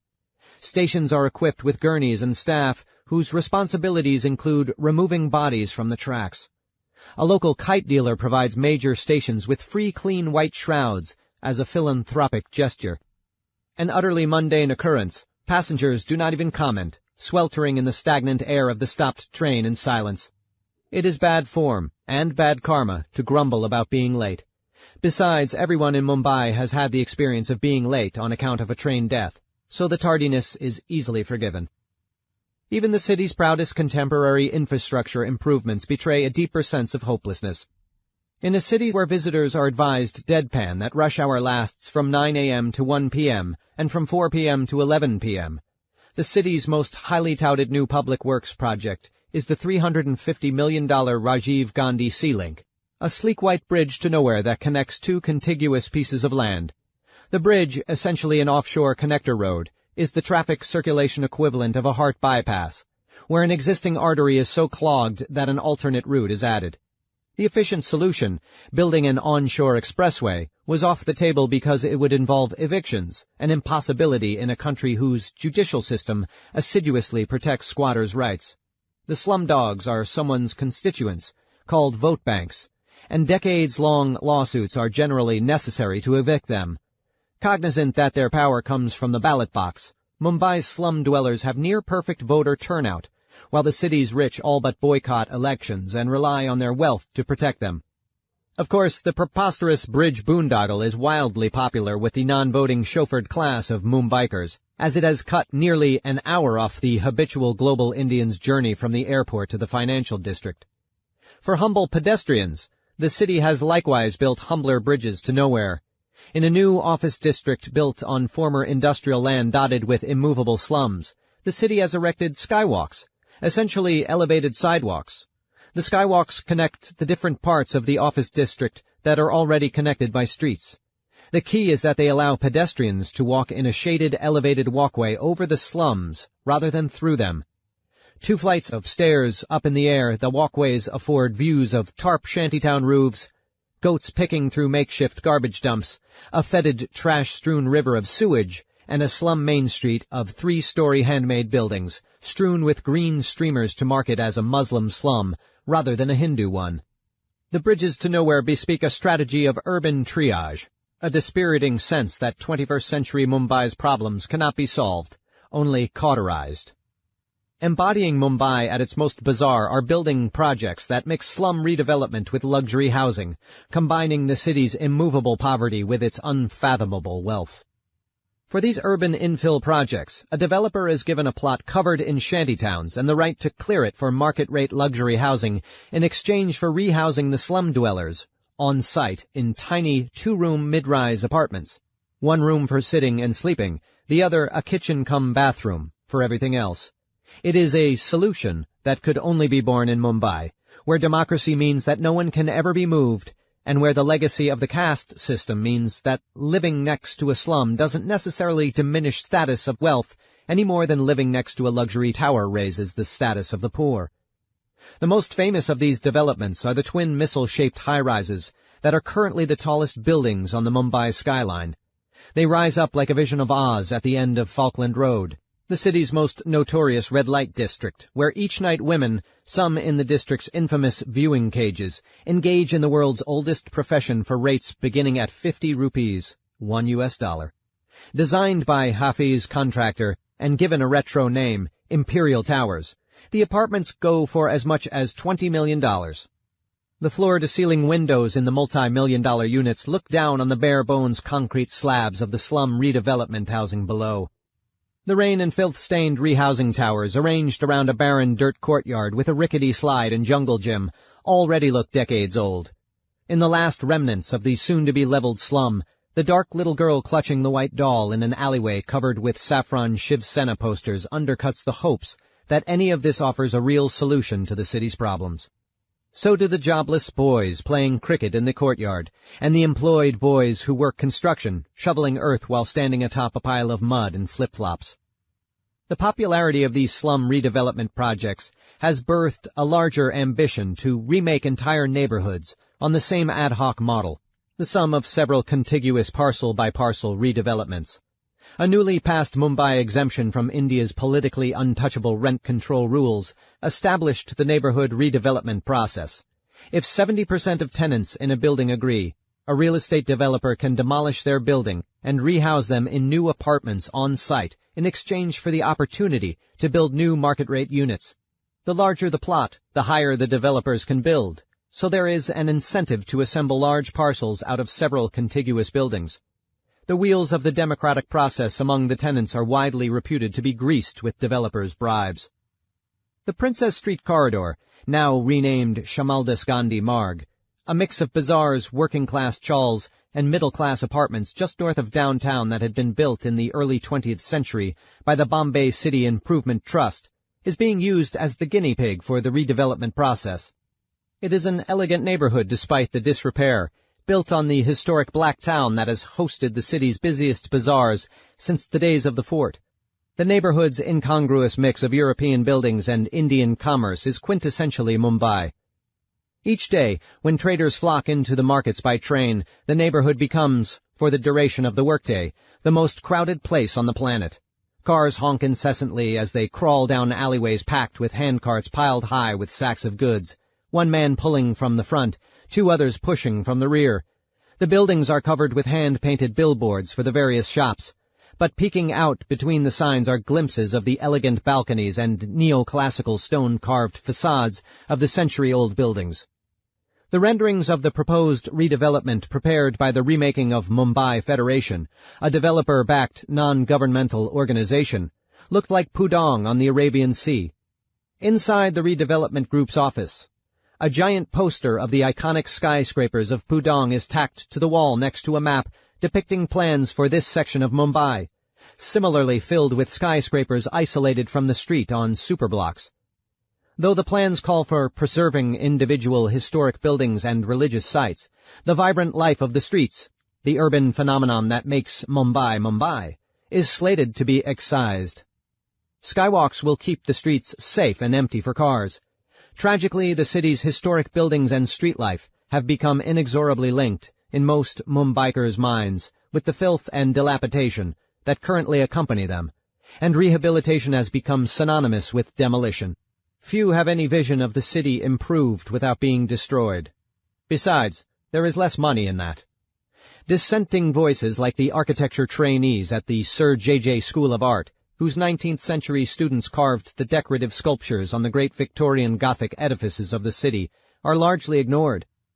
A pair of students, Harshavardhan Jatkar and Priyanka Talreja, who were given a class assignment to create an alternate redevelopment plan for the area, surveyed the people in the neighborhood and created detailed maps illustrating the patchwork diversity of the area's religions, classes, and languages. The pair suggested restoring the historic structures of the Princess Street corridor and encouraging high-rise development in less historic suburban areas. "We understand it's a little utopian," Jatkar conceded, "because it would give less benefit to the builders. But, the pair pointed out, the official plan pushed by the Remaking of Mumbai Federation is quixotic in its own way. Imitating Pudong ignores the character of the people who inhabit the city.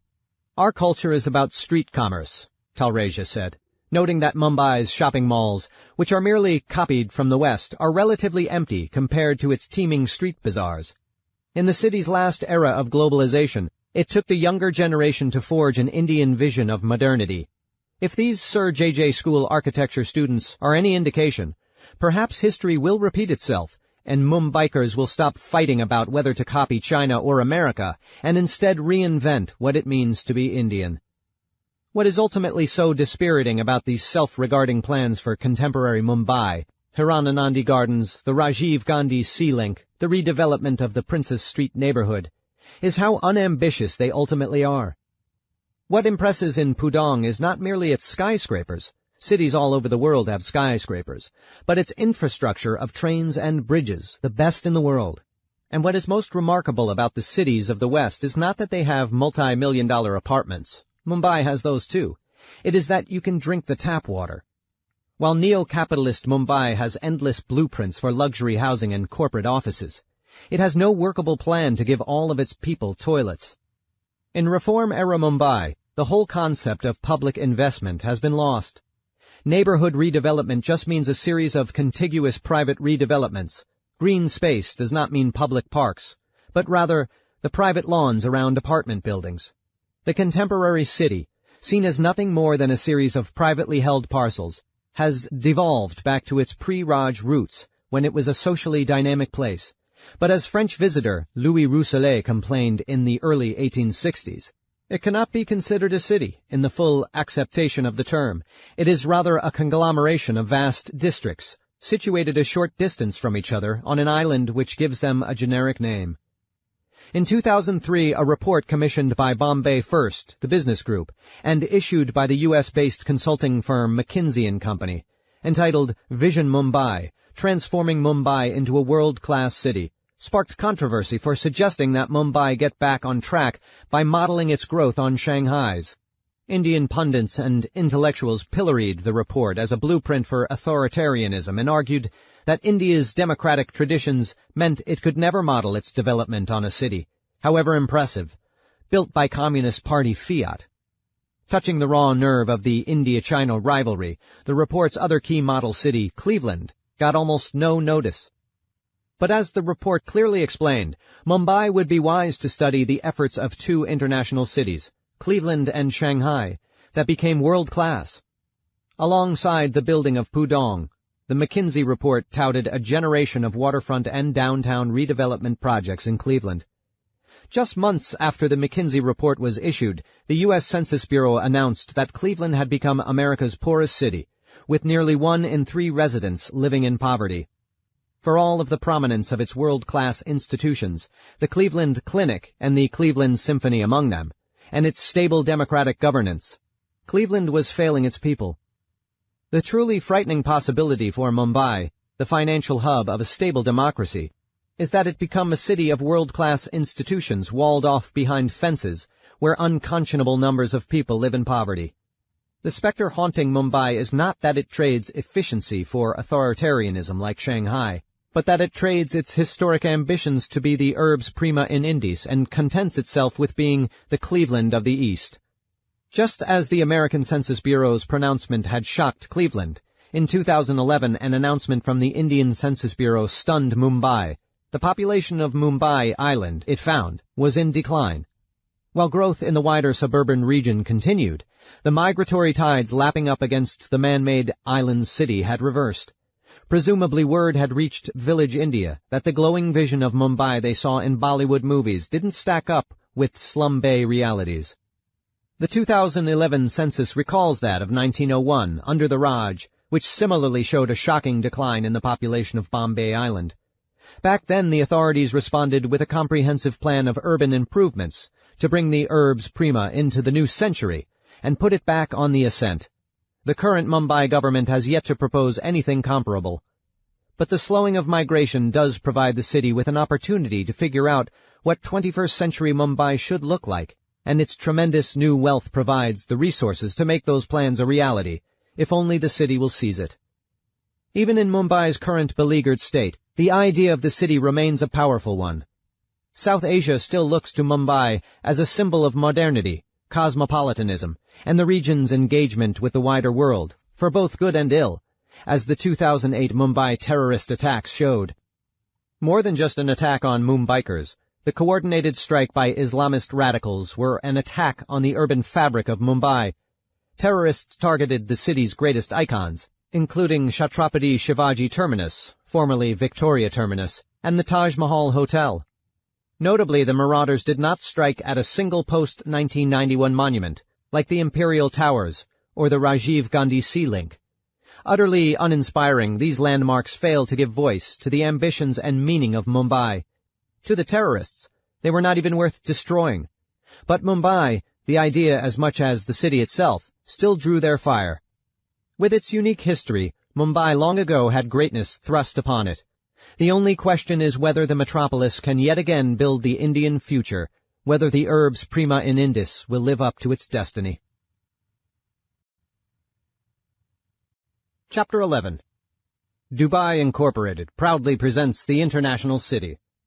Dubai, 1981 to present. With Sheikh Rashid sidelined by his debilitating 1981 stroke, it was left to his sons, chief among them his third-born, Sheikh Mohammed, then 31, to transform Dubai from a regional hub into a global one. Dubai had been a majority foreign-born city since the 1970s, but under Sheikh Mohammed's leadership, it would become the ultimate city of immigrants, where fully 96% of the population came from somewhere else. Mohammed dreamed Dubai into a pinnacle of modernity, the entire world in one city. A tireless media-obsessed booster for Dubai, Mohammed outdid his father Rashid through a scarcely concealed edifice complex. First, Mohammed demanded a building taller than any in Europe, the silvery, triangle-peaked Emirates Tower, completed in 2000, and then the tallest tower in the world, the Burj Khalifa, opened in 2010. A compulsive, hands-on manager, Sheikh Mohammed became known for keeping tabs on his city by driving around, sans chauffeur, in a white Mercedes SUV bearing the license plate Dubai 1. His vanity plate summed up his goal for Dubai. "I want it to be number 1, he told an American television reporter in 2007. Not in the region, but in the world. More specifically, in his 2006 book, with its inspirational business-lit title, My Vision, Challenges in the Race for Excellence, Mohammed declared that Dubai should elevate itself to a par with the world's most prestigious financial centers, including London and New York. While these statements smack of hubris and pride before the fall, there is merit in having outsized aims. As the early 20th century planner who mapped out Chicago, another upstart city that went on to build the world's tallest building, famously said, "Make no little plans. They have no magic to stir men's blood and probably themselves will not be realized. Make big plans. Aim high in hope and work." As the locomotive built Daniel Burnham's Chicago, the jetliner built Sheikh Mohammed's Dubai. In 1974, Sheikh Rashid tasked the young Mohammed with overseeing the growth of Dubai International Airport.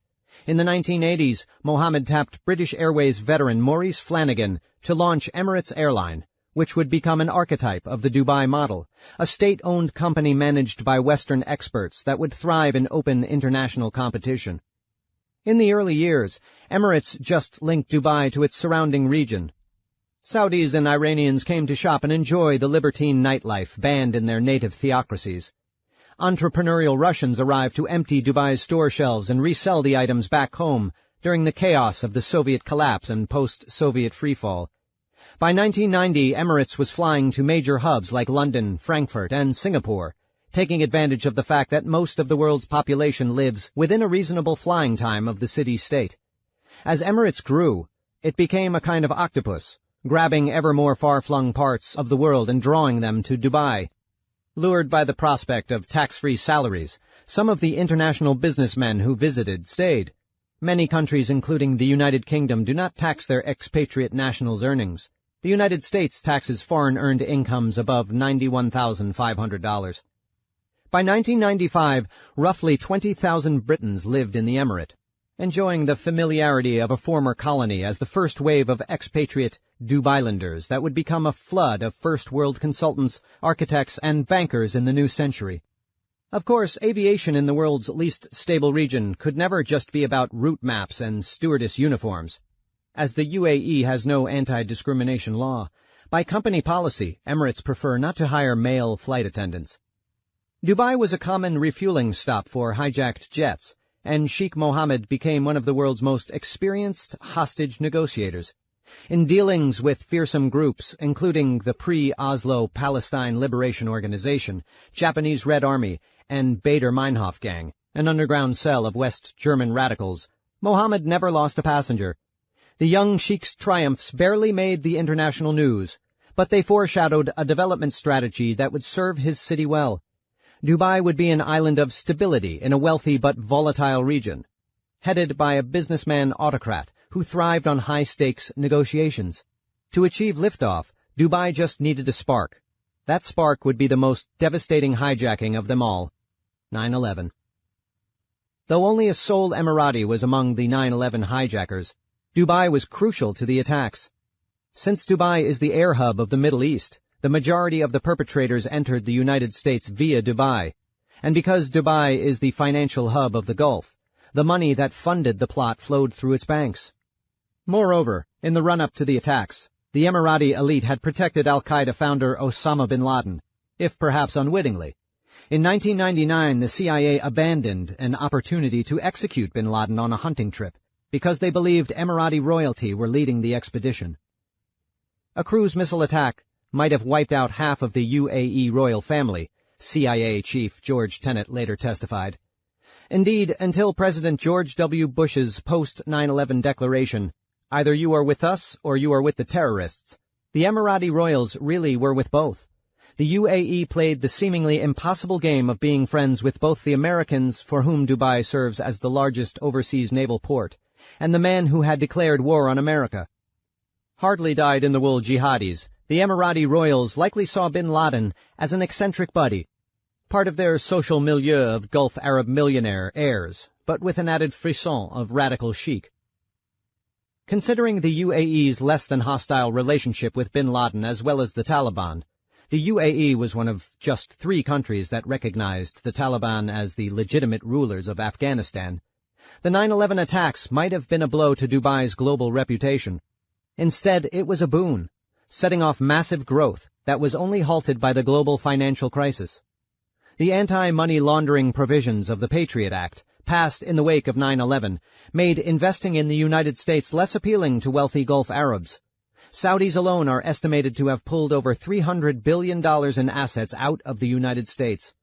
At the same time, the instability in the Middle East set off by the attacks and the subsequent American invasions of Afghanistan and Iraq helped raise the price of oil, which already had been creeping upward in response to increasing demand in developing economies like China and India. Thus, 9/11 both showered oil profits on the Gulf and ensured that those profits would be invested close to home. As the regional financial center, Dubai was the logical place to invest locally.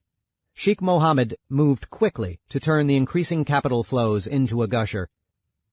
In 2002, Mohammed issued a land reform decree allowing foreigners to own real estate in Dubai, a first in any Gulf state. Before the reforms, Dubai had no real estate market. Land was given out under a quasi-feudal system. All land was held by the sheiks, or by favored Emirati friends upon whom the sheiks had bestowed parcels. Everyone else, including every foreigner, was a renter. With the 2002 reform, anyone could buy a home in Dubai, an opportunity with particular appeal to wealthy families in unstable countries nearby. Loaded Lebanese afraid of another civil war back home, Indian nouveau riches seeking respite from the poverty at their doorstep, and Russian oligarchs banking assets stripped from operations in their decaying motherland, all poured cash into Dubai properties. What Miami had long been for the elite of Latin America, a place to park wealth too risky to keep back home, Dubai became for the magnates and kleptocrats of the Middle East, North Africa, South Asia, and the former Soviet Union. The apotheosis of this trend would come in 2009, when the dictator of Azerbaijan amassed 9 waterfront mansions during a 2-week, $44 million buying spree, all purchased in the name of his 11-year-old son. With the unprecedented land reform in place, the global real estate consulting firm Jones Lang LaSalle touted Dubai, along with Dublin and Las Vegas, as its world-winning cities for 2002. The report put Dubai on global investors' maps alongside the better-known capital of the Celtic Tiger and the Mojave Desert outpost, that was then the fastest-growing city in the world's largest economy. All 3 cities experienced massive booms, but Dubai's was the most explosive. If early St. Petersburg was a Renaissance perspective drawing brought to life on a marshy tabula rasa, Dubai was a real-life sim city, a fantastical metropolis that looked as if it had magically leapt from an architect's laptop running the latest computer-assisted design software out onto the pristine desert. Housing developments sprouted up along the beachfront, and office towers rose along the city's massive freeway spine, Sheikh Zayed Road, in the most outlandish shapes. An enormous golf tee, a silvery sandworm, even a proposed spherical Dubai Death Star. Architecture firms struggled to keep up with demand, importing new employees so fast that they could scarcely find desks for them all. Between 2002 and 2008, the city's population doubled and its urbanized footprint quadrupled, in part from speculation-driven land reclamation projects reminiscent of the 19th century Bombay boom, albeit in outlandish shapes of palm trees and maps of the world. In 2008, Dubai experienced as much property development as Shanghai, a city with 13 times its population. Through a parallel strategy designed to lure multinational companies, Sheikh Mohammed successfully turned Dubai into the global business hub of the Middle East. In the early 1980s, Mohammed had breathed new life into the languishing Jebel Ali port by declaring it Dubai's first free zone. The term was something of a misnomer. Free zones in many countries were simply areas where companies were exempt from taxation. But in Dubai, there were no corporate or income taxes to begin with. The government was funded largely with the profits of state-owned enterprises, oil revenues, and sin taxes on alcohol. Jebel Ali Free Zone was more like a special economic zone in Deng Xiaoping's China, where separate laws applied within the SEZ than beyond the gates. Beyond the borders of Jebel Ali, strict traditional Sharia laws would still govern business relations. Under Sharia, for instance, those who can't pay their debts are imprisoned. But inside the new free zone, business could be done much as it was done in the West, according to a specifically crafted civil legal code geared specifically toward port businesses.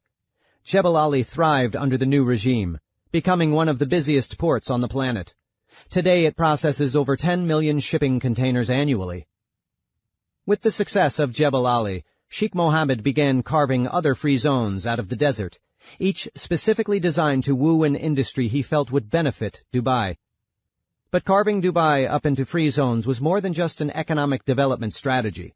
Being a single city governed under multiple legal regimes would come to define Dubai. Global cities have always struggled with how to apply laws to their diverse assemblages of people. Through its patchwork of free zones, Dubai had come up with a new answer. While in the foreign concessions of Shanghai, different people were bound by different legal codes based on their nationality. In Dubai, the same people would be governed by different legal codes depending on where they were within the city. In Shanghai, extraterritoriality meant that no matter where you were in the treaty port, you were, in a legal sense, always back home. In Dubai, the free zones made traveling from neighborhood to neighborhood, in a legal sense, like moving from country to country. The Dubai International Financial Center, DIFC, Free Zone, opened in 2002, is physically set on a block of desert off of Sheikh Zayed Road. The DIFC complex, designed by San Francisco architecture firm Gensler as a massive horseshoe-shaped office building wrapped around a central 12-story arch, soon filled up with giants of global banking, including Citibank, HSBC, Standard Chartered, and Credit Suisse.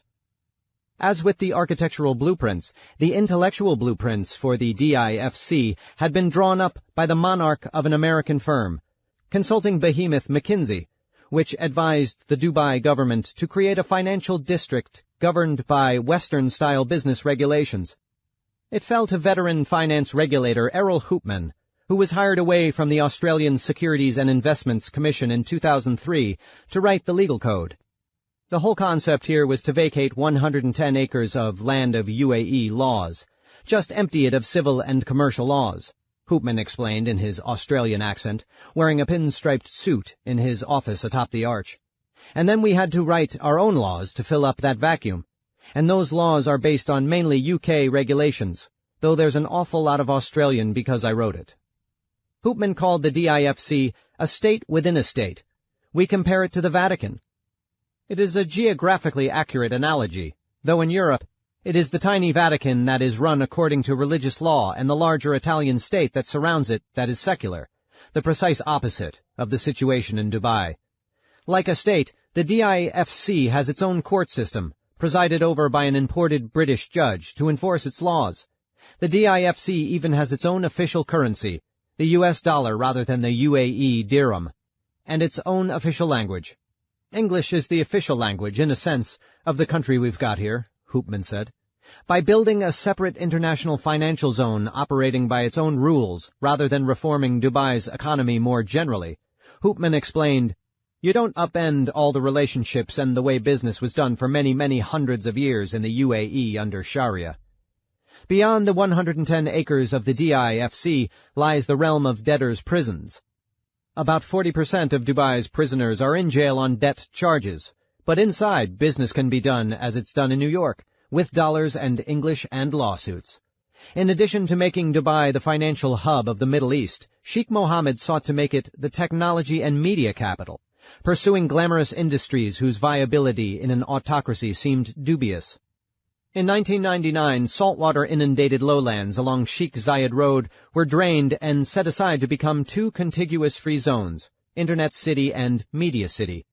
Today, the 53-story twin Chrysler buildings stand next to each other along the expressway marked the development. The SimCity Chryslers are a fitting icon for the Internet and Media City free zones, since the zones themselves mimic America, on a deeper level, hoping to approximate the constitutionally protected free inquiry that has helped make the United States a global leader in media and technology. To entice companies to locate in Internet City and Media City, Dubai's authorities exempted the contiguous free zones from the UAE's strict Internet censorship policy. In the twin zones, the government promised, the Internet would be fully searchable, except for sites based in Israel, which would remain blocked. The government of Dubai could be open about the special Internet City and Media City regulations because, unlike other authoritarian countries, notably China, the UAE is completely transparent about its Internet censorship. In the UAE, censored sites are blocked, not with the message, "The connection has been reset," but with, "We apologize, the site you are attempting to visit has been blocked due to its content being inconsistent with the religious, cultural, political, and moral values of the United Arab Emirates." A few more clicks, and Emirati Internet users can read the official criteria for blocking sites, which prohibits, among other sites, web pages with instructions for computer hacking and bomb-making, and sites that offer Internet gambling and Internet dating, which, according to the regulations, contradicts with the ethics and morals of the UAE. The openly closed system even allows appeals to the censorship authorities if a user believes a site was blocked in error, assuming the user is willing to give her name and contact information to the authorities on the reporting form. To kick off the Internet City development, the state-owned real estate company behind the project cut a loss leader deal with Microsoft. In exchange for locating in the development and putting the world's largest Microsoft sign on its new building, the Washington state-based software giant could lease space rent-free for 50 years. With Microsoft signed up, other companies soon followed. Today, Internet City hosts the Middle East headquarters of not only Microsoft, but Hewlett-Packard, Dell, and Canon, among others. Hundreds of smaller companies employing thousands of workers occupy a series of sleek, if less showy, low-slung office buildings set amid manicured grounds and parking lots. But despite its big corporate names, Dubai has only been able to lure the finance and marketing departments of the tech companies.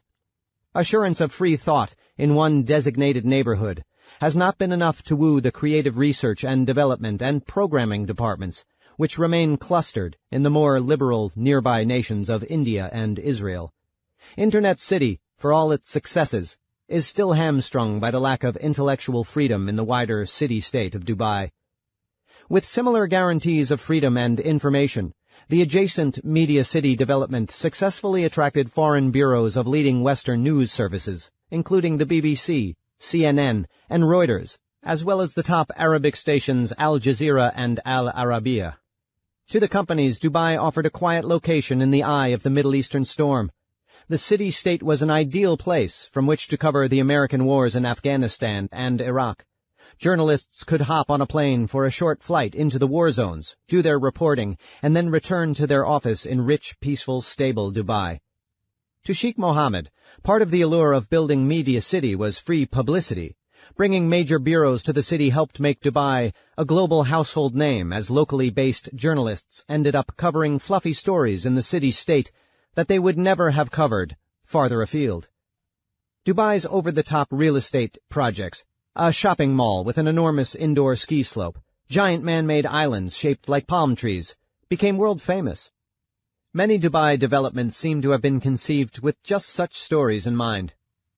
But as with Internet City, the degree of intellectual freedom in a Gulf autocracy remained an issue for the media companies.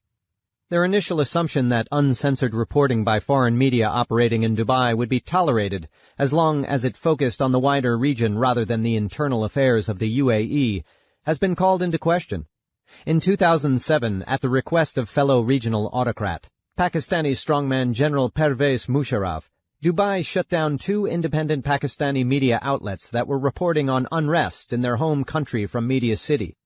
That said, in 2011, Google's Middle East marketing director Wael Ghonim openly organized revolutionary protests in his native Egypt via uncensored Facebook from his Internet City office. Despite some drawbacks, media and tech companies continue to operate out of Dubai for its many advantages. But should the Arab Spring, launched in part from Dubai, ultimately birth any stable Arab democracies, they may give the Emirates serious competition as the Arab world's media and technology hub.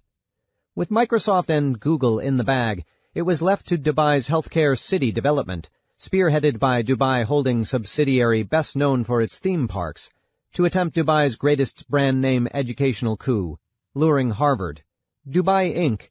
came to Massachusetts in 2004 with a fully funded proposal that Harvard Medical School embark on its first overseas venture since its short-lived campus in pre-communist Shanghai.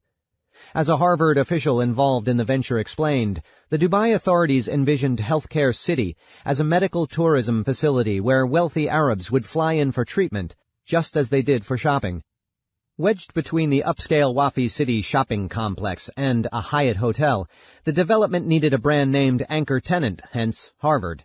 As the Harvard official put it, Dubai Inc.'s thinking was, we want a jewelry store, so we're going to get Tiffany's here. We want a university, so we'll get Harvard. Harvard officials drafted regulations and credentialing standards for all future tenants in Healthcare City that were, as the official put it, comparable to Western standards, the medical equivalent of the financial regulations Errol Hoopman had written across town for the DIFC.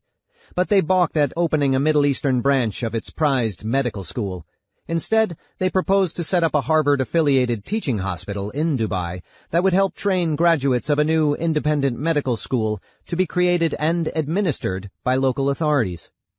In the end, plans for a Harvard teaching hospital in Dubai were a casualty of the global economic downturn, just like Harvard's ambitious expansion scheme back home in Boston, where plans for a $1 billion science complex were shelved in 2009.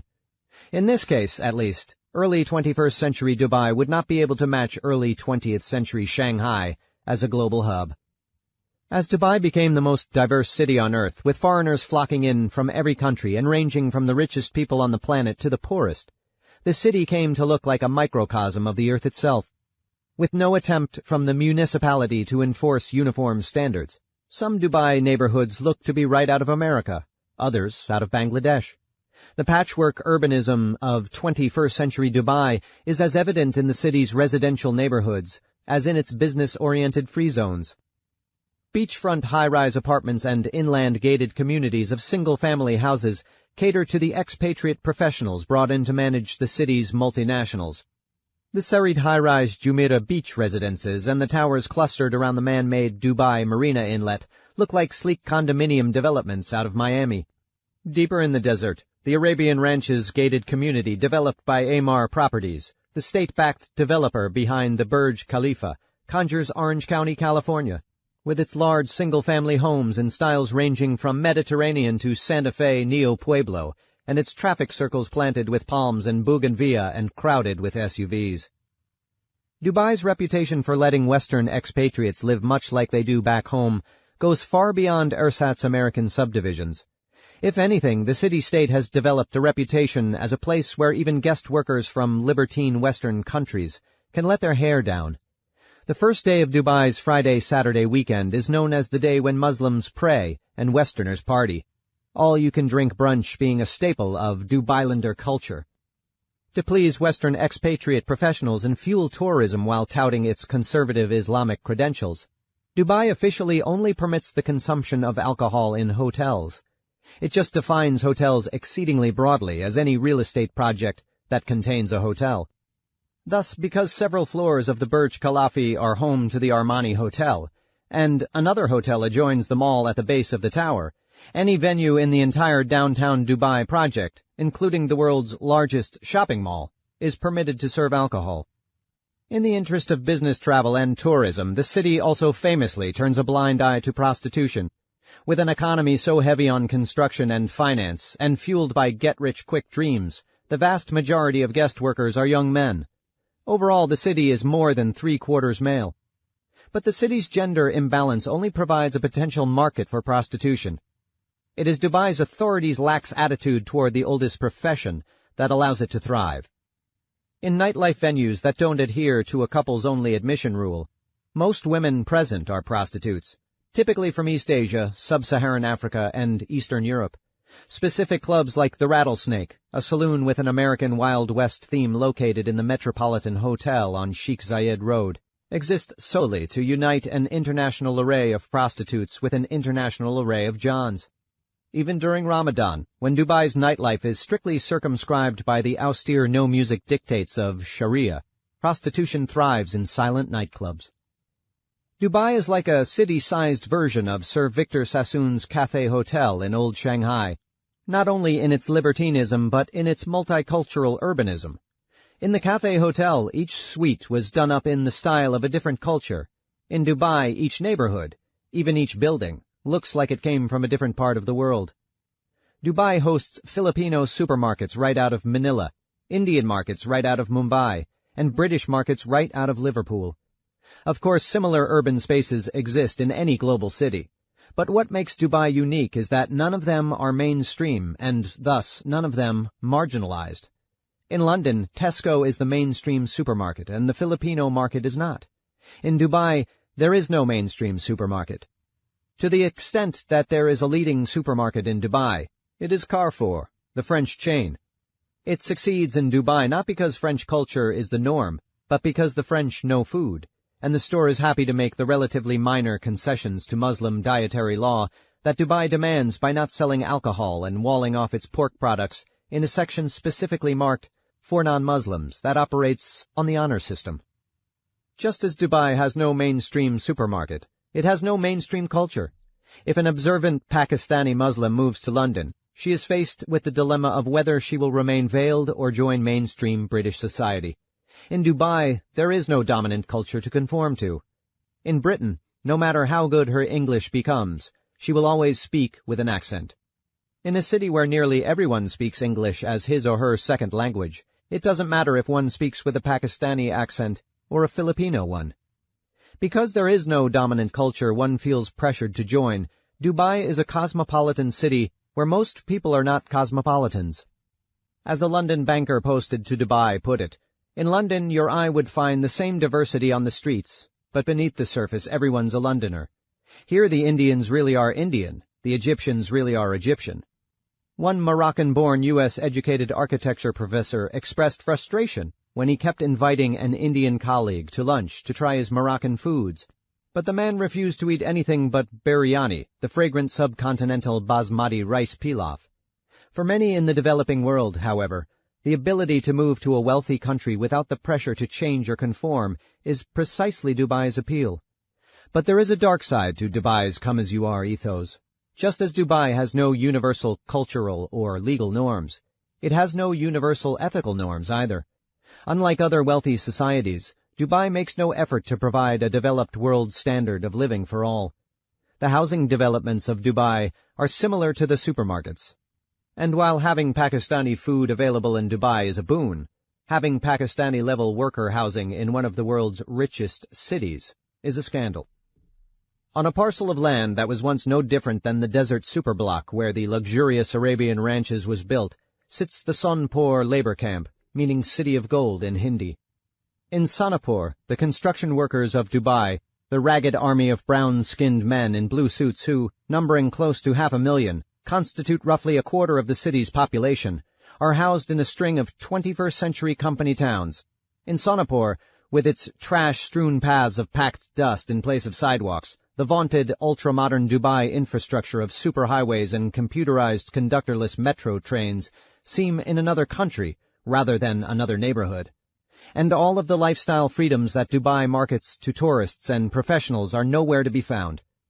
A series of threatening signs lays down rules. Guests are only permitted in the camp on Fridays from 3 p.m. to 6 p.m. Another sign reads, "Important notice. The following items are strictly prohibited within the camp: alcoholic drinks, cigarette smoking, pan, betel nut chewing, illegal CDs. Contravention could lead to a fine, suspension, or in some cases contract termination." If the upscale hotels that serve alcohol and prostitutes are Dubai's ultimate free zones, Sonapur is the opposite. In Sonapur, men lived bunked up in dorms with the names and logos of the global companies they work for: Arab Tech, Emirates Airline, Chili's, on the side of the cinder block slabs. The workers are, in some sense, owned by the companies, since workers are brought to Dubai to work for the specific employer who sponsors their visa. Losing a job either by quitting or being fired, the ominous contract termination mentioned on the sign, typically means having to leave the country. A similar sign in the service elevator of the Burj Khalifa threatened construction workers with termination, i.e. deportation, for smoking. In this respect, Dubai, for all its diversity, is the opposite of old Shanghai, where all were welcome to stay, with neither passport, nor visa, nor job offer required. Dubai's guest worker system places limits on social mobility that other wealthy countries do not. Dubai workers not only lack the right to a minimum wage or to collectively bargain, they lack the freedom to take a better job offer should one come along. Workers can only legally change jobs by obtaining a no-objection certificate from their employer. In Dubai, there is no driving a cab until you find something better. Once a cab driver, always a cab driver. Even a rudimentary speaker of English among Dubai's cabbies used the erudite phrase second-class citizen to describe his status. In 2007, these frustrations bubbled over when 40,000 Dubai construction workers mounted an illegal strike at top projects, including the new airport terminal and the Burj Khalifa. Even the Dubai-born children of guest workers remain just that, guests, because it is virtually impossible to become a naturalized citizen of the UAE. A self-described Indian businessman who's lived in Dubai for 26 years is actually a 26-year-old who was born in the city-state and who has never lived anywhere else. Though he uses the first-person plural to refer to Dubai, we need to attract more multinationals, he offered at a forum in the wake of the economic crisis. Every 3 years, he must reapply for a work visa simply to remain in his hometown. With its unreflective assumptions of white supremacy, old Shanghai once exalted its tiny foreign population over the indigenous Chinese majority. Today, ungirded by post-colonial self-righteousness, Dubai has turned this system on its head, disenfranchising its foreign majority, including many, like this Indian businessman, who are indigenous to the city. Even with non-Emiratis demoted to second-class citizenship, Dubai's authorities struggle to manage tensions with their own people, who feel alienated from a city overrun by expatriates. As the foreign population has grown, many locals have moved deep into the desert. Georgetown-educated Emirates University professor Abdulkalek Abdullah is one of the few Emirates who publicly voices locals' frustrations. Frustrations that eerily echo both the Decembrists' resentment of the foreign experts who ordered around St. Petersburg's native Russians, and that of colonial-era nationalists in Bombay and Shanghai, who turn the Westerners' political value of democratic self-determination against them. Looking courtly in his white robe and white beard at Dome, an Australian chain that miraculously transforms Dubai shopping mall food courts into Parisian cafes, Abdullah says bluntly, "The Emiratis so outnumbered by foreigners, you feel like you're losing your society." In Abdullah's view, high-earning Western experts shipped in to run global companies have monopolized the most desirable sections of the city, all to power a massive boom that was totally unnecessary. While China and India need breakneck development to lift hundreds of millions of people out of poverty, Dubai, blessed with $1.5 million in oil per Emirati, does not. In Dubai, there was no problem to be solved, and yet the city was thrown open to the world and turned upside down as Emiratis became a tiny minority in their hometown. This is not the U.S., Canada, or Australia, Abdullah says pointedly, referring to former English colonies where the indigenous populations were ethnically cleansed, to make way for societies where, today, over 95% of the people have roots elsewhere. While the precise percentage of Emiratis in Dubai is a matter of dispute, the government does not publish reliable demographic data. It now rivals the meager percentages of indigenous North Americans and Aboriginal Australians. Academic estimates of the percentage of Emiratis in Dubai range from 5% to as low as 3%. While the city contains an estimated 150,000 expatriate Arabs, often educated professionals from impoverished countries like Morocco or Egypt, Sheikh Mohammed's full-on embrace of globalization has rendered Dubai demographically less Arab than Dearborn, Michigan, or Marseille, France, let alone other Middle Eastern cities.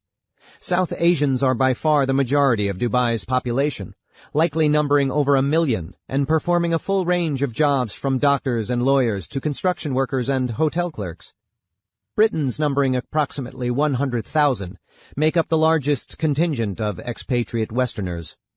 Dubai is so devoid of natives that, in 2007, the Department of Tourism and Commerce Marketing sponsored a series of Talk to a Local booths in Dubai shopping malls so tourists could meet a real-life Emirati. Today, at the Sheikh Mohammed Center of Cultural Understanding, visitors can meet a local, but only one day a week. On other days, guests are treated to traditional Arabian coffee and fresh dates served by an Indian. The UAE authorities try to placate their people through a system that explicitly exalts them over the guest workers they host. As a sop to Emirati capitalists, the government mandates that all businesses outside of the free zones be majority owned by Emiratis. This means that the Bangladeshi barber working dawn till dusk and the Filipino on the night shift at the noodle shop toil to further enrich the locals. In the private sector, where foreigners make up 99% of the workforce, the rare Emirati enjoys tremendous job security, since firing a local could get a company in trouble with the authorities. As an expatriate American manager in an urban planning firm put it, describing the firm's sole Emirati employee, she gets to play by different rules. Emiratis more commonly work in the public sector, where they are openly paid higher wages than their guest worker counterparts for doing the same job. In the public schools, for example, Emirati teachers are paid more than twice what expatriates make. And public sector management jobs are often reserved for Emiratis. Imperious robe-clad Emiratis earning princely sums as make-work supervisors, peering over the shoulders of Malaysian ticket sellers, is a common sight on the Dubai metro system. Routine jobs involving national security are similarly reserved for Emiratis, and are generally done poorly. At the Dubai International Airport, the border guards fiddle with their cell phones between stamping passports and take impromptu snack breaks, throwing back handfuls of candy while wary travelers wait for service helplessly. More complex, high-level national security jobs are outsourced to skilled foreigners. The elite Special Forces unit trained to protect the Burj Khalifa from terror attacks is staffed by Colombian and South African mercenaries, trained by American, British, French, and German experts. For Emiratis who don't work, the welfare system net is lavish. The average man collecting welfare benefits receives $55,000 a year, equivalent to a lifetime's earnings for a Dubai guest worker on a construction site. To be an Emirati is to be high-born. Even Dubai's public housing flats include a servant's room. While benefits are generous, the ruling bargain essentially states, no taxation, therefore no representation. Government efforts to make the locals feel like partners in the administration of the UAE have thus far failed. In 2006, the country for the first time went through the motions of democratic procedure, allowing voters to elect half of the members of the UAE's powerless advisory parliament. While having candidates handpicked by the rulers is common in the pseudo-elections of authoritarian states, the UAE leadership went ahead and handpicked the voters as well. From the qualified voter pool of the roughly 350,000 UAE nationals over age 18, the leadership gave ballots to just 7,000. Sensing a sham, many didn't even bother to vote, prompting a high-ranking government official to give the Gilbert and Sullivan-worthy quote, "This is particularly disappointing given that all of the candidates and participants were from very good families, and were all personally approved by the UAE's rulers." Apparently too few appreciated what an honor it was to be asked to participate in a meaningless election. As the larger UAE Federation has pursued such democracy schemes, in Dubai, Sheikh Mohammed has worked to transform his city-state from a feudal hereditary autocracy to a corporate state with Mohammed as CEO for life. Rather than a cabinet, Dubai is administered by the Executive Council, which is made up of the CEOs of Dubai's state-owned enterprises, like Emirates Airline and Emaar Properties. The Executive Council chambers sit near the top of the Emirates Towers. At the very top is the office of Sheikh Mohammed himself, ruling not from a palace like a king, but from the top of a Class A office building, like a corporate titan. As with a corporation rather than a country, policy is ultimately made by a diktat from the top, and when advice is solicited, it generally comes not from the powerless parliament, but from Western consulting firms like McKinsey and Booz Allen Hamilton. According to a UAE-based PricewaterhouseCoopers consultant, the firms give only advice on means, not ends. The government sets a goal, and the consulting firms offer plans to achieve the goal. Today's Dubai operates much like Tsarist St. Petersburg, where Western advisors were brought in to modernize systems of governance without challenging the autocratic system itself. As in St. Petersburg, the extent to which Dubai can welcome Westerners without destabilizing the regime remains an open question. Certainly the Emiratis of Dubai find their government's reliance on Western experts to be humiliating. Sheikh Mohammed's strategy of using wealth derived from Dubai's globalization to placate Emiratis who feel marginalized by that same globalization is increasingly written into the urban fabric of the city. Architecturally, Sheikh Mohammed has gone from simply proclaiming that Dubai's success as a global hub is, in and of itself, a triumph of the Arab people to embracing traditional Arab architectural forms in major city icons. This accounts for the strange fact that as Dubai has become more global, it has come to look more overtly Arabian. In the 1990s, Sheikh Mohammed was content merely to name the super deluxe hotel he'd commissioned the Burj Al Arab, Tower of the Arabs, even though it was designed by a white man in London in the universal maritime shape of a sail. But in the Burj Khalifa development, built a decade later, the Arabian architectural influence is unmistakable. As with the Burj Al Arab, the tallest building in the world was designed by a white Westerner, Adrian Smith, the same American architect who had designed Shanghai's 88-story Jin Mao Tower. Smith's Dubai design, which won an international competition in 2003, called for a multi-shafted, silvery skyscraper like the Emerald City turned a blue-gray moonstone. The design, Smith admitted, was loosely based on a black three-lobed 1960s skyscraper he saw out of his office window in Chicago, but he insisted it also drew on the pointed arch found in Islamic architecture over the centuries. When you look up at the building, if you think about it as a pointed arch, you get it, Smith explained. In a less subtle nod to its Middle East location, the building includes the world's highest mosque on the 158th floor. Often dismissed as a glorified prayer room, some speculate that it was built more to make Islamist terrorists think twice about attacking the building rather than to placate religious Emiratis. Rumors also abound that the UAE royals have taken out a more ironclad insurance policy against an attack, paying protection money to terrorist groups. Whether visitors to Smith's Tower will discern its Islamic inspiration will likely vary, but the Arabic influence at the base of the building is, to put it mildly, unsubtle. The shopping mall on an island in the man-made lake at the tower's base, called Souk al-Bahar, the Sailor's Bazaar, is touted in the skyscraper's visitors center as an Arabian-inspired pedestrian-only island, with its traditional architecture of natural stone corridors and high archways.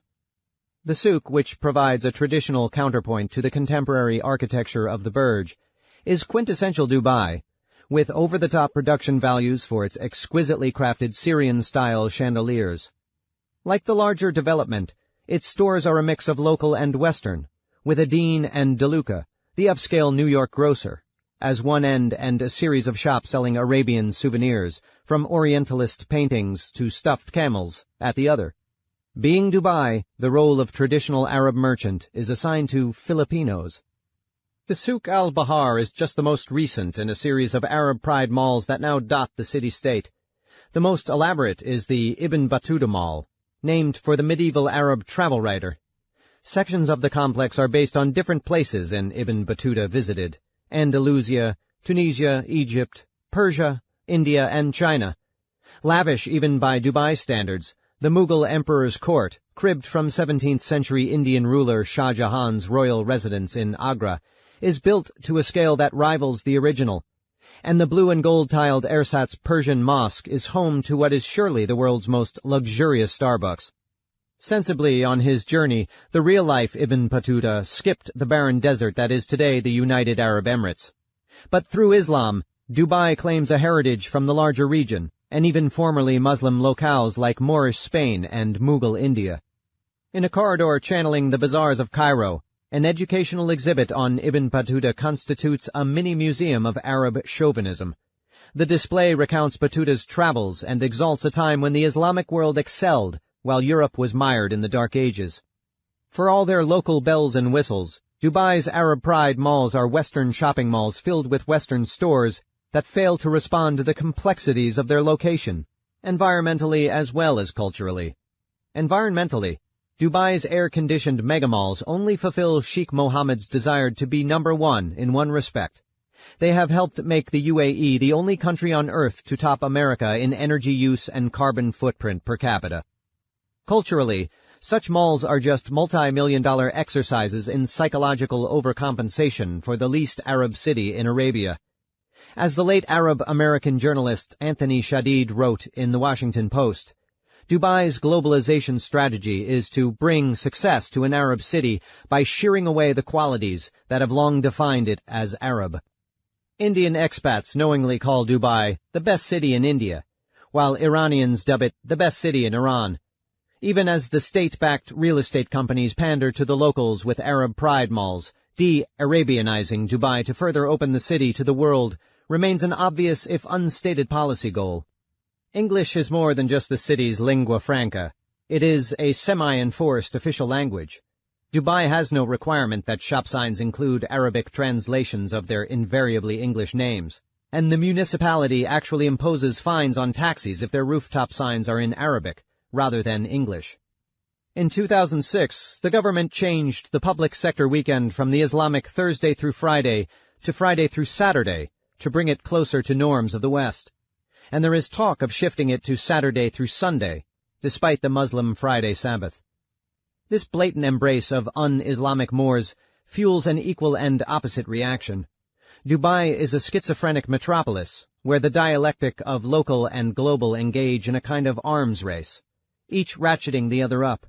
Feeling under siege in a sea of expatriates, many locals have sought shelter in Muslim traditions. Gender segregation among Emiratis has become stricter in recent years, and the Emirati dress code, a white dishdasha robe for men and a black abaya robe for women, has become much more universal of late in part because it distinguishes locals from foreigners. Even as Muslims have become a smaller and smaller percentage of Dubai's total population, Islam's status as an official state religion has remained in place. The public schools still teach children that all non-Muslims will burn in hell. Dubai's urban planning regulations require a mosque to be built every 300 meters to make a Muslim house of worship accessible on foot, even to the old and infirm. The zoning law, coupled with the relative dearth of Muslims in many Dubai neighborhoods, creates a bizarre cityscape, dotted by often lavish, invariably empty mosques. In a state-run religion museum geared toward tourists, called the Guiding Light, non-believers are taught about Islam with a mix of newfangled technology and old-time religion. High-tech computer displays and deftly designed text panels offer Quranic quotes like, "Those who disbelieve are the dwellers of the fire. They shall abide therein forever," and traditional Muslim descriptions of hell. If a stone as big as 7 pregnant camels was thrown from the edge of hell, it would fly through it for 70 years, and yet it would not reach the bottom. For its part, the government makes a show of trying to keep the 7 million tourists who visit Dubai each year from offending local sensibilities. Signs posted at hotel pools in Dubai inform guests that management will turn over to the Dubai police any guests not abiding by the UAE swimsuit modesty law. Occasional arrests of expatriates for sex on the beach make international headlines.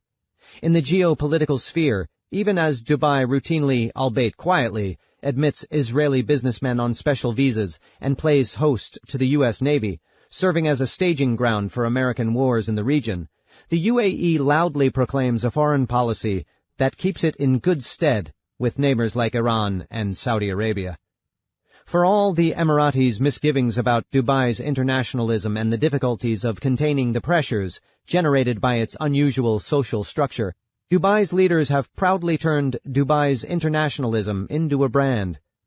Emirates Airlines flights begin with an announcement of the obscure non-English, non-Arabic languages spoken by a flight crew assembled from all over the world: Malay, Latvian, Serbian.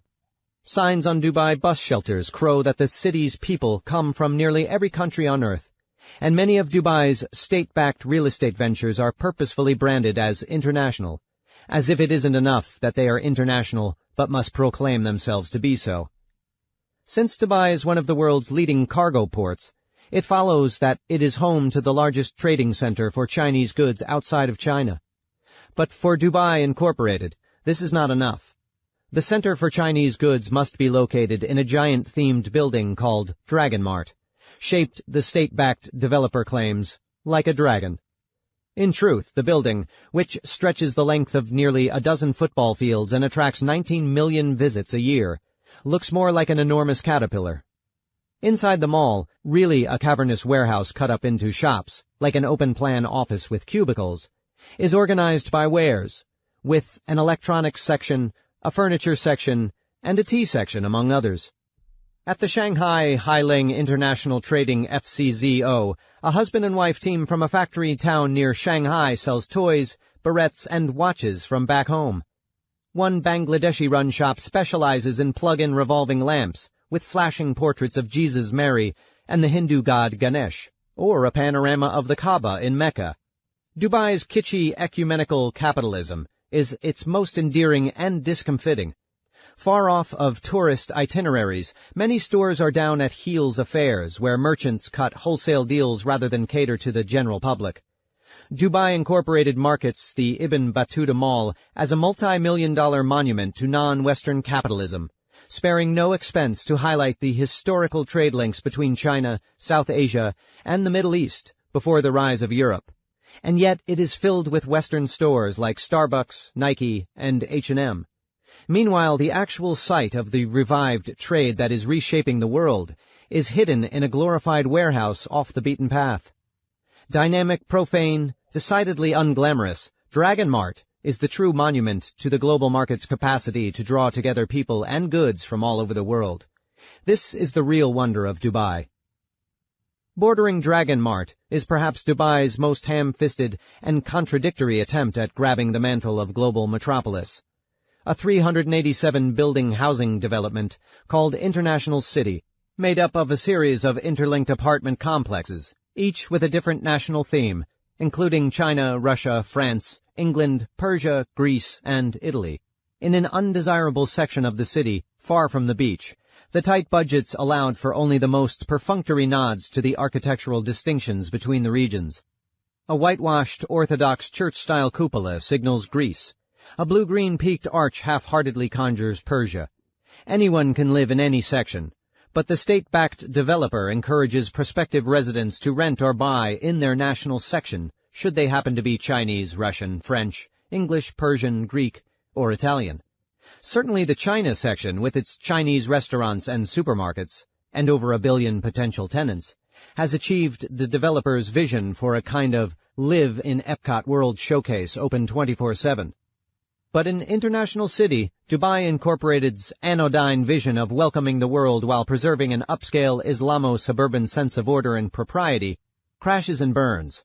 The Chinese restaurants in the Chinese section of the city have the feel of Chinese restaurants the world over, with red lanterns out front and lazy Susans on the tables. But they are a little too insistent on being like Chinese restaurants around the world, in that they illegally sell off menu beer when asked. More troubling, Chinese gang-related crime, including a number of kidnappings for ransom, has plagued the China section of the development. When critics compare Dubai to a Disney park like Epcot, Dubai's builders take it as a compliment. As an executive at Nakheel, the real estate development firm responsible for International City, Dragon Mart, the Palm Islands, and the Ibn Battuta Mall, put it, I think it's a flattering statement. But while there is indeed a strong dose of Disney in Dubai, the city-state is much more than just a series of sanitized imitations of other places. While for Nakheel even Dubai's most appealing aspect, its internationalism, must be packaged in a Disneyfied environment of International City, capital I, capital C, and its status as a trading hub logoed and branded in Dragon Mart, the international dynamism of Dubai is real. And it isn't just Chinese gangsters in International City who deviate from Dubai's official script. The wonder of a city that sprang from the desert in a decade cannot help but empower, even if the authorities do not want it to. An expatriate financial regulator who was born and raised in Finland, moved to London, and now lives and works in Dubai, said it is in Dubai that he feels most compelled to shape the city. In the Gulf City state, the new metro system has just opened, and the Finn feels he can suggest a new line to a new part of the city. By contrast, in London, where the tube has run the same routes for 100 years, the map is essentially set. The legal realities of Dubai don't seem to have sunk in for the Finn. In Finland, he is a citizen, entitled to vote on matters of public import. In Britain, he is protected by a right to free speech. In Dubai, he is a guest worker, present at the pleasure of the authorities. He has no fundamental right to be there. He can be deported at any time for any reason, and yet it is in Dubai that he feels empowered to give his opinion, because Dubai is a work in progress, a city that we build rather than inherit, where the most fantastical drawings architects can imagine spring to life, where the fingerprints of the construction workers are still visible on the buildings. Still busy being born, the city of Dubai begs for its residents' input, even if its rulers, most emphatically, do not. Conclusion. Glimpses of Utopia. In 2009, the global financial panic rippled through Dubai. Like its historic sister cities, the Gulf's instant global metropolis had implemented the West's latest architectural and intellectual fashions in the most extreme manner on its blank slate. While cities the world over gorged on debt-financed real estate speculation, ostensibly made safe through the financial innovations of collateralized debt obligations and credit default swaps, Dubai topped them all. At the most insane heights of the bubble, Dubai was, to a large extent, a casino posing as a city. Owner-occupied units accounted for just 30% of its housing market. When the music stopped, Dubai had the farthest to fall. Only an emergency $10 billion bailout by its oil-rich neighboring emirate, Abu Dhabi, saved Dubai Incorporated's real estate arm from defaulting on its bonds. Humbled and grateful, Dubai's authorities opened the world's tallest building, long planned as Burj Dubai, as Burj Khalifa, to honor Sheikh Khalifa, Emir of Abu Dhabi. Designed as a monument to Dubai's ambition, the tower now stands as a monument to its hubris, the world's tallest metaphor. As construction on lower-profile skyscrapers came to a standstill and Ozymandian skeletons of steel came to litter the desert, thousands of expatriate professionals fled the emirate. Wary of debtor's prison, many famously abandoned their late-model automobiles in the airport parking lot. Bye-bye Dubai glee ran rampant in the Western press coverage as readers were told of an unprecedented crash to go along with Dubai's unprecedented rise. But just as the rise of Dubai was prefigured by the rise of other instant East meets West cities, so was its crash. In the halting of construction on Dubai's offshore reclamation projects, including a man-made archipelago in the shape of a global map called the world, the echoes of the collapse of 19th-century Bombay's Back Bay Reclamation Company are all too clear. And yet Bombay's reclamation project was ultimately restarted and, in the early 20th century, became Bombay's remarkable Art Deco district, a far more sophisticated vision of Indian modernity than what had originally been planned for the site. Similarly, the specter of sovereign default that hung over Dubai in 2009 hung over the international settlement of Shanghai during its 19th century bust. And yet reports of that city's death, both in the 19th century and again during the Maoist reign of the 20th century, were greatly exaggerated. Even post-crash, there is still great potential in Dubai, and even greater potential in the idea of Dubai. Sadly, men can only see the draw of Dubai, or its drawbacks, not both. Apologists for Dubai like architect Rem Koolhaas, who salivates over the city-state as the ultimate tabula rasa on which new identities can be inscribed, cannot explain away the barbarism of its system, one that assembles all the world's people, but makes no attempt to treat them all like people. Those who condemn Dubai, like urban theorists Mike Davis, who tars it as an evil paradise, cannot explain the allure of the city for the hundreds of thousands of low-wage guest workers who have migrated there. They cannot see that the draw of Dubai in the 21st century, as the draw of St. Petersburg, Shanghai, and Mumbai historically, is more than just the lure of great wealth. It is the lure of participating in modernity. To go from being a South Indian rice farmer to a construction worker who erects the tallest building on earth is to untether oneself from the past and build the future. The apologists act as if Dubai has already delivered on its promise, while those who rail against it deny that the city offers any promise at all. But if anything is clear from the histories of its historic sister cities, it is that understanding Dubai requires acknowledging both its opportunities and pitfalls. keeping one's eyes open to the wonder and the horror. Dubai represents the world as it is. It is a living version of the leftist parable, if the world were a village of 100 people, that begins, 59 of them would be Asian, and ends, and 2 white guys and an Arab would own virtually everything. Apologizing for Dubai is apologizing for the world as it is. But writing off Dubai is writing off the world as it might be. It is writing off modernity itself, smothering the hope that in the age of jet-powered globalization, we can all learn to live together as a community, sharing a single city and, ultimately, a single world. To fully grasp Dubai, one must catch the glimpse of utopia within the dystopia. As Disney-fied as the developer's concept for the Ibn Battuta Mall may be, the mall's panorama of humanity testifies to the wonder of 21st century border crossing in ways that could never be planned or imagineered. In the mall's corridors, people from all over the world come together, and people who have never before been out of their native villages encounter the modern world. That they are drawn by shopping and air conditioning does not fully undo the wonder of the whole world under one roof. The wonder of the human traffic jam that breaks out when a group of Afghan village men, all in their characteristic headdresses, crane their necks to see their tribesmen miraculously draw money from an ATM. Where else would Korean engineers, Moroccan accountants, Pakistani bricklayers, British bankers, and American journalists all cross paths? Though they are lured by trade, there is the potential for a deeper global exchange.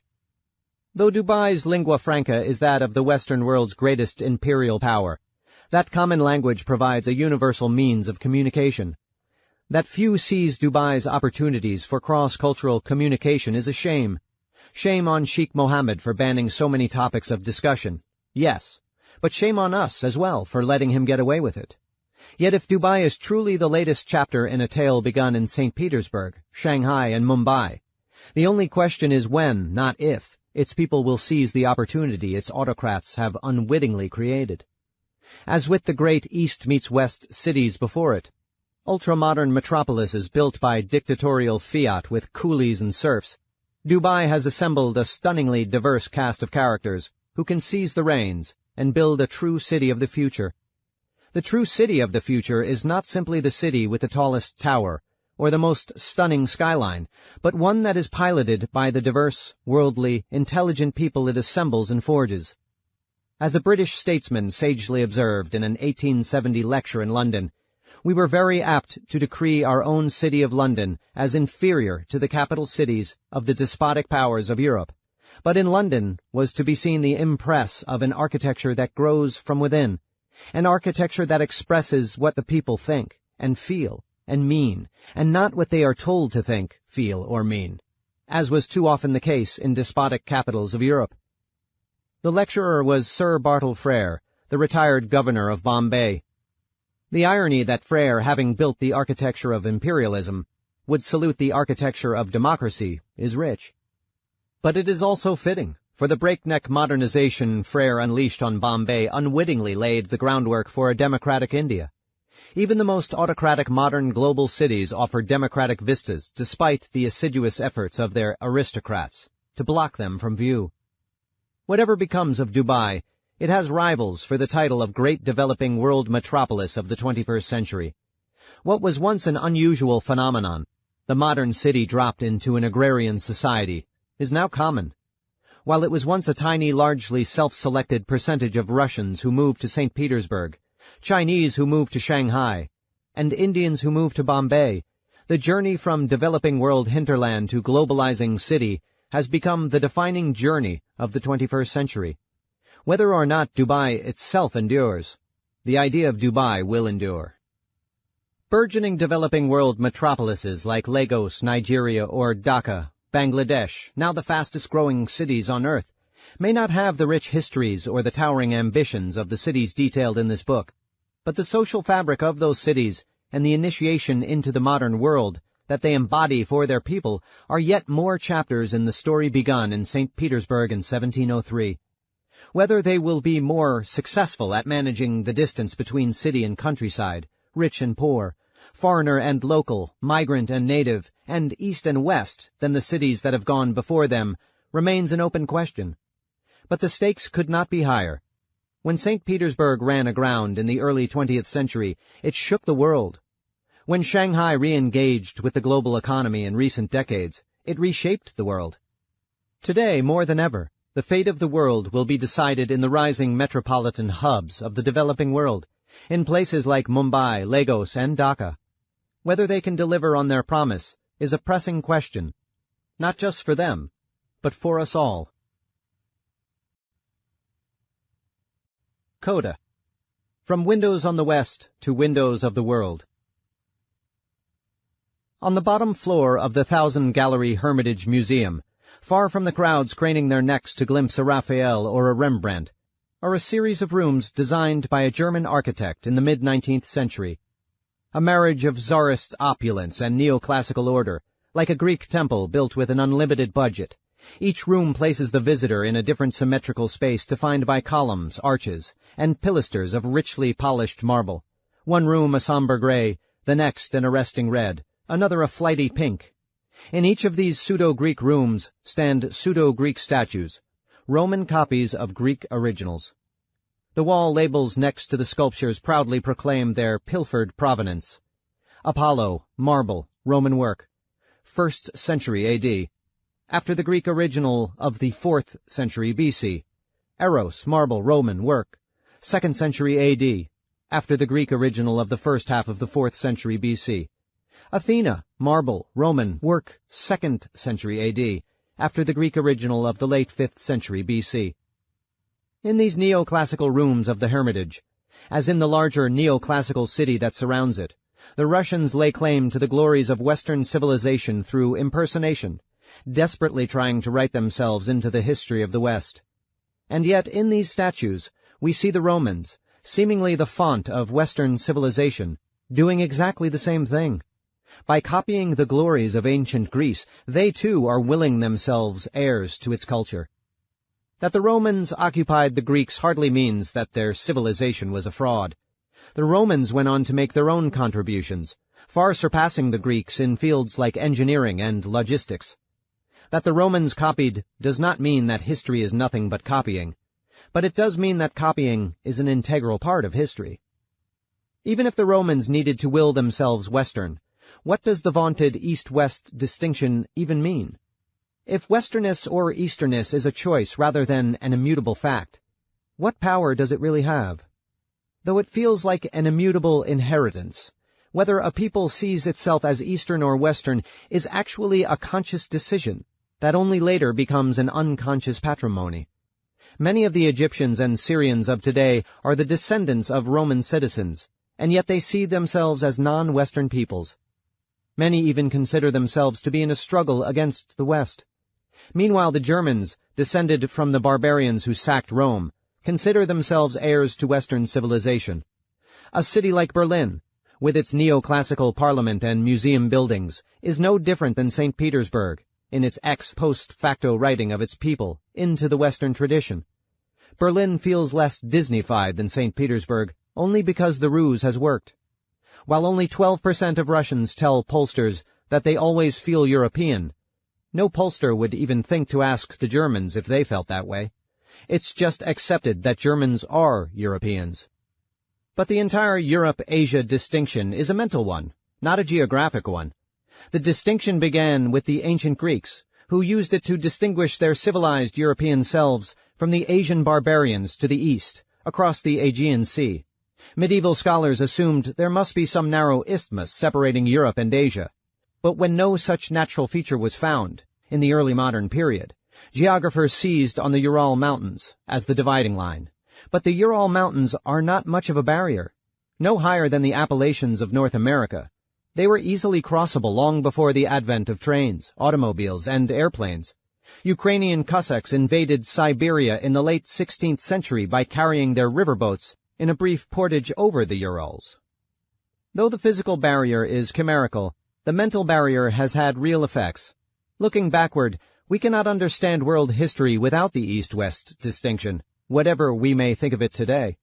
That would be like an atheist studying the history of medieval Europe and ignoring Christianity, because she is not a believer. But looking forward, if there is any hope for the world, we must see beyond the notions of East and West that have long divided us. The divisions themselves are arbitrary, and they were created for a world dominated by Europe, a world that is no longer with us. The proposed Gazprom Tower in St. Petersburg looked for inspiration not to Amsterdam, but to Dubai, where its architect began his career. In America's burgeoning Chinatowns, high-rise buildings that stack offices atop a karaoke parlor, atop a restaurant, atop a shopping mall, bring the distinctive urbanism of 21st century China to the United States, just as Americans brought their architecture to their Shanghai concession 150 years before. This is not to deny that the skyscraper was initially an American innovation, but as with Art Deco, born in Paris during the last great age of globalization, in a porous world styles can transcend their birthplaces. And in this Asian century, no doubt, forms originating in Asia will be imported to, or perhaps even foisted on, the West. The hope, however, is that as Asia rises, the thinking makes it so distinction between East and West can fade, that we can will ourselves from rivalry and resentment to amity and understanding. But only free minds can think themselves to freedom. At first glance, the Chinese boomtown of Shenzhen does not inspire much hope. The instant metropolis of 14 million people and counting seems a self-inflicted redux of the most imitative aspects of 19th century colonial Shanghai. Among Shenzhen's tallest structures is a 1:3 scale replica of the Eiffel Tower, less innovative even than old Shanghai's Big Qing. In a downtown city park, a massive photo montage shows Deng Xiaoping, the communist ruler, who in his youth had lived in France and in his old age founded this experimental city, admiring its skyline, complete with fake Parisian tower. Frozen posthumously by photography, the grandfatherly Deng keeps a straight face. Western visitors taking in the display typically do not. The Eiffel Tower replica is the centerpiece of a Shenzhen theme park called Window of the World, which offers visitors scale model replicas of all the globe's architectural masterpieces. See the world landmarks in one day, a poster on the ticket booth crows. The park embodies contemporary China at its tawdriest. Guests who grow bored of the park's architectural wonders can amuse themselves by renting human-sized clear plastic hamster balls, locking themselves in, and taking them out for a spin on a man-made lake. And yet the theme park is actually quite inspiring. While its central replica of the Eiffel Tower is its most famous attraction, the park gives the wonders of Asia, including Angkor Wat and the Taj Mahal, equal billing with the monuments of the West. And in its replica of the Washington, D.C. monuments, the plaque for the 1:15 scale model of the Lincoln Memorial reads, "Completed in 1922, this white marble building resembles the Parthenon of Greece." A humbling reminder that the United States, too, like the Germans and the Romans, consciously wrote itself into the Western tradition. Placing all of the world's architectural wonders on an equal platform breaks down the distinctions between peoples and inspires a cosmopolitan human pride in visitors. As Syrian-born MIT architecture professor Nassar Rabat has observed, all architecture is the heritage of all people, although some architecture is the heritage of some people more so than others. It's only a question of degree, but there is no exclusionary architecture that says that you do not belong. The theme park is a paean to the wonders we have made. Not we the Chinese, or we the Americans, or we the Asians, or we the Westerners, but we, the human race. We build our world, and our future. The Russia section of the Window of the World Park includes a 1:15 scale model of the Hermitage Museum in St. Petersburg. But it is the sculpture garden, set off in a quiet green section of the park away from the crowds, that holds the copy of its masterpiece, Houdon's sculpture of Voltaire. In the heart of Deng Xiaoping's instant city of skyscrapers sits the elderly philosophe, draped in a robe, his aged face enlightened by his mercurial grin. The awkward English of the plaque reads, Author, Antoine Houdon. Imitator, Da Louis-Cheng. Voltaire was the spiritual leader in the French Enlightenment. The statue reflects the humorous and harsh individualities of this sagacious philosopher, who had to endure many hardships. Voltaire, the hardship-enduring dissident, stares out silently at the people's democratic dictatorship all around him. From the grim Houdon, so masterfully captured, and Da Louis-Cheng, so proficiently channeled, it is clear that Voltaire would appreciate the humor of the situation. Catherine the Great, of course, had Houdon's Voltaire banished to an attic after the French Revolution, But she could never fully exercise his spirit. Even at the height of Stalin's repression, the little marble man sitting in the hermitage never lost the gleam in his eye or the wry smile on his face. He continues to haunt St. Petersburg to this day. That a copy of him now silently haunts Shenzhen as well means that, though this book is at its end, its story will continue. This has been an Audible Incorporated production of A History of Future Cities, written by Daniel Brook, narrated by Michael Butler Murray. Producer Mike Charzuk. Copyright 2013 by Daniel Brook. Production copyright 2013 by Audible Incorporated. Audible hopes you have enjoyed this program.